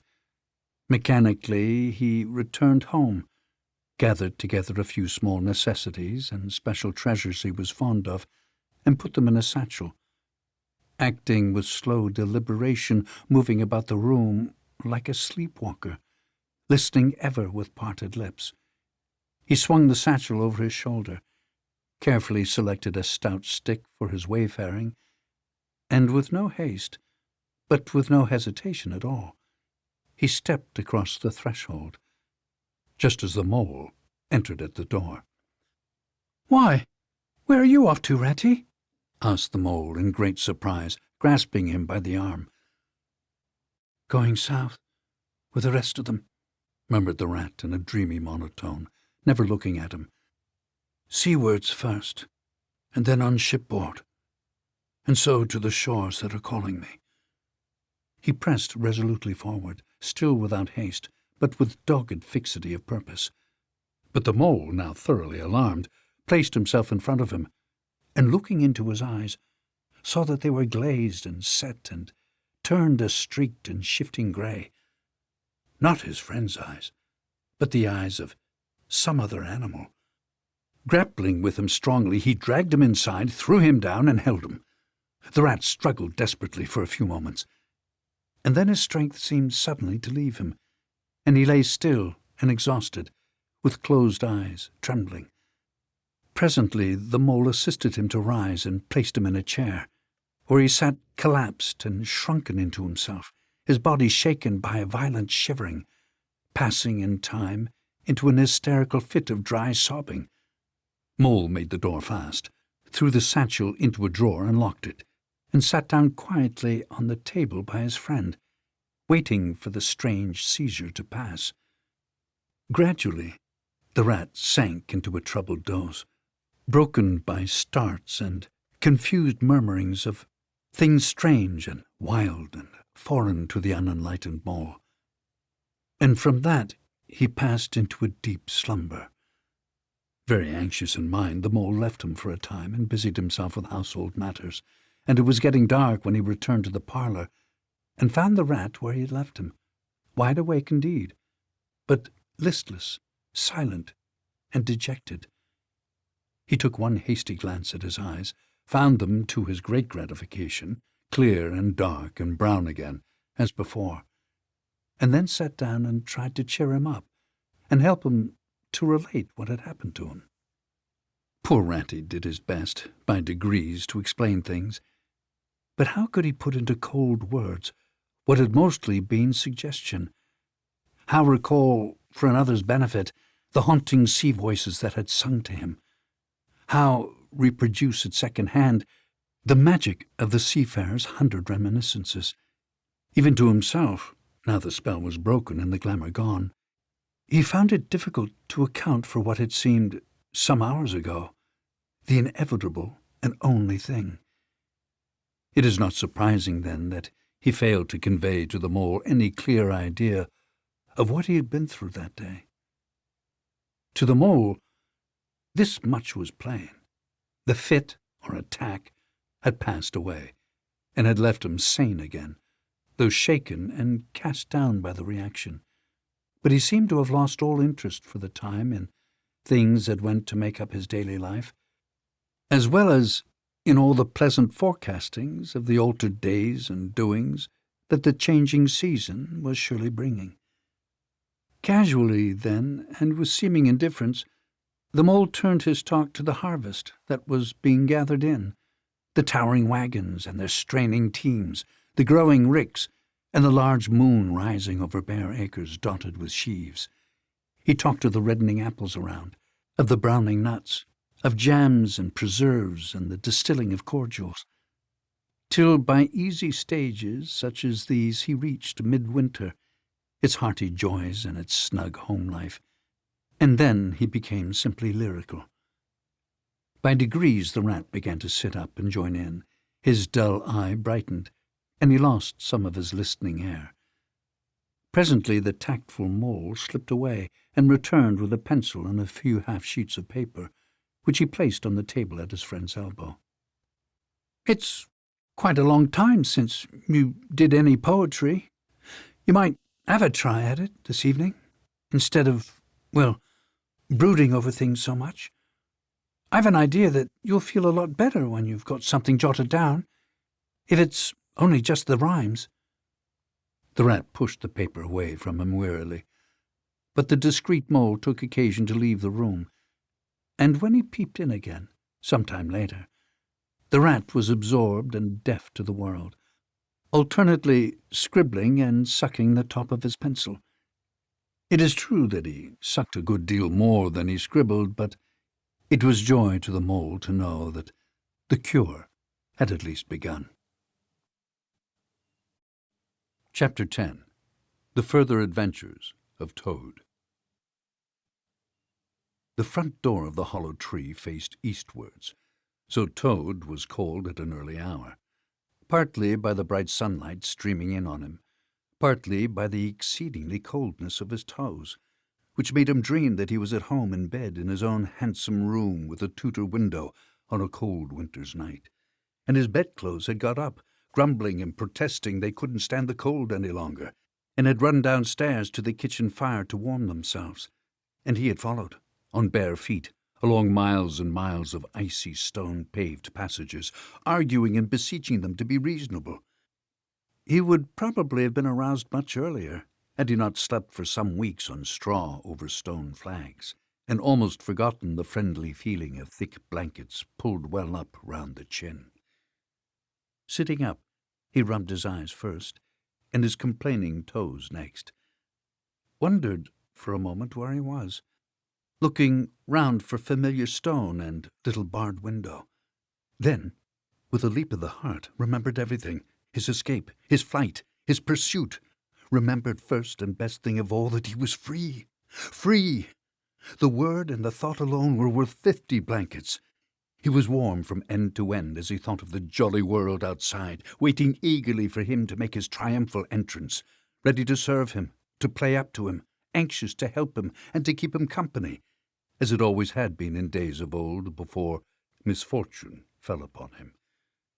He shook himself and combed the dry leaves out of his hair with his fingers, and, his toilet complete, marched forth into the comfortable morning sun, cold but confident, hungry but hopeful, all nervous terrors of yesterday dispelled by rest and sleep and frank and heartening sunshine. He had the world all to himself that early summer morning. The dewy woodland, as he threaded it, was solitary and still. The green fields that succeeded the trees were his own to do as he liked with. The road itself, when he reached it, in that loneliness that was everywhere, seemed like a stray dog to be looking anxiously for company. Toad, however, was looking for something that could talk and tell him clearly which way he ought to go. It was all very well when you have a light heart and a clear conscience and money in your pocket, and nobody scouring the country for you to drag you off to prison again, to follow where the road beckons and points, not caring whither. The practical Toad cared very much indeed, and he could have kicked the road for its helpless silence when every minute was of importance to him. The reserved rustic road was presently joined by a shy little brother in the shape of a canal, which took its hand and ambled along by its side in perfect confidence, but with the same tongue-tied, uncommunicative attitude towards strangers. "Bother them," said Toad to himself. "But, anyhow, one thing's clear. They must both be coming from somewhere, and going to somewhere. You can't get over that, Toad, my boy." So he marched on, patiently, by the water's edge. Round a bend in the canal came plodding a solitary horse, stooping forward as if in anxious thought. From rope traces attached to his collar stretched a long line, taut but dipping with his stride, the further part of it dripping pearly drops. Toad let the horse pass, and stood waiting for what the fates were sending him. With a pleasant swirl of quiet water at its blunt bow, the barge slid up alongside of him, its gaily painted gunwale level with the towing path, its sole occupant, a big stout woman, wearing a linen sunbonnet, one brawny arm laid along the tiller. "A nice morning, ma'am," she remarked to Toad as she drew up level with him. "I dare say it is, ma'am," responded Toad politely, as he walked along the tow path abreast of her. "I dare say it is a nice morning to them that's not in sore trouble like what I am. Here's my merry daughter. She sends off to me post-haste to come to her at once. So off I comes, not knowing what may be happening or going to happen, but fearing the worst, as you will understand, ma'am, if you're a mother too. And I've left my business to look after itself. I'm in the washing and laundering line, you must know, ma'am. And I've left my young children to look after themselves. A more mischievous and troublesome set of young imps doesn't exist, ma'am. And I've lost all my money and lost my way. And as for what may be happening to my merry daughter, why, I don't like to think of it, ma'am." "Where might your married daughter be living, ma'am?" asked the bargewoman. "She lives near to the river, ma'am," replied Toad. "close to a fine house called Toad Hall. That's somewheres hereabouts in these parts. Perhaps you may have heard of it." "Toad Hall? Why, I'm going that way myself," replied the bargewoman. "This canal joins the river some miles further on, a little above Toad Hall, and then it's an easy walk. You come along in the barge with me, and I'll give you a lift." She steered the barge close to the bank, and Toad, with many humble and grateful acknowledgments, stepped lightly on board and sat down with great satisfaction. "Toad's luck again," thought he. "I always come out on top." "So, you're in the washing business, ma'am?" said the bargewoman politely, as they glided along. "And a very good business you've got too, I dare say, if I'm not making too free in saying so." "Finest business in the whole country," said Toad airily. "All the gentry come to me. Wouldn't go to anyone else if they were paid. They know me so well. You see, I understand my work thoroughly, and attend to it myself. Washing and ironing, clear-starching, making up gents' fine shirts for evening wear. Everything's done under my own eye." "But surely you don't do all that work yourself, ma'am?" asked the bargewoman respectfully. "Oh, I have girls," said Toad lightly. 20 girls or thereabouts, always at work. But you know what girls are, ma'am. Nasty little hussies. That's what I call 'em. So do I too, said the bargewoman with great heartiness. But I dare say you set yours to rights, the idle trollops. And are you very fond of washing? I love it, said Toad. I simply dote on it. Never so happy as when I've got both arms in the washtub. But then it comes so easy to me. No trouble at all. A real pleasure, I assure you, ma'am. What a bit of luck meeting you, observed the bargewoman thoughtfully. A regular piece of good fortune for both of us. Why, what do you mean? Asked Toad nervously. Well, look at me now, replied the bargewoman. I like washing too, just the same as you do, and, for that matter, whether I like it or not, I have got to do all my own, naturally, moving about as I do. Now, my husband, he's such a fellow for shirking his work and leaving the barge to me that never a moment do I get for seeing to my own affairs. By rights, he ought to be here, now, either steering or attending to the horse, though luckily the horse has sense enough to attend to himself. Instead of which he's gone off with the dog to see if they can't pick up a rabbit for dinner somewhere. Says he'll catch me up at the next lock. Well, that's as may be. I don't trust him. Once he get off with that dog, who's worse than he is. But meantime, how am I to get on with my washing? Oh, never mind about the washing, said Toad, not liking the subject. Try and fix your mind on that rabbit. A nice fat young rabbit, I'll be bound. Got any onions? I can't fix my mind on anything but my washing, said the bargewoman. And I wonder you can be talking of rabbits with such a joyful prospect before you. There's a heap of things of mine that you'll find in the corner of the cabin. If you'll just take one or two of the most necessary sort, I won't venture to describe them to a lady like you, but you'll recognize them at a glance, and put them through the wash-tub as we go along, why, it'll be a pleasure to you, as you rightly say, and a real help to me. You'll find a tub handy and soap and a kettle on the stove, and a bucket to haul up water from the canal with. Then I shall know you're really enjoying yourself, instead of sitting idle here, looking at the scenery and yawning your head off. Here, you let me steer, said Toad, now thoroughly frightened, and then you can get on with your washing your own way. I might spoil your things, or not do 'em as you like. I'm more used to gentlemen's things myself. It's my special line. Let you steer? Replied the bargewoman. It takes some practice to steer a barge properly. Besides, it's dull work, and I want you to be happy. No, you shall do the washing you are so fond of, and I'll stick to the steering that I understand. Don't try to deprive me of the pleasure of giving you a treat. Toad was fairly cornered. He looked for escape this way and that, saw that he was too far from the bank for a flying leap, and sullenly resigned himself to his fate. If it comes to that, he thought in desperation, I suppose any fool can wash. He fetched tubs, soap, and other necessaries from the cabin, selected a few garments at random, tried to collect what he had seen in casual glances through laundry windows, and set to. A long half-hour passed, and every minute it saw Toad getting crosser and crosser. Nothing that he could do to the things seemed to please them or do them good. He tried coaxing, he tried slapping, he tried punching. They smiled back at him out of the tub unconverted, happy in their original sin.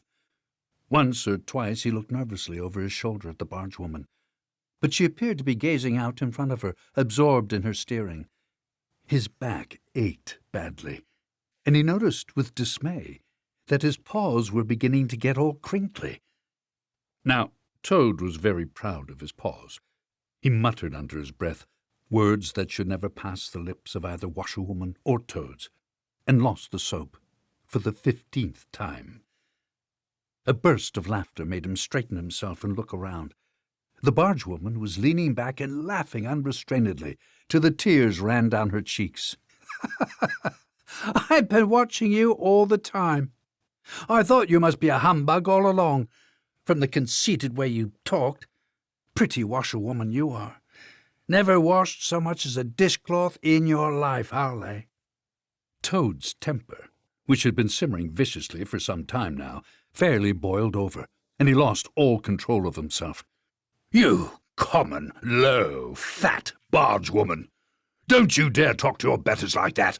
Washerwoman, indeed! I would have you know that I am a toad, a very well-known and respected distinguished toad. I may be under a bit of a cloud at present, but I will not be laughed at by a bargewoman." The woman moved nearer to him, peered under his bonnet keenly and closely. "Why, so you are. Well, I never. A horrid, nasty, crawly toad, and in my nice clean barge, too. Now that is a thing I will not have." She relinquished the tiller for a moment. One big mottled arm shot out and caught Toad by a foreleg, while the other gripped him fast by a hind leg. Then the world turned suddenly upside down. The barge seemed to flit lightly across the sky. The wind whistled in his ears, and Toad found himself flying through the air, revolving rapidly as he went. The water, when he eventually reached it with a loud splash, proved quite cold enough for his taste, though its chill was not sufficient to quell his proud spirit or slake the heat of his furious temper. He rose to the surface spluttering, and when he had wiped the duckweed out of his eyes, the first thing he saw was the fat bargewoman looking back at him over the stern of the retreating barge and laughing. And he vowed, as he coughed and choked, to be even with her. He struck out for the shore, but the cotton gown greatly impeded his efforts, and when at length he touched land, he found it hard to climb up the steep bank unassisted. He had to take a minute or two to rest to recover his breath. Then, gathering his wet skirts over his arms, he started to run after the barge as fast as his legs would carry him, wild with indignation, thirsting for revenge. The bargewoman was still laughing when he drew up level with her. "Put yourself through your mangle, washerwoman," she called out, "and iron your face and crimp it, and you'll pass for quite a decent-looking toad." Toad never paused to reply. Solid revenge was what he wanted, not cheap, windy verbal triumphs, though he had a thing or two in his mind that he would have liked to say. He saw what he wanted ahead of him. Running swiftly on, he overtook the horse, unfastened the tow rope, and cast off, jumped lightly on the horse's back and urged it to a gallop by kicking it vigorously in the sides. He steered for the open country, abandoning the tow path, and swinging his steed down a rutty lane. Once he looked back, and saw that the barge had run aground on the other side of the canal, and the bargewoman was gesticulating wildly and shouting, "Stop! Stop! Stop!" "I've heard that song before," said Toad, laughing, as he continued to spur his steed onward in its wild career. The barge horse was not capable of very sustained effort, and its gallop soon subsided into a trot, and its trot into an easy walk. But Toad was quite contented with this, knowing that he, at any rate, was moving and the barge was not. He had quite recovered his temper, now that he had done something he thought really clever, and he was satisfied to jog along quietly in the sun, steering his horse along byways and bridle paths, and trying to forget how very long it was since he had had a square meal, till the canal had been left very far behind him. He had travelled some miles, his horse and he, and he was feeling drowsy in the hot sunshine, when the horse stopped, lowered his head, and began to nibble the grass, and Toad, waking up, just saved himself from falling off by an effort. He looked about him, and found that he was on a wide common, dotted with patches of gorse and bramble as far as he could see. Near him stood a dingy gypsy caravan, and beside it a man was sitting on a bucket turned upside down, very busy smoking and staring into the wide world. A fire of sticks was burning nearby, and over the fire hung an iron pot. And out of that pot came forth bubblings and gurglings, and a vague, suggestive steaminess. Also smells, warm, rich, and varied smells, that twined and twisted and wreathed themselves at last into one complete, voluptuous, perfect smell that seemed like the very soul of nature taking form and appearing to her children, a true goddess, a mother of solace and comfort. Toad now knew well that he had not been really hungry before. What he had felt earlier in the day had been a mere trifling qualm. This was the real thing at last, and no mistake, and it would have to be dealt with speedily too, or there would be trouble for somebody or something. He looked the gypsy over carefully, wondering vaguely whether it would be easier to fight him or cajole him. So there he sat, and sniffed, and looked at the gypsy, and the gypsy sat, and smoked, and looked at him. Presently the gypsy took his pipe out of his mouth and remarked in a careless way, "Want to sell that there horse of yours?" Toad was completely taken aback. He did not know the gypsies were very fond of horse-stealing, and never missed an opportunity, and he had not reflected that caravans were always on the move, and took a deal of drawing. It had not occurred to him to turn the horse into cash, but the gypsy's suggestion seemed to smooth the way towards the two things he wanted so badly: ready money and a solid breakfast. "What? Me sell this beautiful young horse of mine? Oh, no, it's out of the question. Who's going to take the washing home to my customers every week? Besides, I'm too fond of him, and he simply dotes on me." "Try and love a donkey," suggested the gypsy. "Some people do." "You don't seem to see that this fine horse of mine is a cut above you altogether. He's a blood horse. He is partly, not the part you see, of course, another part, and he's been a prize hackney, too, in his time. That was the time before you knew him, but you can still tell it on him at a glance, if you understand anything about horses. No, it's not to be thought of for a moment. All the same, how much might you be disposed to offer me for this beautiful young horse of mine?" The gypsy looked the horse over, and then he looked Toad over with equal care, and looked at the horse again. "Shilling a leg," he said briefly, and turned away, continuing to smoke and try to stare the wide world out of countenance. "A shilling a leg?" cried Toad. "If you please, I must take a little time to work that out and see just what it comes to." He climbed down off his horse and left it to graze, and sat down by the gypsy and did sums on his fingers, and at last he said, "A shilling a leg? Why, that comes to exactly 4 shillings, and no more. Oh, no, I could not think of accepting 4 shillings for this beautiful young horse of mine." "Well, I'll tell you what I'll do. I'll make it 5 shillings, and that's 3 and 6 more than the animal's worth, and that's my last word." Then Toad sat and pondered long and deeply, for he was hungry and quite penniless, and still some way, he knew not how far, from home, and enemies might still be looking for him. To one in such a situation, 5 shillings may very well appear a large sum of money. On the other hand, it did not seem very much to get for a horse. But then again, the horse hadn't cost him anything, so whatever he got was all clear profit. At last he said firmly, "Look here, gypsy. I'll tell you what we will do, and this is my last word. You shall hand me over 6 shillings and 6pence, cash down, and further, in addition thereto, you shall give me as much breakfast as I can possibly eat at one sitting, of course, out of that iron pot of yours that keeps sending forth such delicious and exciting smells. In return, I will make over to you my spirited young horse, with all the beautiful harness and trappings that are on him, freely thrown in. If that's not good enough for you, say so, and I'll be getting on.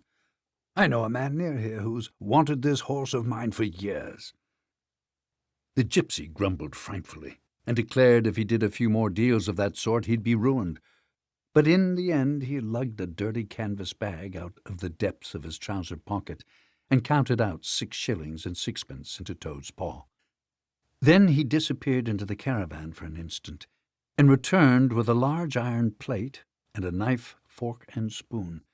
He tilted up the pot, and a glorious stream of hot, rich stew gurgled into the plate. It was indeed the most beautiful stew in the world, being made of partridges and pheasants, chickens and hares, rabbits and peahens and guinea fowls, and one or two other things. Toad took the plate on his lap, almost crying, and stuffed and stuffed and stuffed, and kept asking for more, and the gypsy never grudged it him. He thought he had never eaten so good a breakfast in all his life. When Toad had taken as much stew on board as he thought he could possibly hold, he got up and said good-bye to the gypsy, and took an affectionate farewell of the horse. And the gypsy, who knew the riverside well, gave him directions which way to go, and he set forth on his travels again, in the best possible spirits. He was indeed a very different Toad from the animal of an hour ago. The sun was shining brightly, his wet clothes were quite dry again, and he had money in his pocket once more. He was nearing home, and friends, and safety, and most and best of all, he had had a substantial meal, hot and nourishing, and felt big and strong and careless and self-confident. As he tramped along gaily, he thought of his adventures and escapes, and how when things seemed at their worst, he had always managed to find a way out, and his pride and conceit began to swell within him. "Ho-ho!" he said to himself, as he marched along with his chin in the air. "What a clever Toad I am! There is surely no animal equal to me in cleverness in the whole world. My enemies shut me up in prison, encircled by sentries, watched night and day by warders. I walk out through them all by sheer ability coupled with courage. They pursue me with engines and policemen and revolvers. I snap my fingers at them and vanish, laughing into space. I am, unfortunately, thrown into a canal by a woman fat of body and very evil-minded. What of it? I swim ashore, I seize her horse, I ride off in triumph, and I sell the horse for a whole pocketful of money and an excellent breakfast.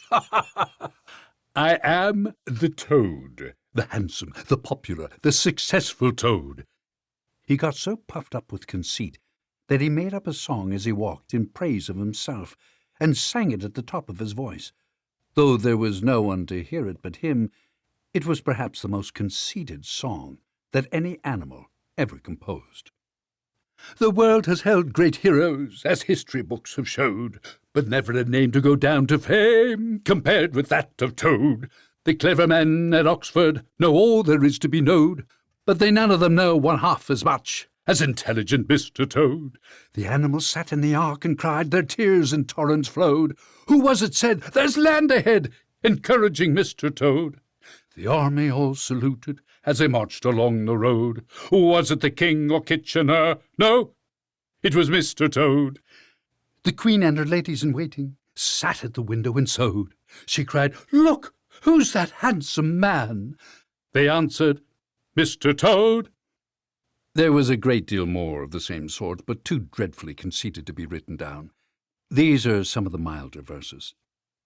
He sang as he walked, and he walked as he sang, and got more inflated every minute. But his pride was shortly to have a severe fall.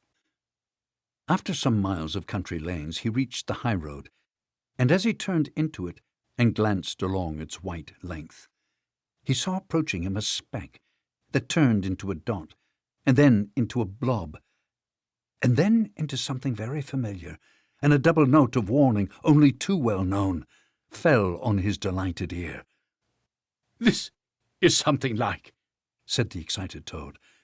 "This is real life again. This is once more the great world from which I had been missed so long. I will hail them, my brothers of the wheel, and pitch them a yarn of the sort that had been so successful hitherto.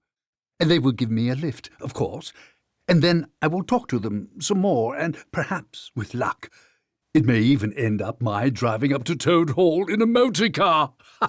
That will be one in the eye of a badger." He stepped confidently out into the road to hail the motor car, which came along at an easy pace, slowing down as it neared the lane. Then suddenly he became very pale. His heart turned to water. His knees shook and yielded under him, and he doubled up and collapsed with a sickening pain in his interior.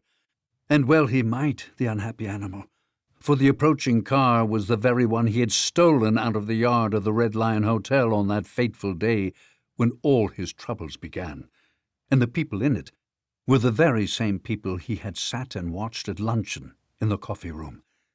He sank down in a shabby, miserable heap in the road, murmuring to himself in despair, "It's all up. It's all over now. Chains and policemen again. Prison again.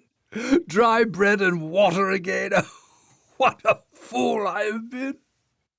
What did I want to go strutting about the country for? Singing conceited songs and hailing people in broad day on the high road, instead of hiding till nightfall and slipping home quietly by back ways. Oh, hapless Toad, oh, ill-fated animal!"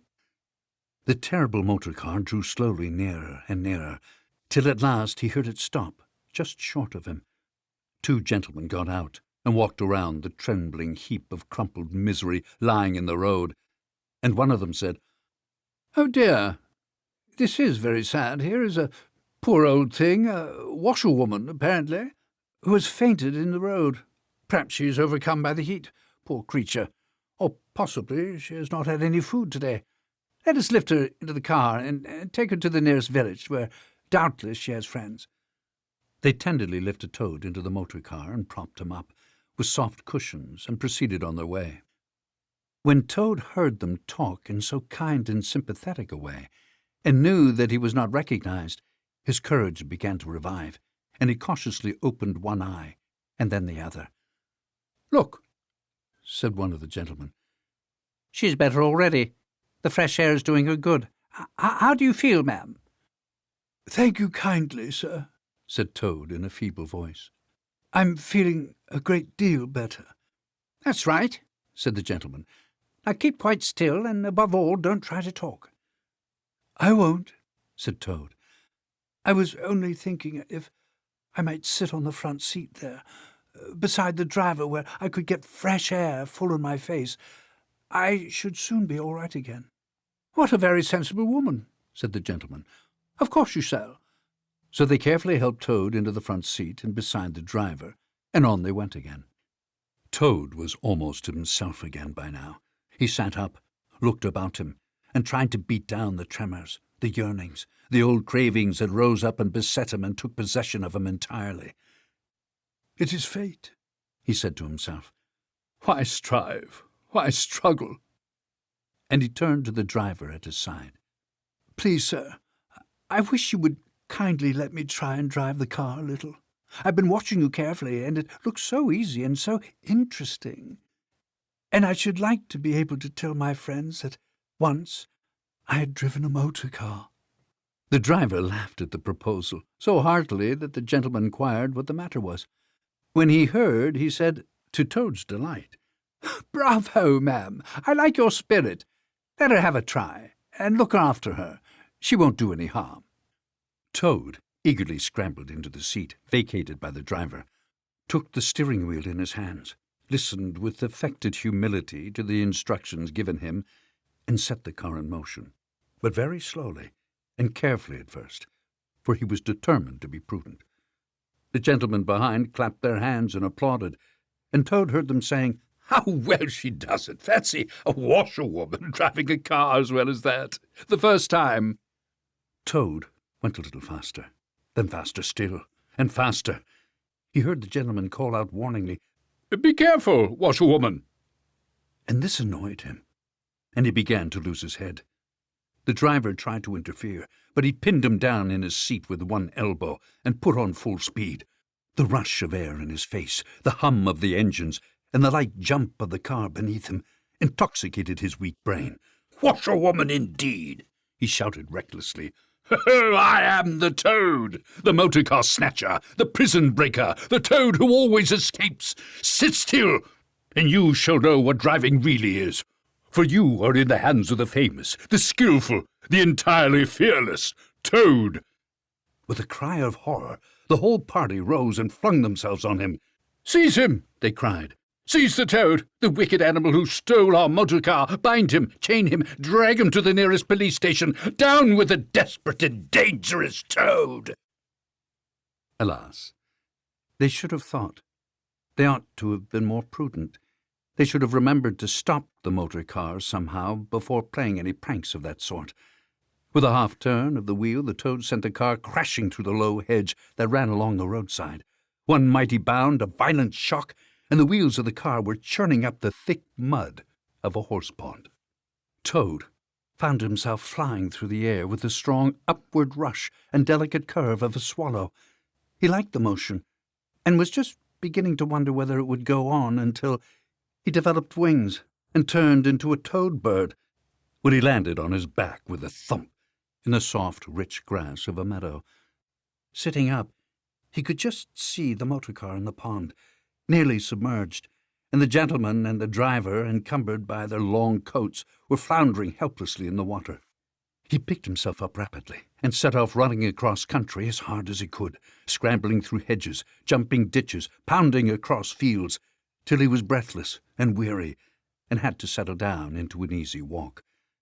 When he had recovered his breath somewhat and was able to think calmly, he began to giggle, and from giggling he took to laughing, and he laughed till he had to sit down under a hedge. He cried in ecstasies of self-admiration. Toad again! Toad, as usual, comes out on the top. Who was it who got them to give him a lift? Who managed to get on the front seat for the sake of fresh air? Who persuaded them into letting him see if he could drive? Who landed them all in a horse pond? Who escaped flying gaily and unscathed through the air, leaving the narrow-minded, grudging, timid excursionists in the mud, where they should rightly be? Why, Toad, of course. Clever Toad, great Toad, good Toad. Then he burst into song again and chanted with uplifted voice. The motor car went boop, boop, boop as it raced along the road. Who was it who steered it into the pond? Ingenious Mr. Toad. How clever I am! How clever!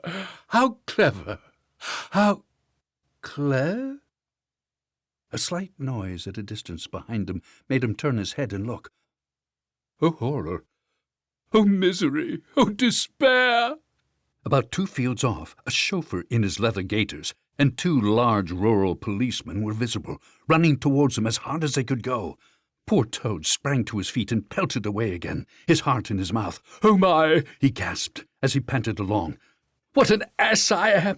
What a conceited and heedless ass! Swaggering again, shouting and singing songs again, sitting still and gassing again.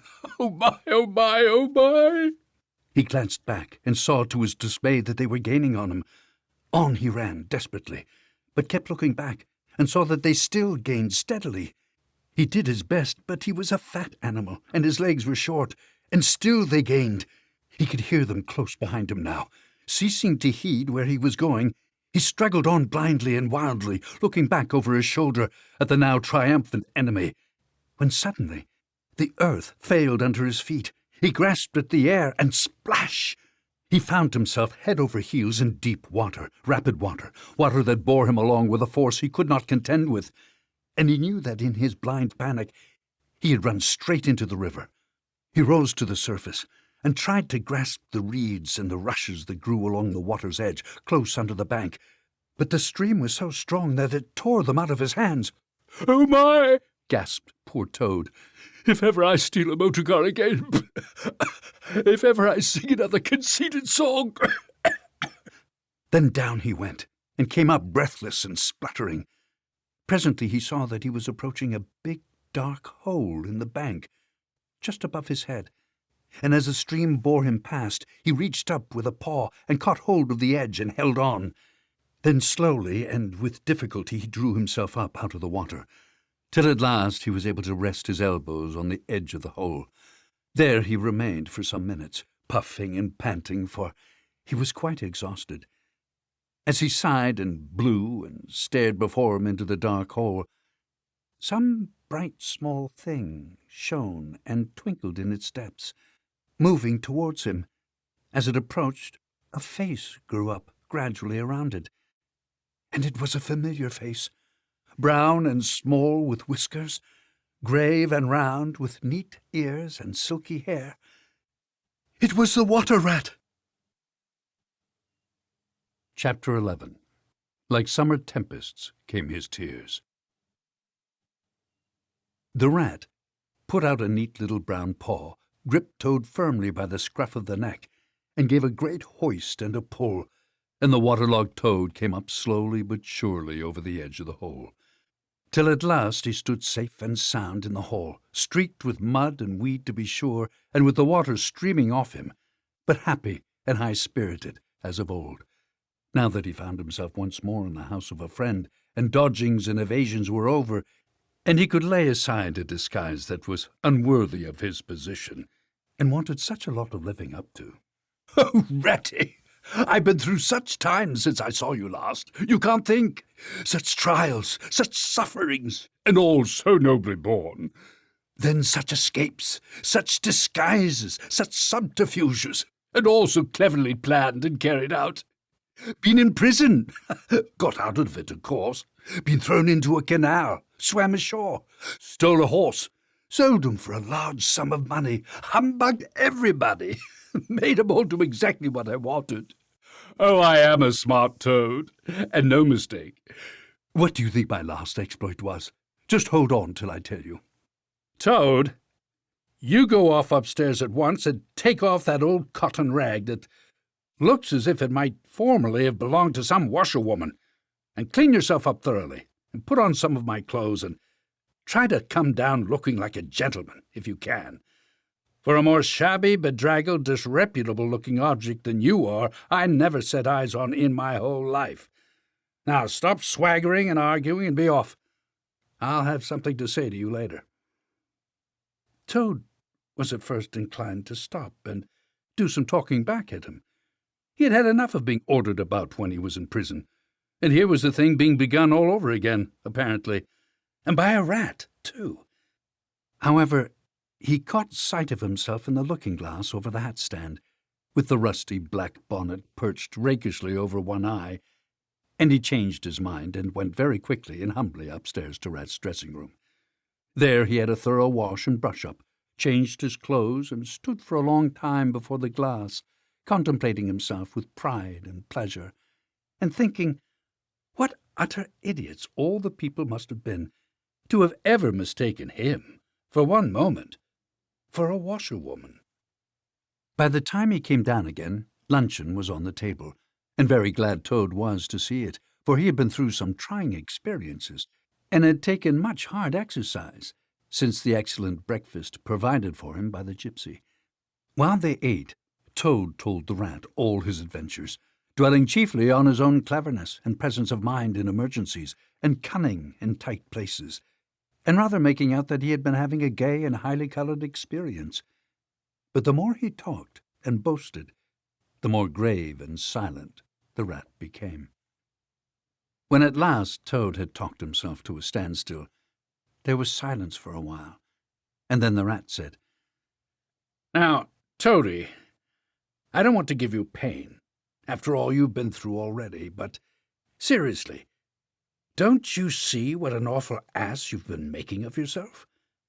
On your own admission you have been handcuffed, imprisoned, starved, chased, terrified out of your life, insulted, jeered at, and ignominiously flung into the water by a woman, too. Where's the amusement in that? Where does the fun come in? And all because you must needs go and steal a motor car. You know that you've never had anything but trouble from motor cars from the moment you first set eyes on one. But if you will be mixed up with them, as you generally are 5 minutes after you've started, why steal them? Be a cripple if you think it's exciting. Be a bankrupt for a change if you've set your mind on it. But why choose to be a convict? When are you going to be sensible, and think of your friends, and try to be a credit to them? Do you suppose it's any pleasure to me, for instance, to hear animals saying as I go about that I'm the chap that keeps company with jailbirds? Now, it was a very comforting point in Toad's character that he was a thoroughly good-hearted animal, and never minded being jawed by those who were his real friends. And even when most set upon a thing, he was always able to see the other side of the question. So although while the rat was talking so seriously, he kept saying to himself mutinously, But it was fun, though. Awful fun. And making strange, suppressed noises inside him.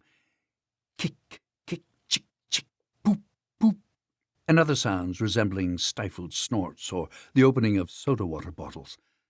Yet when the rat had quite finished, he heaved a deep sigh and said very nicely and humbly, "Quite right, Ratty. How sound you always are. Yes, I've been a conceited old ass. I can quite see that.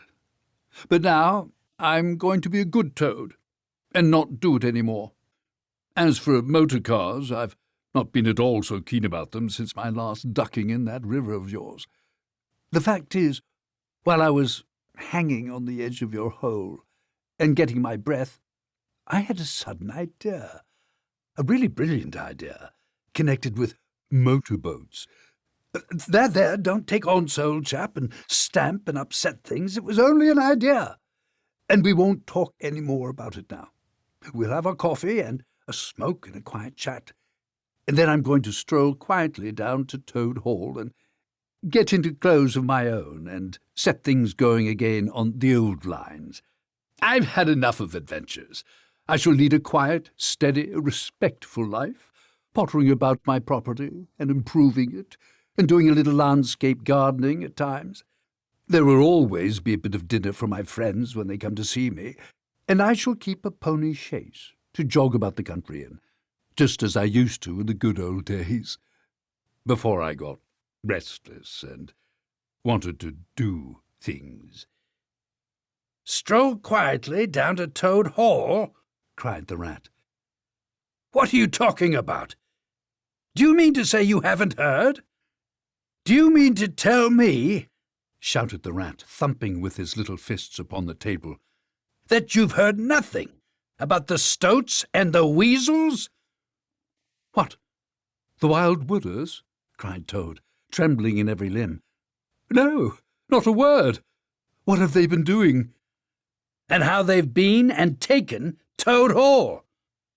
Toad leaned his elbows on the table and his chin on his paws, and a large tear welled up in each of his eyes, overflowed, and splashed on the table.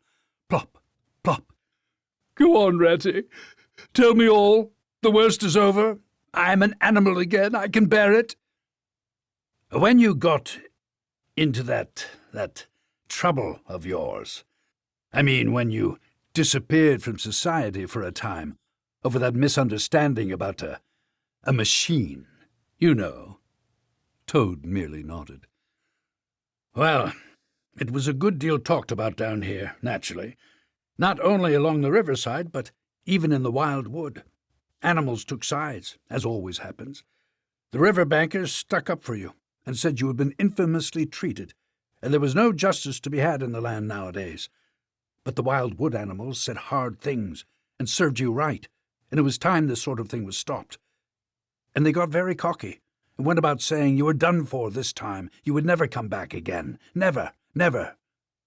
Toad nodded once more, keeping silence. "That's the sort of little beasts they are," the rat went on. "But Mole and Badger, they stuck out, through thick and thin, that you would come back again soon, somehow. They didn't know exactly how, but somehow." Toad began to sit up in his chair again, and to smirk a little.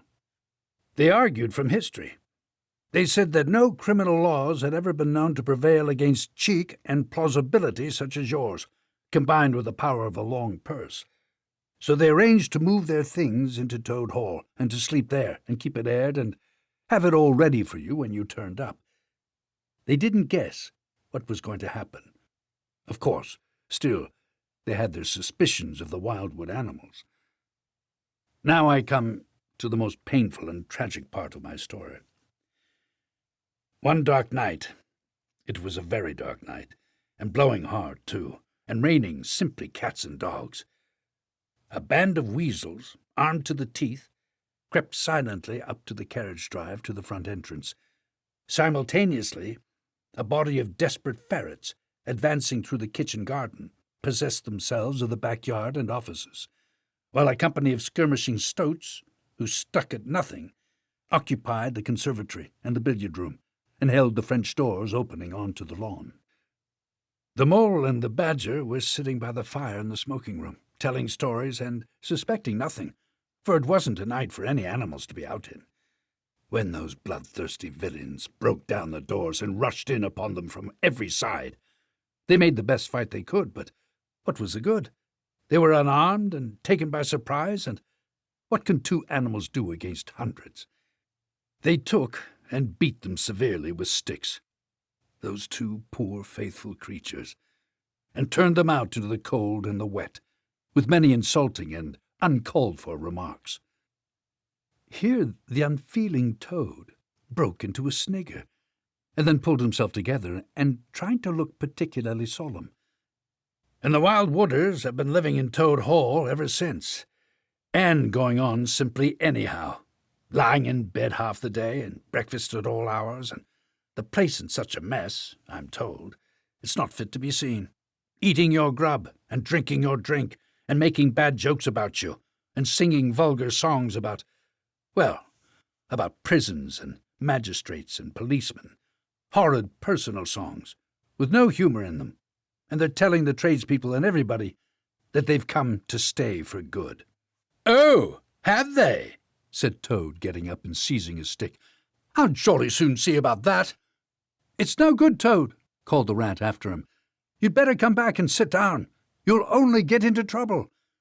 But the Toad was off, and there was no holding him.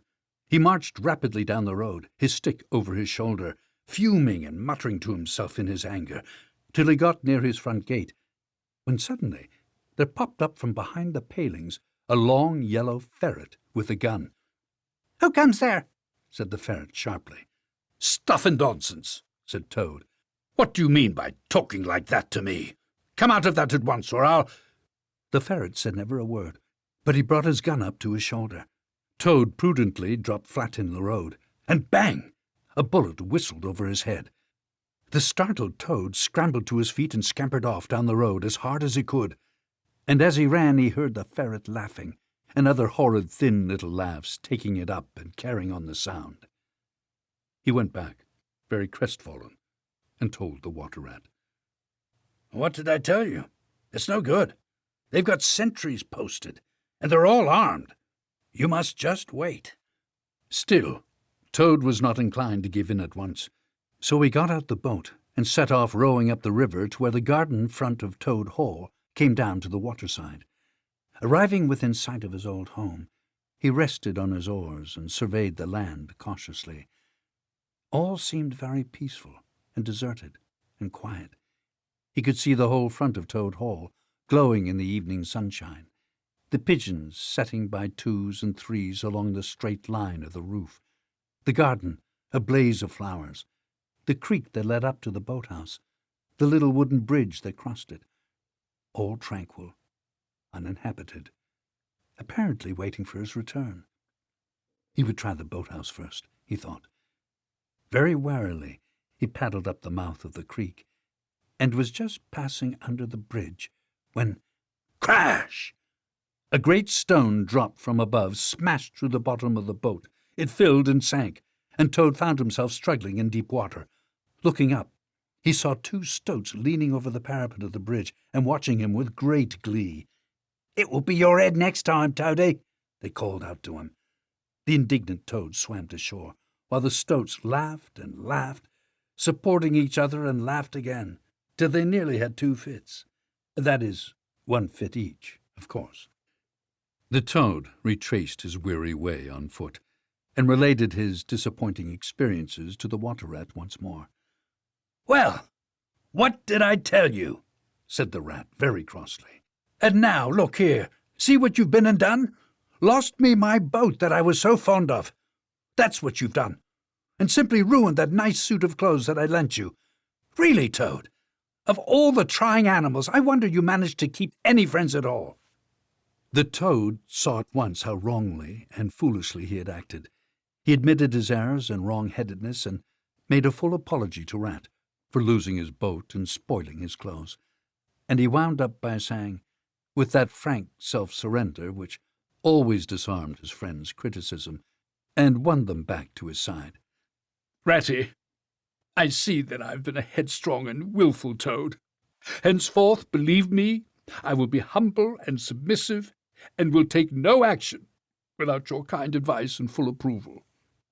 "If that is really so," said the good-natured rat, already appeased, "then my advice to you is, considering the lateness of the hour, to sit down and have your supper, which will be on the table in a minute, and be very patient, for I am convinced that we can do nothing until we have seen the mole and the badger, and heard their latest news, and held conference and taken their advice in this difficult matter."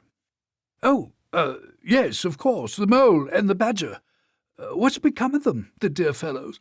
I'd forgotten all about them." "Well may you ask.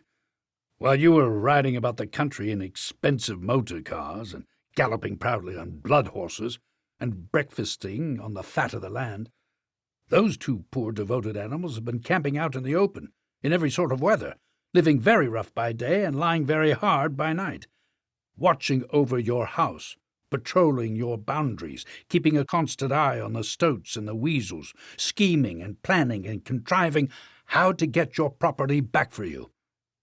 You don't deserve to have such true and loyal friends, Toad. You really don't. Some day, when it's too late, you'll be sorry you didn't value them more while you had them." "I'm an ungrateful beast, I know. Let me go out and find them, out into the cold, dark night, and share their hardships, and try and prove by— Hold on a bit. Surely I heard the chink of dishes on a tray. Supper's here at last. Hooray! Come on, Ratty." The rat remembered that poor Toad had been on prison fare for a considerable time, and that large allowances had therefore to be made. He followed him to the table accordingly, and hospitably encouraged him in his gallant efforts to make up for past privations. They had just finished their meal and resumed their armchairs when there came a heavy knock at the door. Toad was nervous, but the rat, nodding mysteriously at him, went straight up to the door and opened it. And in walked Mr. Badger. He had all the appearance of one who, for some nights, had been kept away from home and all its little comforts and conveniences. His shoes were covered with mud, and he was looking very rough and tousled. But then he had never been a very smart man, the Badger, at the best of times. He came solemnly up to Toad, shook him by the paw. "Welcome home, Toad. Alas, what am I saying? Home, indeed. This is a poor homecoming. Unhappy Toad." Then he turned his back on him, sat down at the table, drew his chair up, and helped himself to a large slice of cold pie. Toad was quite alarmed at this very serious and portentous style of greeting, but the rat whispered to him, "Never mind. Don't take any notice, and don't say anything to him just yet. He's always rather low and despondent when he's wanting his victuals. In half an hour's time he'll be quite a different animal." So they waited in silence, and presently there came another and a lighter knock. The rat, with a nod to Toad, went to the door and ushered in the mole, very shabby and unwashed, with bits of hay and straw sticking in his fur. "Hooray! Here's old Toad!" cried the mole, his face beaming. "Fancy having you back again!" And he began to dance around him. "We never dreamt you would turn up so soon. Why, you must have managed to escape. Oh, you clever, ingenious, intelligent Toad!" The rat, alarmed, pulled him by the elbow, but it was too late. Toad was puffing and swelling already. "Clever? Oh, no. I'm not really clever, according to my friends. I've only broken out of the strongest prison in England, that's all, and captured a railway train and escaped on it, that's all, and disguised myself and gone about the country humbugging everybody. That's all. Oh, no, I'm a stupid ass, I am. I'll tell you one or two of my little adventures, Mole, and you shall judge for yourself." Well, supposing you talk while I eat. Not a bite since breakfast. Oh, my, oh, my." And he sat down and helped himself liberally to cold beef and pickles. Toad straddled on the hearthrug, thrust his paw into his trouser pocket, and pulled out a handful of silver. "Look at that," he cried, displaying it. "That's not bad, is it, after a few minutes' work? And how do you think I done it, Mole? Horse-stealing! That's how I done it." "Go on, Toad," said the Mole, immensely interested. "Toad, "Do be quiet, please," said the rat. "And don't you egg him on, Mole, when you know what he is. But please, tell us as soon as possible what the position is, and what's best to be done, now that Toad is back at last." "The position's about as bad as it can be," replied the Mole. "And as for what's to be done, why, blessed if I know. The Badger and I have been round and round the place by night and by day. Always the same thing. Sentries posted everywhere, guns poked out at us, stones thrown at us. Always an animal on the lookout. And when they see us, my, how they do laugh. That's what annoys me most." "It's a very difficult situation," said the rat, reflecting deeply. "But I think I see now, in the depths of my mind, what Toad really ought to do. I will tell you. He ought to—" "No, he oughtn't," said the Mole. "Nothing of the sort. You don't understand. What he ought to do is, he ought to—" "Well, I shan't do it anyway," cried the Toad. "I'm not going to be ordered about by you fellows. It's my house we're talking about, and I know exactly what to do.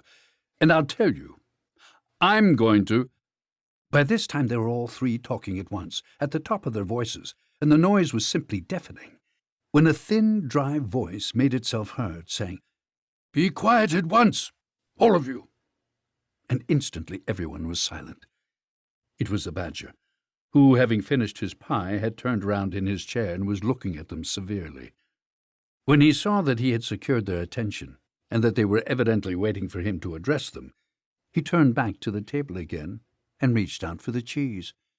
And so great was the respect commanded by the solid qualities of that admirable animal, that not another word was uttered until he had quite finished his repast and brushed the crumbs from his knees. The Toad fidgeted a good deal, but the rat held him firmly down. When the Badger had quite done, he got up from his seat and stood before the fireplace, reflecting deeply. At last he spoke. "Toad, you bad, troublesome little animal. Aren't you ashamed of yourself?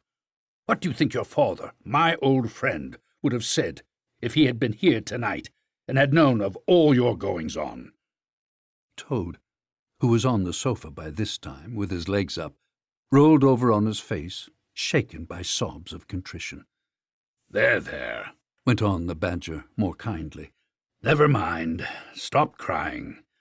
We're going to let bygones be bygones, and try to turn over a new leaf. But what the Mole says is quite true.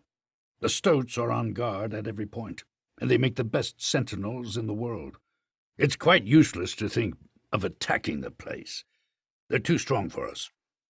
"And it's all over," sobbed the Toad, crying into the sofa cushions. "I shall go and enlist for a soldier, and never see my dear Toad Hall any more." "Come, cheer up, Toady. There are more ways of getting back a place than taking it by storm. I haven't said my last word yet. I'm going to tell you a great secret." Toad sat up slowly and dried his eyes.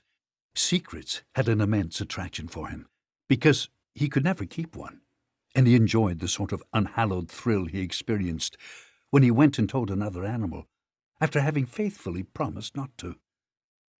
"There is an underground passage," said the Badger impressively, "that leads from the river bank, quite near here, right up into the middle of Toad Hall." "Oh, nonsense, Badger," said Toad rather airily. "You've been listening to some of the yarns they spin in the public houses about here. I know every inch of Toad Hall, inside and out. Nothing of the sort, I do assure you." "My young friend," said the Badger, "your father, who was a worthy animal, a lot worthier than some others I know, was a particular friend of mine, and told me a great deal he wouldn't have dreamt of telling you. He discovered that passage. He didn't make it, of course. That was done hundreds of years before he ever came to live there, and he repaired it and cleaned it out, because he thought it might come in useful some day, in case of trouble or danger, and he showed it to me. 'Don't let my son know about it,' he said. 'He's a good boy, but very light and volatile in character, and simply cannot hold his tongue. If he's ever in a real fix, and it would be of use to him, you may tell him about the secret passage, but not before." The other animals looked hard at Toad to see how he would take it. Toad was inclined to be sulky at first, but he brightened up immediately, like the good fellow he was. Well, perhaps I am a bit of a talker, a popular fellow such as I am. My friends get round me, we chaff, we sparkle, we tell witty stories, and somehow my tongue gets wagging. I have the gift of conversation. I've been told I ought to have my own salon, whatever that may be. Never mind, go on, Badger. How's this passage of yours going to help us? I found out a thing or two lately. I got Otter to disguise himself as a sweep and call at the back door with brushes over his shoulder asking for a job. There's going to be a big banquet tomorrow night. It's somebody's birthday, the Chief Weasel's, I believe, and all the weasels will be gathered together in the dining hall, eating and drinking and laughing and carrying on, suspecting nothing. No guns, no swords, no sticks, no arms of any sort whatever. "But the sentinels will be posted as usual," remarked the Rat. Exactly. That is my point. The weasels will trust entirely to their excellent sentinels, and that is where the passage comes in.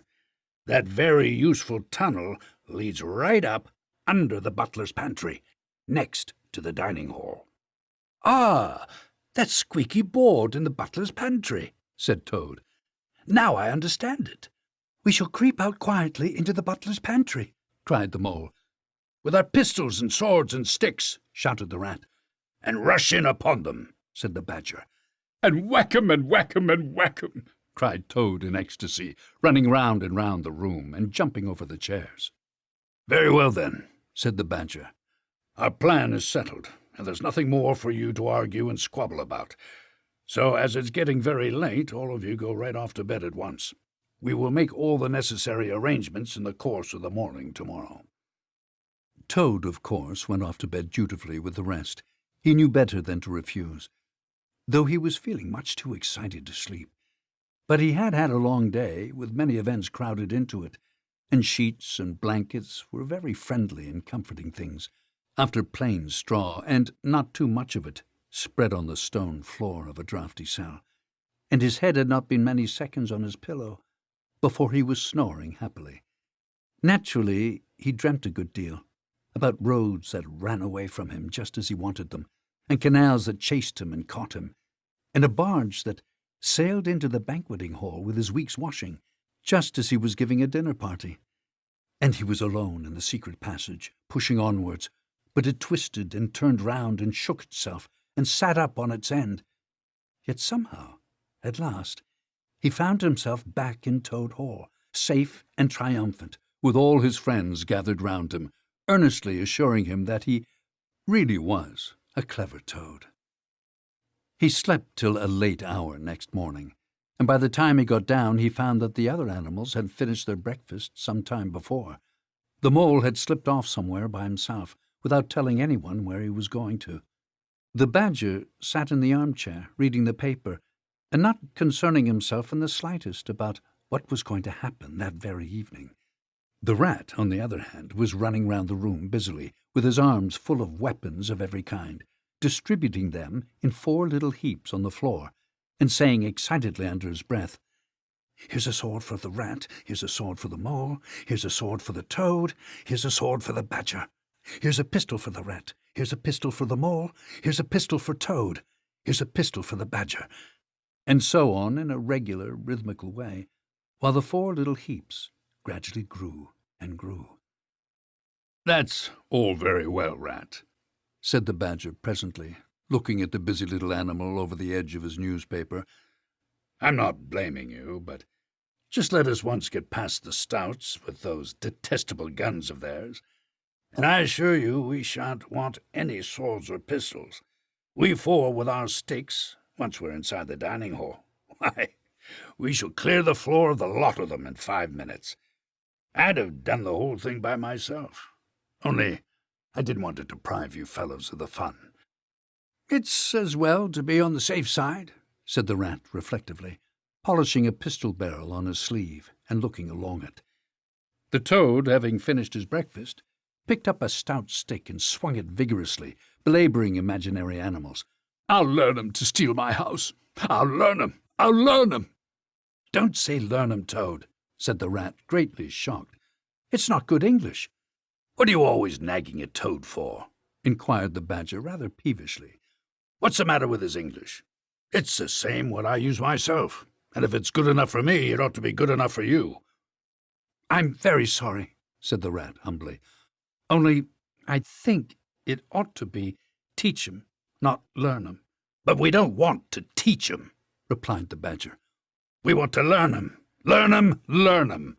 And what's more, we're going to do it, too." "Oh, very well, have it your own way," said the rat. He was getting rather muddled about it himself, and presently he retired into a corner where he could be heard muttering, "Learn 'em, teach 'em, learn 'em," till the badger told him rather sharply to leave off. Presently the mole came tumbling into the room, evidently very pleased with himself. "I've been having such fun," he began at once. "I've been getting a rise out of the stoats."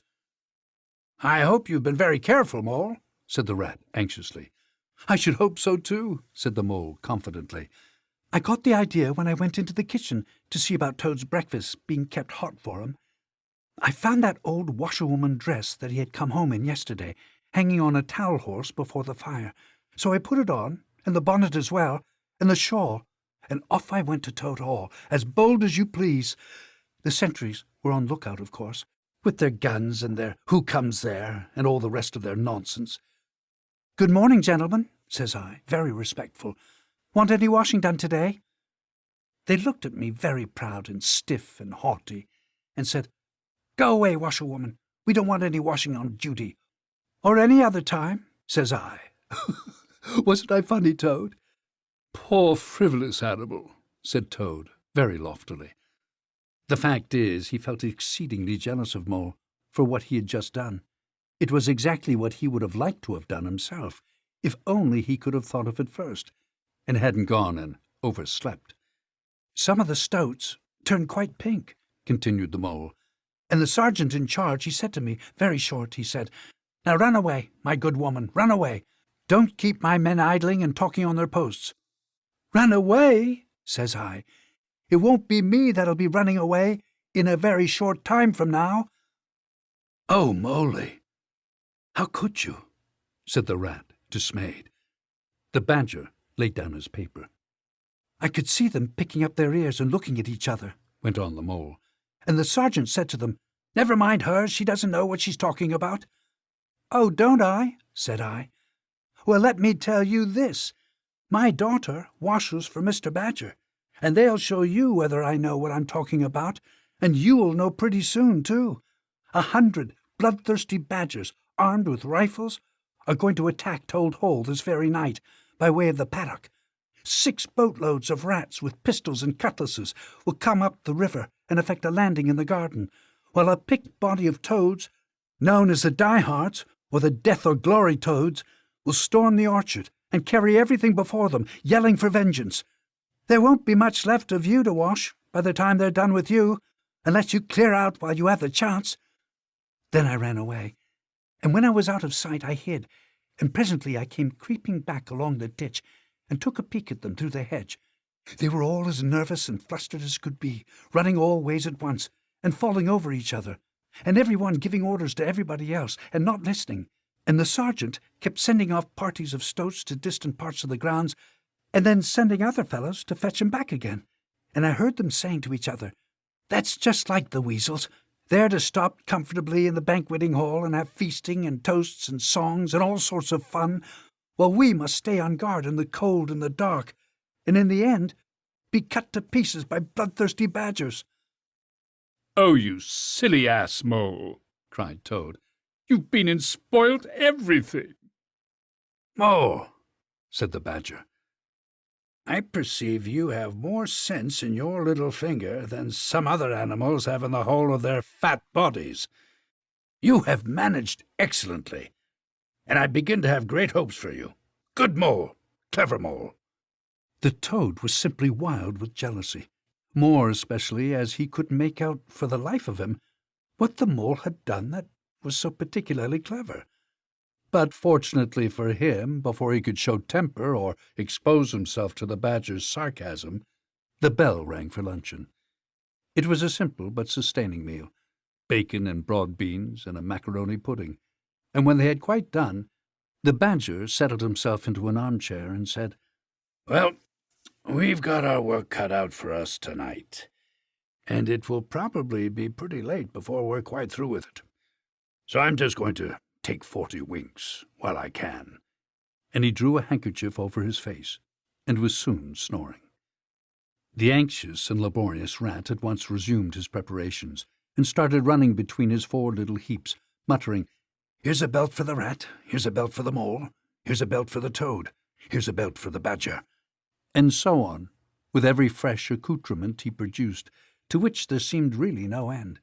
So the mole drew his arm through Toad's, led him out into the open air, shoved him into a wicker chair, and made him tell him all his adventures, from beginning to end, which Toad was only too willing to do. The mole was a good listener, and Toad, with no one to check his statements or to criticize in an unfriendly spirit, rather let himself go. Indeed, much that he related belonged more properly to the category of what might have happened had I only thought of it in time, instead of 10 minutes afterwards. Those are always the best and raciest adventures, and why should they not be truly ours, as much as the somewhat inadequate things that really come off? Chapter 12. The Return of Ulysses. When it began to grow dark, the rat, with an air of excitement and mystery, summoned them back into the parlor, stood each of them up alongside of his little heap, and proceeded to dress them up for the coming expedition. He was very earnest and thoroughgoing about it, and the affair took quite a long time. First, there was a belt to go round each animal, and then a sword to be stuck into each belt, and then a cutlass on the other side to balance it, then a pair of pistols, a policeman's truncheon, several sets of handcuffs, some bandages and sticking plaster, and a flask and a sandwich case. The badger laughed good-humoredly and said, "All right, Ratty. It amuses you and it doesn't hurt me. I'm going to do all I've got to do with this here stick." But the rat only said, "Please, Badger, you know I shouldn't like you to blame me afterwards and say I had forgotten anything." When all was quite ready, the badger took a dark lantern in one paw, grasped his great stick with the other, and said, "Now then, follow me. Mole first, 'cause I'm very pleased with him. Rat next, Toad last. And look here, Toady, don't you chatter so much as usual, or you'll be sent back as sure as fate."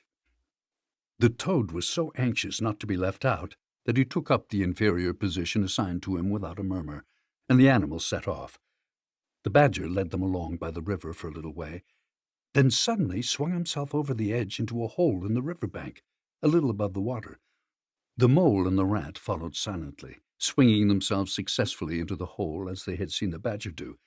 But when it came to Toad's turn, of course he managed to slip and fall into the water with a loud splash and a squeal of alarm. He was hauled out by his friends, rubbed down and wrung out hastily, comforted, and set on his legs. But the badger was seriously angry, and told him that the very next time he made a fool of himself, he would most certainly be left behind. So at last they were in the secret passage, and the cutting-out expedition had really begun. It was cold and dark, and damp and low and narrow, and poor Toad began to shiver, partly from dread of what might be before him, partly because he was wet through. The lantern was far ahead, and he could not help lagging behind a little in the darkness. Then he heard the rat call out warningly, "Come on, Toad!" And a terror seized him of being left behind, alone in the darkness, and he came on with such a rush that he upset the rat into the mole and the mole into the badger, and for a moment all was confusion. The badger thought they were being attacked from behind, and there was no room to use a stick or a cutlass, drew a pistol, and was on the point of putting a bullet into Toad. When he found out what had really happened, he was very angry indeed. "Now this time that tiresome Toad shall be left behind." But Toad whimpered, and the other two promised that they would be answerable for his good conduct. And at last the badger was pacified, and the procession moved on. Only this time the rat brought up the rear, with a firm grip on the shoulder of Toad. So they groped and shuffled along, with their ears pricked up and their paws on their pistols, till at last the badger said, "We ought by now to be pretty nearly under the hall." Then suddenly they heard, far away as it might be, and yet apparently nearly over their heads, a confused murmur of sound, as if people were shouting and cheering and stamping on the floor and hammering on tables. The Toad's nervous terrors all returned, but the badger only remarked placidly, "They are going at it, the weasels." The passage now began to slope upwards. They groped onward a little further, and then the noise broke out again, quite distinct this time, and very close above them. "Hooray, hooray, hooray!" they heard, and the stamping of little feet on the floor, and the clinking of glasses as little fists pounded on the table. "What a time they're having," said the badger. "Come on." They hurried along the passage till it came to a full stop, and they found themselves standing under the trap door that led up into the butler's pantry. Such a tremendous noise was going on in the banqueting hall that there was little danger of their being overheard. The badger said, "Now, boys, all together," and the four of them put their shoulders to the trap door and heaved it back. Hoisting each other up, they found themselves standing in the pantry, with only a door between them and the banqueting hall, where their unconscious enemies were carousing. The noise, as they emerged from the passage, was simply deafening. At last, as the cheering and hammering slowly subsided, a voice could be made out saying, "Well, I do not propose to detain you much longer." Great applause. "But before I resume my seat," renewed cheering, "I should like to say one word about our kind host, Mr. Toad." "We all know Toad." Great laughter. "Good Toad, modest Toad, honest Toad." Shrieks of merriment. "Only just let me get at him," muttered Toad, grinding his teeth. "Hold on a minute," said the badger, restraining him with difficulty. "Get ready, all of you. Let me sing you a little song," went on the voice, "which I have composed on the subject of Toad." Prolonged applause. Then the chief weasel, for it was he, began in a high squeaky voice, "Toad, he went a-pleasuring gaily down the street." The badger drew himself up, took a firm grip of his stick with both paws, glanced around at his comrades, and cried, "The hour has come! Follow me!" and flung the door open wide. My, what a squealing and a squeaking and a screeching filled the air! Well might the terrified weasels dive under the tables and spring madly up at the windows. Well might the ferrets rush wildly for the fireplace and get hopelessly jammed in the chimney. Well might tables and chairs be upset and glass and china be sent crashing on the floor. In the panic of that terrible moment, when the four heroes strode wrathfully into the room, the mighty badger, his whiskers bristling, his great cudgel whistling through the air, Mole, black and grim, brandishing his stick and shouting his awful war cry, "A mole! A mole!" Rat, desperate and determined, his belt bulging with weapons of every age and every variety. Toad, frenzied with excitement and injured pride, swollen to twice his ordinary size, leaping into the air and emitting toad whoops that chilled them to the marrow. "Toad, he went a-pleasuring!" he yelled. "I'll pleasure him!" He went straight for the chief weasel. They were but four in all, but to the panic-stricken weasels the hall seemed full of monstrous animals, grey, black, brown, and yellow, whooping and flourishing enormous cudgels, and they broke and fled with squeals of terror and dismay, this way and that, through the windows, up the chimney, anywhere to get out of reach of those terrible sticks. The affair was soon over.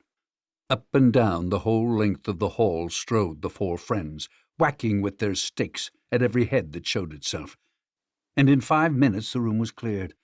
Through the broken windows the shrieks of terrified weasels escaping across the lawn were borne faintly to their ears. On the floor lay prostrate some dozen or so of the enemy, on whom the mole was busily engaged in fitting handcuffs. The badger, resting from his labours, leant on his stick and wiped his honest brow. "Mole, he said. "You're the best of fellows. Just cut along outside and look after those stoat sentries of yours, and see what they're doing. I've an idea that, thanks to you, we shan't have much trouble from them tonight." The mole vanished promptly through a window, and the badger bade the other two set a table on its legs again, pick up knives and forks and plates and glasses from the debris on the floor, and see if they could find materials for a supper. "I want some grub, I do," he said, in that rather common way he had of speaking. "Stir your stumps, Toad. Look lively. We've got your house back for you, and you don't offer us so much as a sandwich." Toad felt rather hurt that the badger didn't say pleasant things to him as he had to the mole, and tell him what a fine fellow he was, and how splendidly he had fought, for he was rather particularly pleased with himself, and the way he had gone for the chief weasel and sent him flying across the table with one blow of his stick. But he bustled about, and so did the rat, and soon they found some guava jelly in a glass dish, and a cold chicken, a tongue that had hardly been touched, some trifle, and quite a lot of lobster salad. And in the pantry they came upon a basketful of French rolls, and any quantity of cheese, butter, and celery.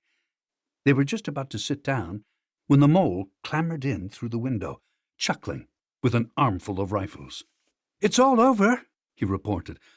"From what I can make out, as soon as the stoats, who were very nervous and jumpy already, heard the shrieks and the yells and the uproar inside the hall, some of them threw down their rifles and fled. The others stood fast for a bit, but when the weasels came rushing out upon them, they thought they were betrayed, and the stoats grappled with the weasels, and the weasels fought to get away, and they wrestled and wriggled and punched each other and rolled over and over, till most of them rolled into the river. They've all disappeared by now, one way or another, and I've got their rifles, so that's all right." "Excellent and deserving animal," said the badger, his mouth full of chicken and trifle. "Now, there's just one more thing I want you to do, Mole, before you sit down to your supper along of us. And I wouldn't trouble you, only I know I can trust you to see a thing done, and I wish I could say the same for everyone I knew. I'd send Rat if it wasn't a poet. I want you to take those fellows on the floor there upstairs with you, and have some bedrooms cleaned out and tidied up and made really comfortable. See that they sweep under the beds, and put clean sheets and pillowcases on, and turn down one corner of the bedclothes just as you know it ought to be done. And have a can of hot water and clean towels and fresh cakes of soap put in each room. And then you can give 'em a licking apiece, if it's any satisfaction to you, and put them out by the back door, and we shan't see any more of them, I fancy. And then come along and have some of this cold tongue. It's first rate. I'm very pleased with you, Mole."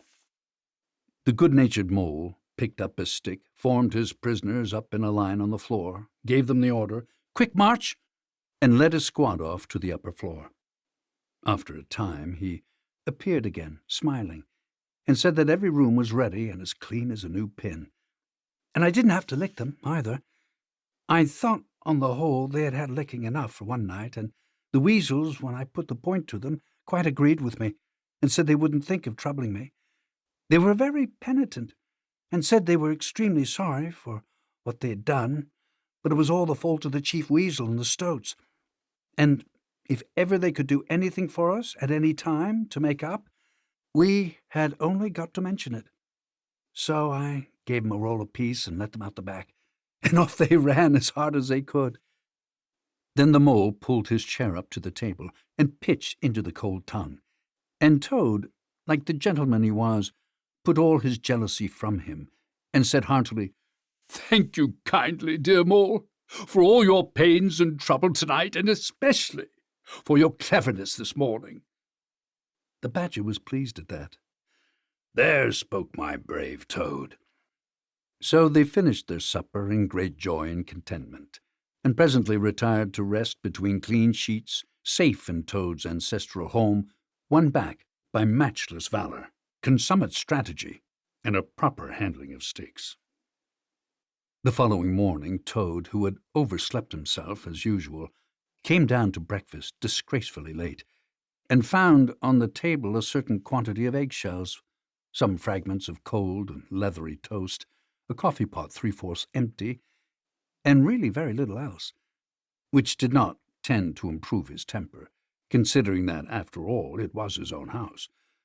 Through the French windows of the breakfast-room he could see the mole and the water rats sitting in wicker chairs out on the lawn, evidently telling each other stories, roaring with laughter and kicking their short legs up in the air. The badger, who was in an armchair and deep in the morning paper, merely looked up and nodded when Toad entered the room. But Toad knew his man. So he sat down and made the best breakfast he could, merely observing to himself that he would get square with the others, sooner or later. When he had nearly finished, the badger looked up and remarked rather shortly, "I'm sorry, Toad, but I'm afraid there's a heavy morning's work in front of you. You see, we really ought to have a banquet at once, to celebrate this affair. It's expected of you. In fact, it's the rule." "Oh, all right. Anything to oblige, though why on earth you should want to have a banquet in the morning I cannot understand. But, you know, I do not live to please myself, but merely to find out what my friends want, and then try to arrange it for 'em. You dear old badger." "Don't pretend to be stupider than you really are," replied the badger crossly, "and don't chuckle and splutter in your coffee while you're talking. It's not manners. What I mean is the banquet will be at night, of course, but the invitations will have to be written and got off at once, and you've got to write 'em. Now, sit down at that table, there's stacks of letter paper on it, with Toad Hall at the top in blue and gold, and write invitations to all our friends, and if you stick to it, we shall get them out before luncheon. And I'll bear a hand too, and take my share of the burden. I'll order the banquet." "What?" cried Toad, dismayed. "Me stop indoors and write a lot of rotten letters on a jolly morning like this, when I want to go round my property and set everything and everybody to rights and swagger about and enjoy myself? Certainly not. I'll see you— Stop a minute, though. Why, of course, dear badger. What is my pleasure or convenience compared with that of others? You wish it done, and it shall be done. Go, badger, order the banquet. Order what you like. Then join our young friends outside in their innocent mirth, oblivious of me and my cares and toils. I sacrifice this fair morning on the altar of duty and friendship." The badger looked at him very suspiciously, but Toad's frank, open countenance made it difficult to suggest any unworthy motive in this change of attitude. He quitted the room, accordingly, in the direction of the kitchen, and as soon as the door had closed behind him, Toad hurried to the writing table. A fine idea had occurred to him while he was talking. He would write the invitations, and he would take care to mention the leading part he had taken in the fight, and how he had laid the chief weasel flat. And he would hint at his adventures, and what a career of triumph he had to tell about. And on the flyleaf he would set out a sort of programme of entertainment for the evening, something like this, as he sketched it out in his head. Speech by Toad. There will be other speeches by Toad during the evening. Address by Toad. Synopsis, our prison system, the waterways of old England, horse dealing and how to deal, property, its rights and its duties, back to the land, a typical English squire. Song by Toad, composed by himself. Other compositions by Toad will be sung in the course of the evening by the composer. The idea pleased him mightily, and he worked very hard and got all the letters finished by noon, at which hour it was reported to him that there was a small and rather bedraggled weasel at the door, inquiring timidly whether he could be of any service to the gentleman. Toad swaggered out and found it was one of the prisoners of the previous evening, very respectful and anxious to please. He patted him on the head, shoved the bundle of invitations into his paw, and told him to cut along quick and deliver them as fast as he could, and if he liked to come back again in the evening, perhaps there might be a shilling for him, or, again, perhaps there might not. The poor weasel seemed really quite grateful, and hurried off eagerly to do his mission. When the other animals came back to luncheon, very boisterous and breezy after a morning on the river, the mole, whose conscience had been pricking him, looked doubtfully at Toad, expecting to find him sulky or depressed. Instead, he was so uppish and inflated that the mole began to suspect something, while the rat and the badger exchanged significant glances. As soon as the meal was over, Toad thrust his paws deep into his trouser pockets, remarked casually, "Well, look after yourselves, you fellows. Ask for anything you want," and was swaggering off in the direction of the garden, where he wanted to think out an idea or two for his coming speeches, when the rat caught him by the arm. Toad rather suspected what he was after, and did his best to get away, but when the badger took him firmly by the other arm, he began to see that the game was up. The two animals conducted him between them into the small smoking room that opened out of the entrance hall, shut the door, and put him into a chair. Then they both stood in front of him, while Toad sat silent and regarded them with much suspicion and ill humour. "Now look here, Toad," said the rat. "It's about this banquet, and very sorry I am to have to speak to you like this, but we want you to understand clearly, once and for all, that there are going to be no speeches and no songs. Try and grasp the fact that on this occasion we're not arguing with you. We're just telling you." Toad saw that he was trapped. They understood him. They saw through him. They had got ahead of him. His pleasant dream was shattered. "Mayn't I sing them just one little song?" he pleaded piteously. "No, not one little song," replied the rat firmly, though his heart bled as he noticed the trembling lip of the poor disappointed Toad. "It's no good, Toady. You know well that your songs are all conceit and boasting and vanity, and your speeches are all self-praise and gross exaggeration and gas," put in the badger in his common way. "It's for your own good, Toady," went on the rat. "You know you must turn over a new leaf sooner or later, and now seems a splendid time to begin, a sort of turning point in your career. Please don't think that saying all this doesn't hurt me more than it hurts you."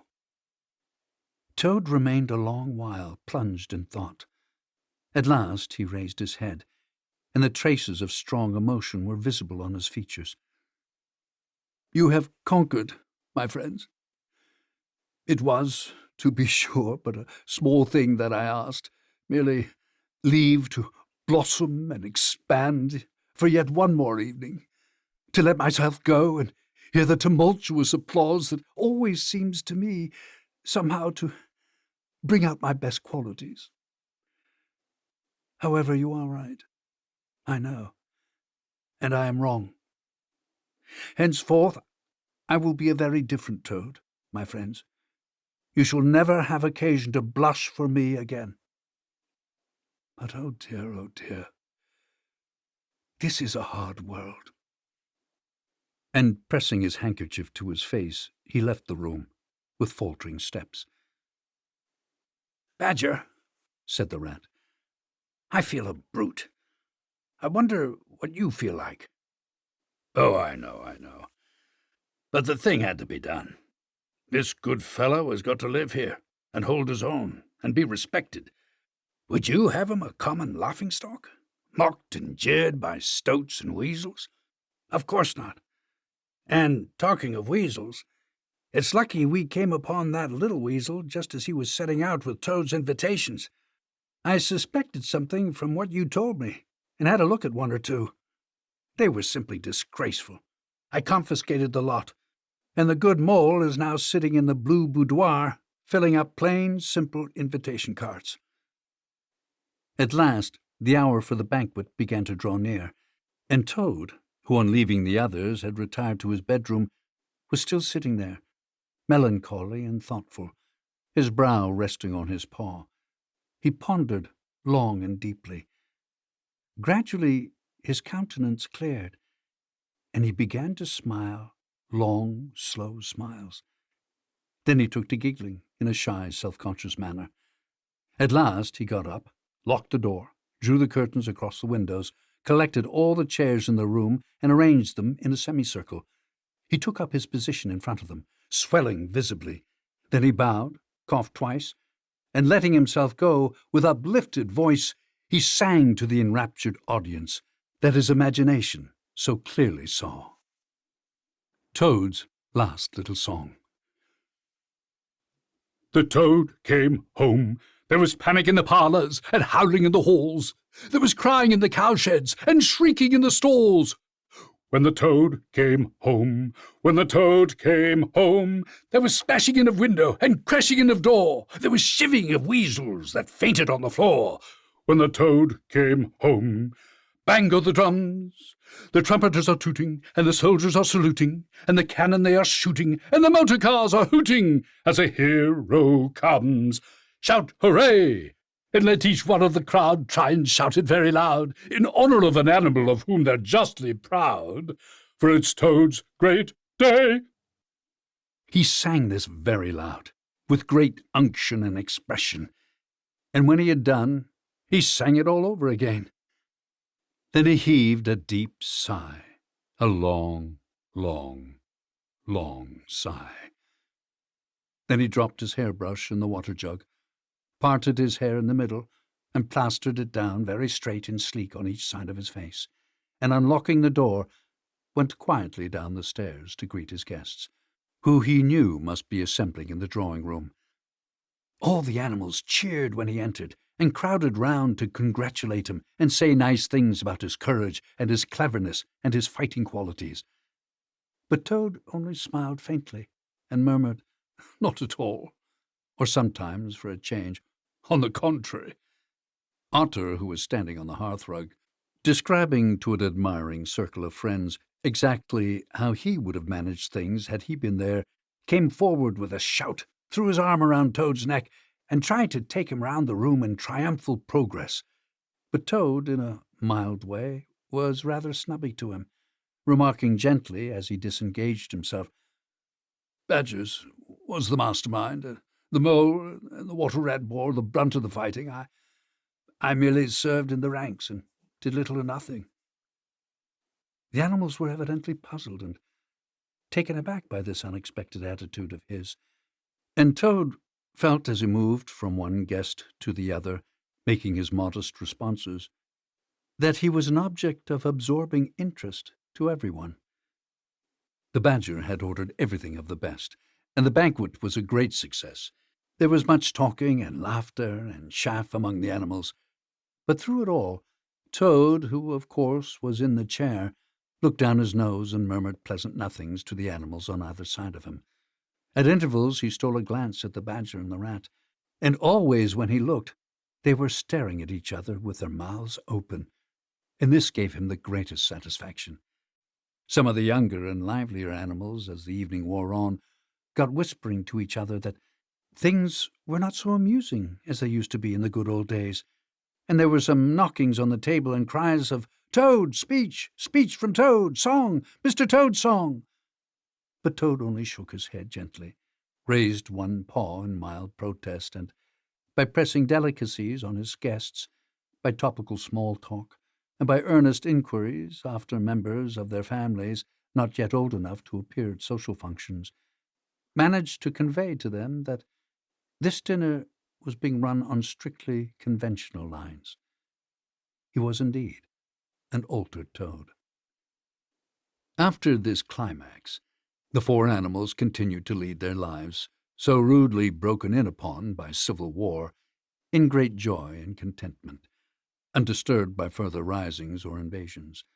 Toad, after due consultation with his friends, selected a handsome gold chain and locket set with pearls, which he dispatched to the jailer's daughter, with a letter that even the Badger admitted to be modest, grateful, and appreciative.